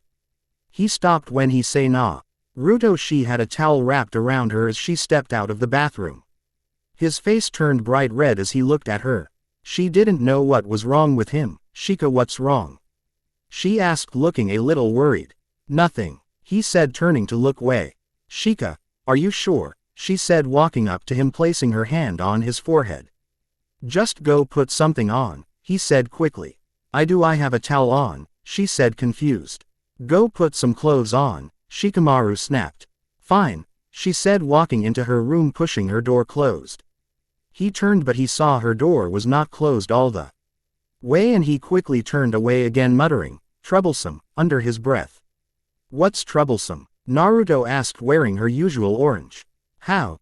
Shikamaru started. Something is always troublesome to you, she said, smiling. You, he said simply. Why? She asked, pouting. Just drop it, he said. No, she said. Drop it. No. The whole way to Tsunade's office they argued. When they walked in to her office they stopped their bickering under the gaze she gave them. Naruto, you are going to pick your guard from this list of candidates. You can choose any 3, so when you go on missions all 3 of them will be with you, or during the day at least one of them will be with you while you are in the village. Sakura will be with you during the night so she won't count in your choices, Tsunade said. She looked through the list then looked up. Why isn't Ero Sennin here? She asked. Because he is doing other things to keep you safe, Tsunade answered. Well then, she said with a devilish smile turning to Shikamaru who broke out in a cold sweat, since I am so troublesome you are my first choice you lazy bum. I also chose Kaka-sensei and Neji. That's fine I am sending you 5 to the Suna for a while, Tsunade said. What why? Naruto asked. Because I think that a threat might be here so I need to get you out of here, Tsunade said. Are you telling me to run while the rest of you fight? Naruto shouted. Yes, Tsunade said. You know I can't do that. She shouted back. Look Naruto just do it, Shikamaru said. Fine, she said leaving the room. Sakura and Shikamaru both followed. They met up with Neji and Kakashi. After Shikamaru filled them in they started for Suna. Naruto felt bad about what she had said to Gohan. Would she get to see him before he left? They had been walking for a few hours when they saw 2 people standing before them. One had gray hair that was slicked back. He wore black cloak with red clouds and his headband around his neck. Then there was another who was wearing a black cloak with red clouds, a hood with a black mask. Shikamaru frowned at the sight of them. I remember you, the gray-haired Akatsuki member said smiling. Shika, you know them? Naruto asked. Yeah, they are the ones that killed Asuma-sensei. They claim to be immortal, Shikamaru said still frowning. Immortal? We will have to test that, don't you agree Gohan? Came a man's voice. See from behind them. They all turned, all surprised to see 3 people standing behind them. Sorry this chapter is so short and it took so long to post. Chapter 11. Immortal? We will have to test that, don't you agree Gohan? Came a man's voice from behind them. They all turned, all surprised to ding behind them. One of them was Gohan, his eyes focused on the 2 Akatsuki members. Then there was a beautiful woman with long red hair with violet eyes, then a man with spiky blonde hair and blue eyes. Sensei. Kakashi said, his eyes wide. Sensei, what do you mean sensei? He looks like he is your age, Sakura said quickly. Hello Kakashi, it's been a long time. Get them out of here, we will deal with them, Minato said. Kakashi, who are they? Naruto asked staring at them. That is Minato-sensei, the 4th Hokage, and his wife Kushina. Kakashi said. Minato-sama, allow me to show you the power of a Saiyan. I won't even have to transform for these 2, Gohan said raising his hand, energy building in his hand. He vanished. They all looked around for him. He appeared behind Hidan. He turned around but it was too late. Gohan blasted him. When the light disappeared all that was left was his head. What the hell was that? Where is my body? He shouted. Maybe you are close to being immortal but I know how to deal with you, Gohan said, his tone colder than a winter's storm. The blast the head so there was nothing left of Hidan. Gohan then placed 2 fingers to his forehead. Energy built up. You know you can't dodge this attack and you can't block it, so we will see if you are immortal. What are you? Kakuzu asked. I am half Saiyan and the student of the strongest warriors in the universe, Gohan said. Special beam cannon. The blast hit him in the chest. It tore his entire left side off. Then Gohan finished him off with a second blast. Okay, what's going on? I thought that the 4th Hokage was dead and I never knew he was married. Sakura said perplexed. Yes, we also had a child, a little baby girl born on the day we both died, Minato said looking at Naruto. Naruto looked between him and the red-haired woman who was smile kindly at her. How are you 2 here? Kakashi asked. It's all. Kushina started but Gohan shook his head so only she could see him. Naruto was standing speechless as looked at her parents. She was finally able to say something after a few minutes. So my hero is also my father? She asked in shock. He nodded. She ran up to her parents hugging them tightly, crying tears of joy meeting her parents for the first time in her life. So it looks like we can head back since the 2 Akatsuki members are dead, Kakashi said in a bored tone turning around. On the way back Naruto was asking a million questions. Both her parents were happy to answer them all or the ones that they could answer. Gohan stood behind them all smile seeing Naruto so happy. It was nearing nightfall when they had arrived back at the village. They all went straight to Tsunade's office. They knocked on the door. Come in, she called out when they walked in the room. Jiraiya was in the windowsill. What are you guys doing back? She asked. Then her eyes fell on Minato and Kushina. It can't be, Jiraiya said, getting to his feet. It's been a long time, Jiraiya-sensei, Tsunade-sama, Minato said, smiling. How are you two here? Tsunade asked. We will explain it to you in private, Minato said, knowing Gohan didn't really want people knowing how he had done it. Fine, you all are dismissed, Tsunade said. All the young shinobi walked out mumbling that it was fair that they could find out how Konoha's greatest hero had returned to them. Kakashi was about to leave when Minato stopped him. I'm sure Gohan won't mind telling you since he has so much respect for you, he said. So it was Gohan who brought you two back, Kakashi said. Well, yes and no. The Guardian of Earth, our version of Kami, which I funny the original one's name was Kami until he fused with my Sensei Piccolo. Gohan started. Sorry to interrupt, but what does this have to do with how you brought them back? Tsunade asked. Everything. You see, Piccolo was a Namek and he created what are known as Dragon Balls. But when he fused with Kami they gave up the position as Earth Guardian. Then we found another to take his place, my friend Dend, who brought back the Dragon Balls. When you gather all 7 you can have E2 wishes and you can have anything that you want. So when I went home I gathered them, trained my brother so he could protect the world without me, and I made 2 wishes. One was to be back here and the other was to bring back Naruto's parents to life, Gohan explained. But if that is the case, why haven't you brought back your father? Kakashi asked. Because the Earth Dragon Balls can only bring someone back once, and my dad has already been wished back. He died to defeat his brother then again when Cell was about to blow up my home planet, Gohan said. There was something that I wanted to ask you. Are there a lot of Saiyans? Kakashi asked. No, there is, me, my little brother Goten, Vegeta and his son Trunks. The rest of them are dead, Gohan said. So were they all as strong as you? Kakashi asked. No, the only Super Saiyans I know of were the 4 I listed, my father and Broly, and all of us but Goten and Trunks have ascended past Super Saiyans, Gohan continued to explain. I wish you all could meet my dad, he was the best. Why don't you wish back the Saiyan race?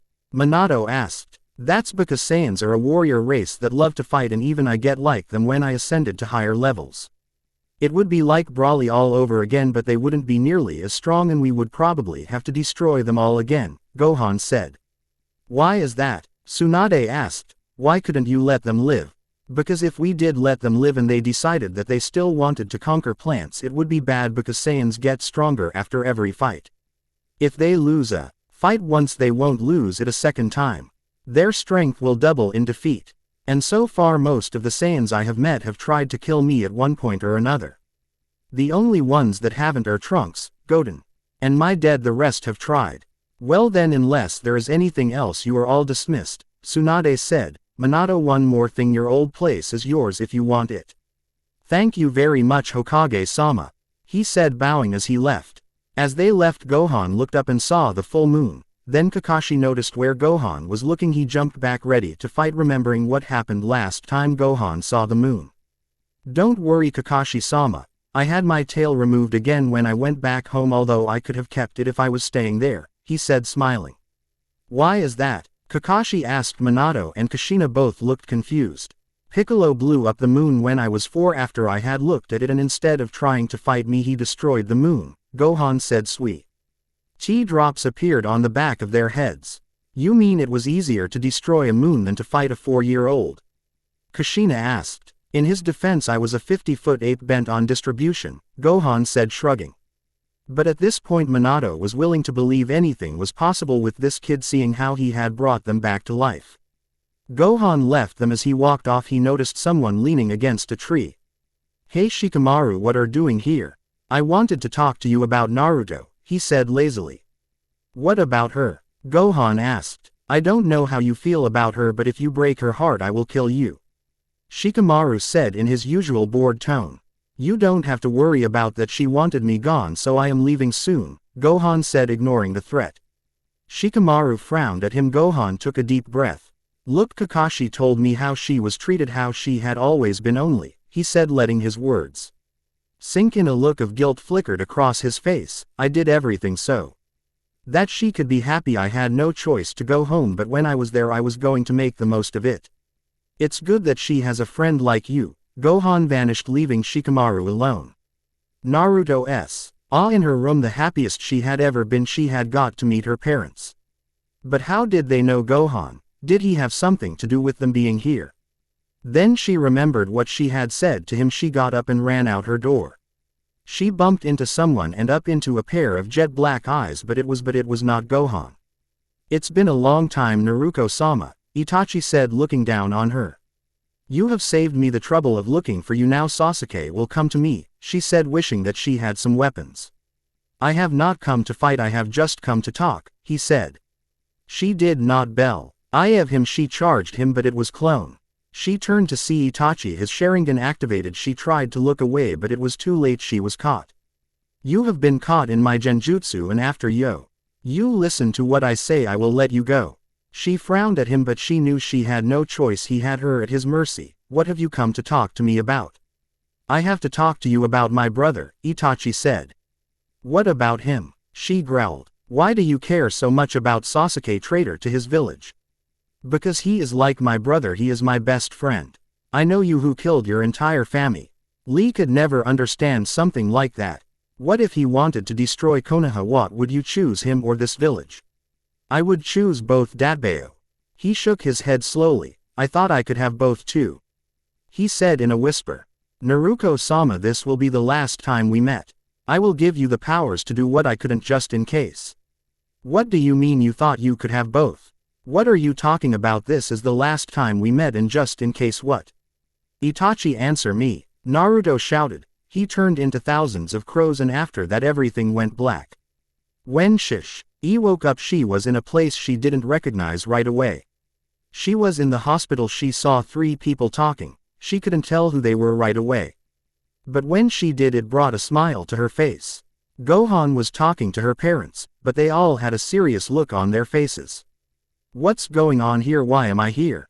She asked, then remembered her encounter with Itachi. Why hadn't he taken her? Was he serious that he only wanted to talk, or had someone stopped him? Gohan found you passed out on a bench last night, Minato answered. What time is it now? She asked, even more confused. It's nearly 10, Kushina said, walking over to her daughter's side. 10 in the morning, she asked. No, 10 at night, Minato answered.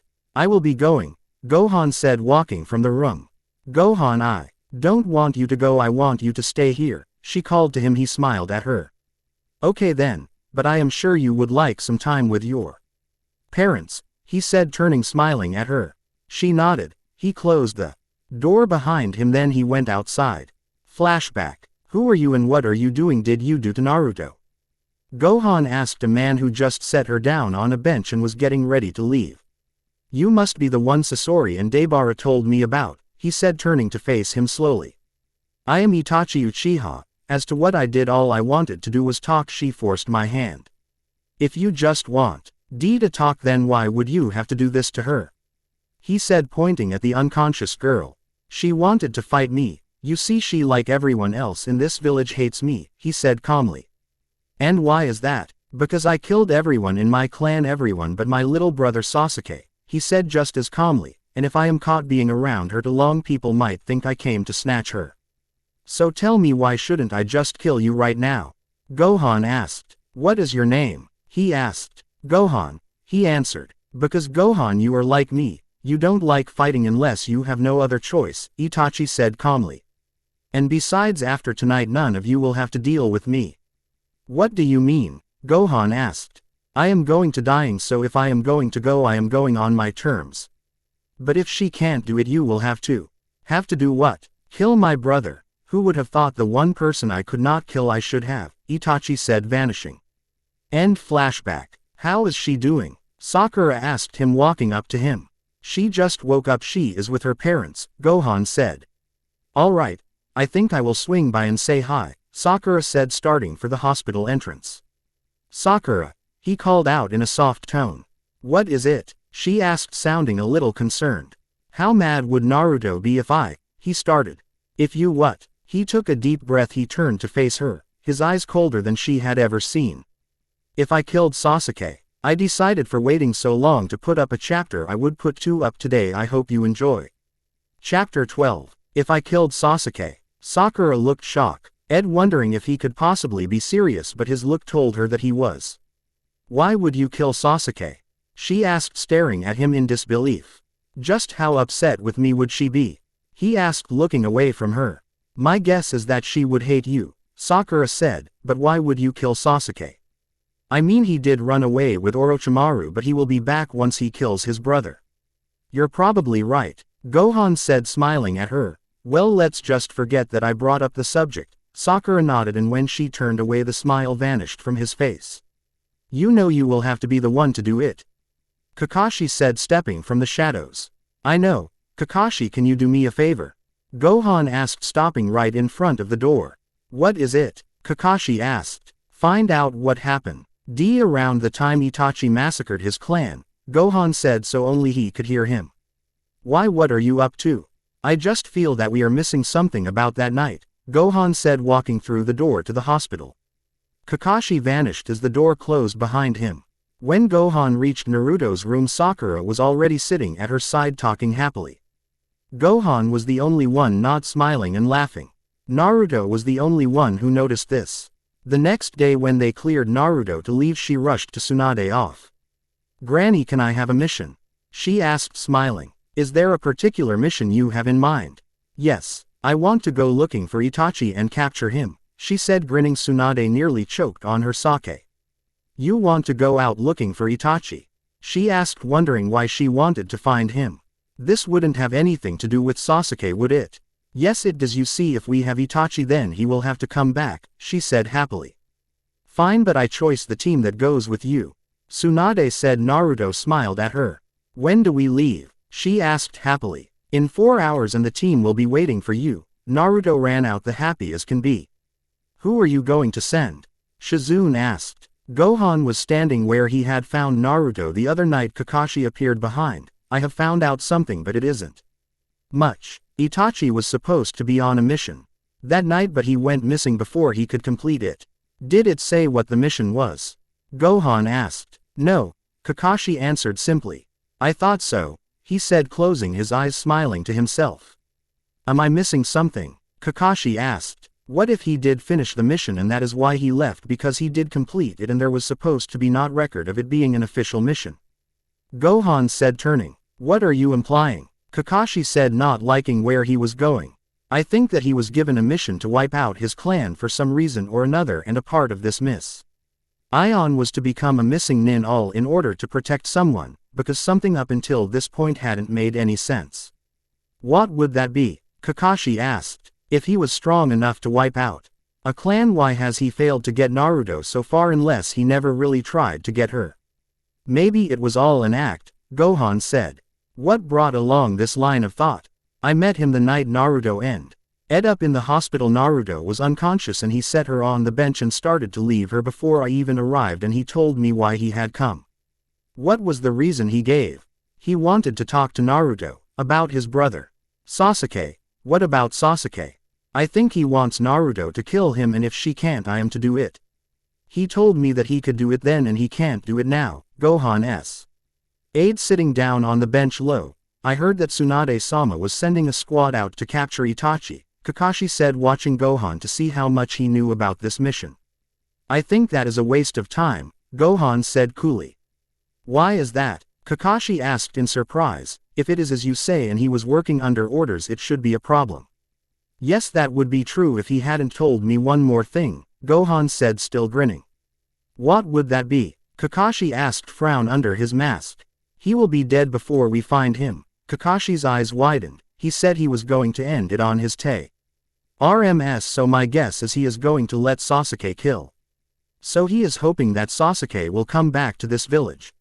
No, I don't think so. I think he knows what I thought when I met him. Sasuke is consumed by hate and he will find someone to hate regardless of how this ends.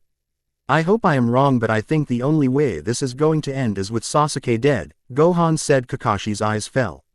I had feeling it might come to that, but if it comes down to it, let me do it. He is my student, my responsibility. Gohan nodded. Then Kakashi realized that someone was listening to them. Show yourself, Kakas. Hi, called. Ino stepped into sight, visibly trembling. Are you really going to? She asked, unable to finish her sentence. If it comes to that, Kakashi said, what is it that you need? Tsunade wanted Me to tell you that she needs you both in her office, she said, her voice shaking almost as much as she was. Both vanished, Gohan arriving before Kakashi. They walked into the office. There are two things I would like to discuss with you before the others get here, Tsunade said. What is it, Hokage-sama? Kakashi asked as both bowed respectfully. I have heard rumors that Sasuke killed Orochimaru. So if that is true, that means the traitor is a lot stronger than before and more dangerous. I am putting together a team to track down Itachi. When either of them looked surprised, she smirked at the two standing before her. You already knew. Yes, Hokage-sama, Gohan said. So you also know that if we do this it will be very dangerous, not just because of Itachi's skills but because of the our Akatsuki members and Sasuke on the hunt for his brother. And that is why I need you both to go. With you two there I will feel at ease knowing that everyone will return alive. Yes, Hokage-sama, Gohan and Kakashi said together, bowing. One more thing, do whatever it takes to bring them back alive, even if that means you have to kill everyone in your way, including Sasuke Uchiha, Tsunade said. Our eyes hardened at the mention of his name. Very well, Hokage-sama, Kakashi said, bowing. Soon people started filing in: Hinata, Sakura, Kiba, Shino, Shikamaru, Lee, and Neji. You all are going to meet Naruto at the main gate and go in search for. Tsunade started before Sakura cut her off. We going after Sasuke? She asked, wondering if she knew that Gohan planned on killing him. She started wondering how much she knew about Sasuke and was there something that she was not telling them. No, you're going after Itachi. Kakashi is the team leader and if it comes down to it then Gohan, Tsunade said, dismissed. Sakura ran out of the office. She knew she had to tell Naruto maybe she could make sure that he didn't kill Sasuke. But the first blonde that she ran into was not Naruto but Ino. Sakura, what did Tsunade-sama want? She gave us a mission to go look for Itachi. My guess would be to either get answers out of him about the Akatsuki or draw Sasuke back to Konoha, Sakura said. Gohan and Kakashi-sensei aren't going, are they? Ino asked nervously. Both of them are going and they are the team leaders, Sakura said. This is bad, Ino said, panicking. Why is this bad? Sakura asked. Shish. Knew about Gohan, but what about Kakashi-sensei was bad? I didn't hear everything that was said, but they are planning on killing Sasuke, she said in a whisper. Hopefully Naruto can talk them out of killing him. Sakura said, a little more crestfallen, not understanding why Kakashi-sensei would want to kill Sasuke. Sakura barely made it on time to the gates where they were supposed to meet up with the others. Naruto was talking to Gohan, smiling brightly at him. Gohan's face seemed to be getting redder and redder. She had to think of a way to talk to Naruto without Kakashi or Gohan overhearing them. She walked up to Naruto as they were leaving. Naruto, I need to talk to you, Sakura whispered. About what? Naruto asked, looking a little confused, but she slowed down so they fell back a little ways. Gohan turned to see this, wondering what they could be talking about. Naruto, you know that Gohan and Kakashi, well, they are planning on. She found it hard to tell her. Gohan and Kakashi are planning what? She asked, looking more confused. They are planning on killing Sasuke, she said quickly. What makes you think that?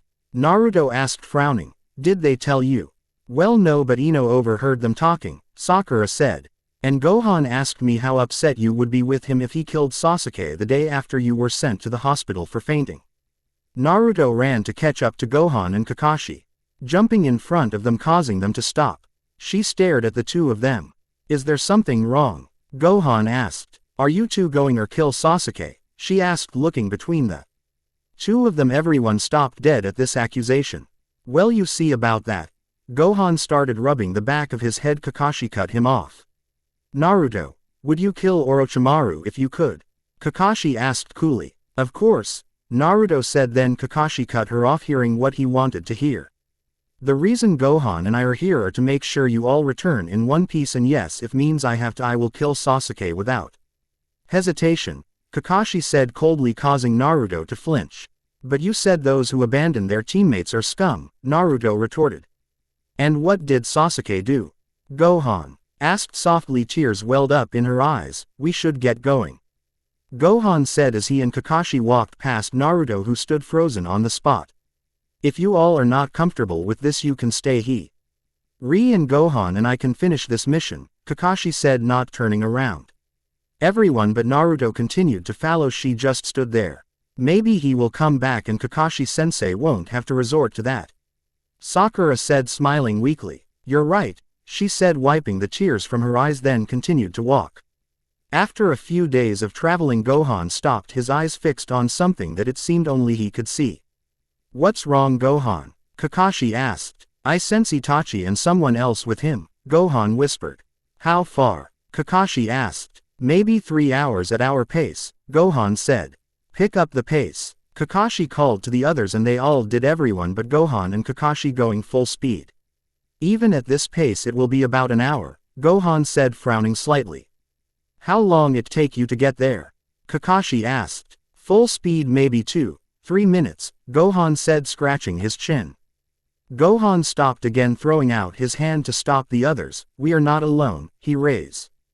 His hand blasting a tree in front of them. As it exploded, a man appeared before them. He was wearing an orange mask with one eye hole, and a black cloak with red clouds. Hey, careful, you could have hurt me with that, he said, looking at where the tree had been. Lucky he was aiming to kill then, Kakashi said coolly. That's good to know, but I can let you guys pass, so let's play a while, the masked man said. You are outnumbered. Do you think you can really fight us all? Kiba shouted. I don't think he is normal. I think he might be the one of the strongest people that I have encountered while I have been here. Gohan said to Kakashi. So if you weren't here, how do you think we would stand? Kakashi whispered back. It depends. Does he want you guys dead or not? Gohan said coolly. So Ving, you go ahead is out of the question, Kakashi said, so we end this quickly. You know it not nice to whisper. I want to know what you are saying, the man said, sitting on the ground, his acting like a little child.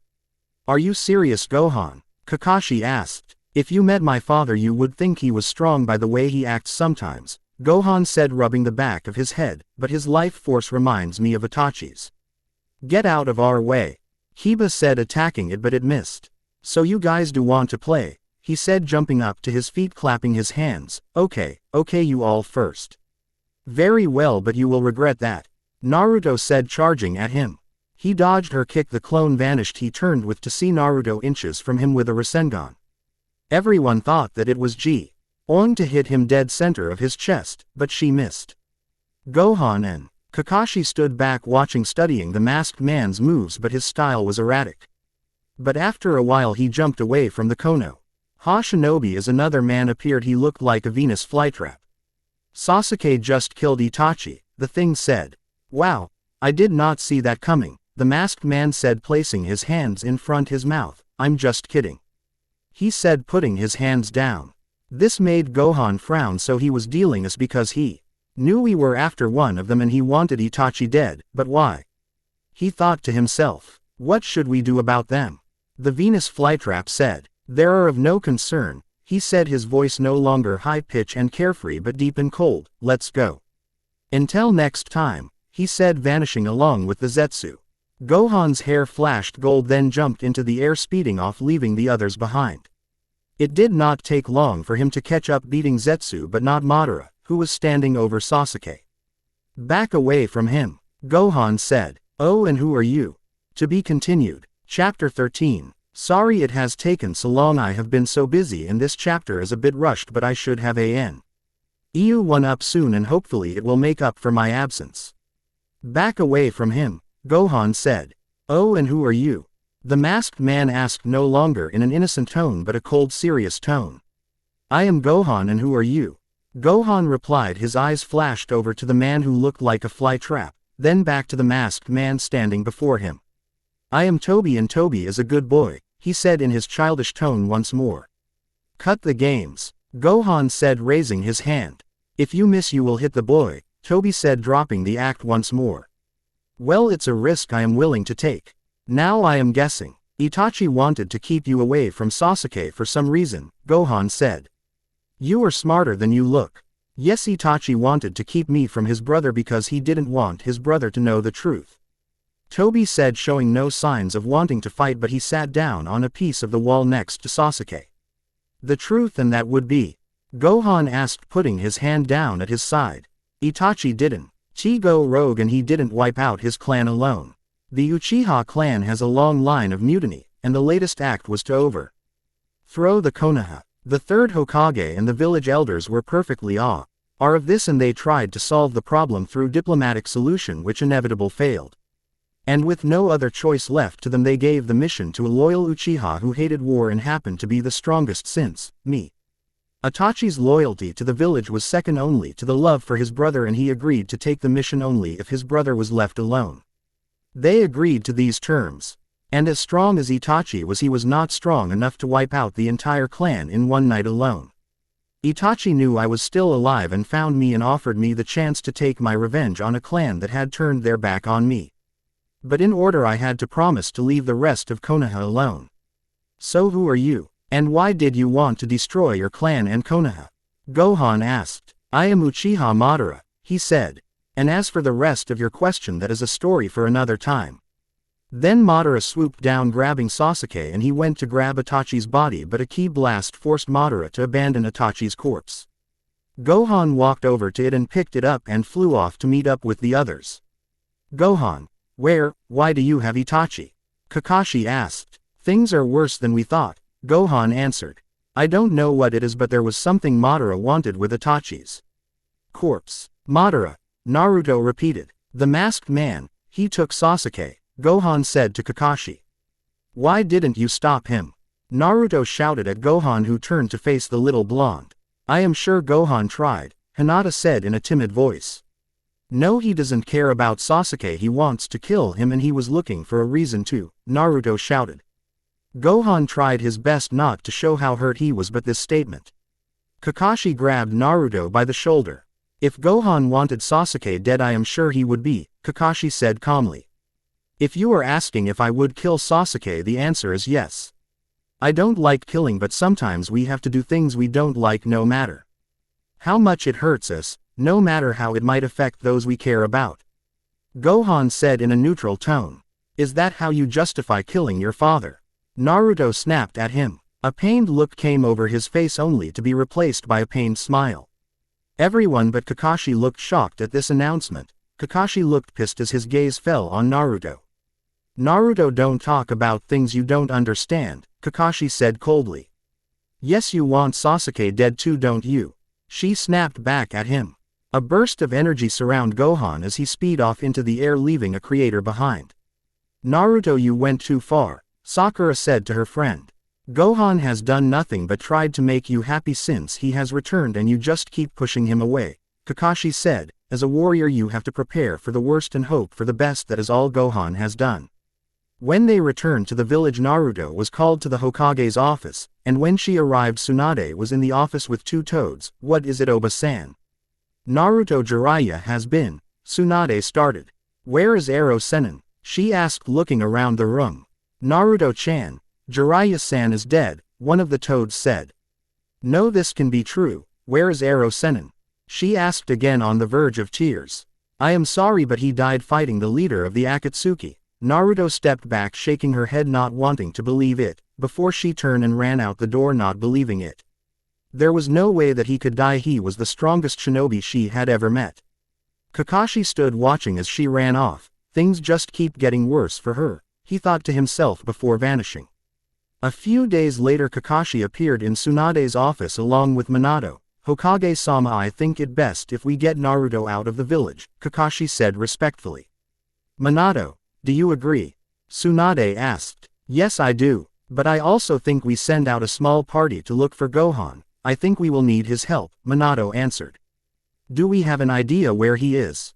Tsunade asked. No, but if I had to guess, he would be looking for Sasuke, Kakashi answered. Very well, I will put together a team to find Gohan, and then I will send Naruto to train with the toads like they wanted in the first place, while the rest of us will prepare for the attack that is looming, Tsunade said, and then the two men vanished from her sight. She sent Shizune to get Gei's team, and she gave them their mission, and they left as Naruto arrived. Oba-chan, is there something you need? She asked. Yes, you are going to undergo a special training with the toads, Tsunade answered. That sounds so cool, Naruto said, beaming. When are they going to come to train me? They are not coming to you, you are going to them, Tsunade answered as a toad came into sight. Kumogakure. 4 men in black cloaks with red sea. Louds appeared making their way into the village looking for the 8-tailed Biju, but the lone girl among them named Karen stopped. What is it? Sasuke asked looking over at her. There is something. Heading this way. I have felt this once before, Karen said looking around for the source of the power. What do you mean? A white-haired boy named Suigetsu aid. It's not chakra, something much more destructive, but it feels like chakra. She said when she finally found where it was coming from it was too late. A dark-haired boy appeared before them. I know you, Sasuke said looking at Gohan. Where is your friend? Which friend? Gohan asked. The one that defeated Orochimaru so easily. I wanted to test my power to his, Sasuke asked. His 3 companions looked shocked at this, but Gohan just smiled. Well, luck for you, I am much stronger than him, Gohan said with a cocky smirk.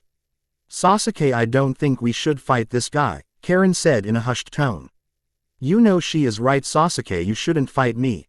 The only reason you are still standing right now is because Naruto doesn't want you dead, Gohan said. So are you Naruto's little lapdog? Did you come to bring me back for her? Sasuke asked coldly. Hardly. I have come to tell you to stay away from her, Gohan said. I know it's a lost cause trying to bring you back. You are consumed by too much hate. You will never allow yourself to feel anything but hate. Is that it? You came to tell me to stay away from Naruto? No, I don't know what you are doing here, but I don't think you are up to any good, so you should just turn and leave or I will kill you now, Gohan said, raising his hand at their direction. Sasuke just smiled. As that supposes to scare me? Sasuke asked. Energy built up his hand as he kept it pointing at the 4 shinobi. Sasuke, we should go, Karen said, sounding horrified. Before you go, tell me what Madara is after, Gohan said, lowering his hand, the energy fading. So you know about Madara? Sasuke said, sounding impressed. He is after the Biju, Sasuke answered. So there is a Biju in this village, Gohan said, guessing that is where he was heading to get. Sasuke, how come this guy knows so much? Suigetsu asked. I don't know, but he knows too much, Sasuke said. I only know what you and Madara told me, everything else has been a guess, Gohan said coolly. Sasuke turned to leave the village. Gohan knew that he would be back, so he decided that he would go have a chat with whoever was in charge. Gohan had gone to the Raikage and told him what had taken place. At first he was skeptical of the young half-Saiyan, but eventually he believed Gohan and offered to him a place to stay for the night. Gohan tried to turn him down kindly but eventually gave in. A few days later at Konohasuna, Da stood shouting orders as the village fell into chaos.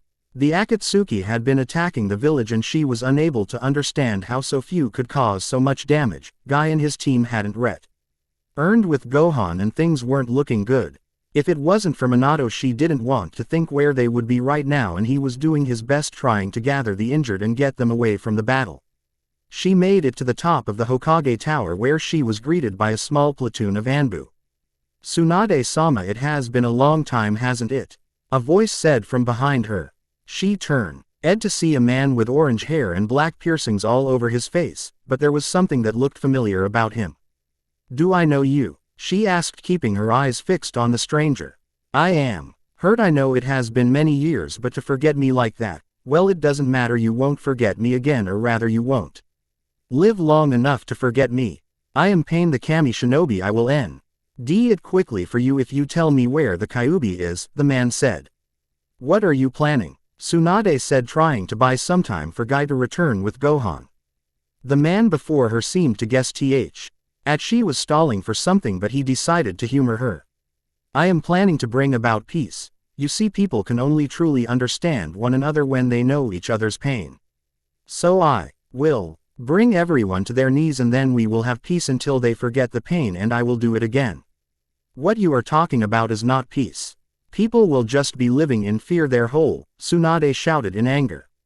But people will stop fighting each other because they will already know what pain is, the man said coolly. So Tsunade-sama, will you tell me where Naruto is? No, she said indefinitely. Then he began to levitate into the air, moving higher and higher into the sky. Tsunade looked up in horror. Run, we need to get out of here. Just outside of Konoha, Naruto was running towards her home, hoping that she wasn't too late, when she saw someone floating over Konoha. Then suddenly out of nowhere a man in orange appeared, his hair golden and a golden light illuminated him. Gohan. Naruto said aloud, then she began to run even faster, but she was knocked back at a sudden surge. Then there was an explosion in mid-air and the man who was fighting Gohan had been blasted back. But the voice she heard was not Gohan's, it sounded deeper, colder. Thanks for reading, please review smiley face. Kamehameha. She heard as a blast left the man's hands, seeming to move of its own free will, smashing into beasts that were bent on destroying Konoha. Naruto stopped, looking up into the sky, wondering who that was over Konoha.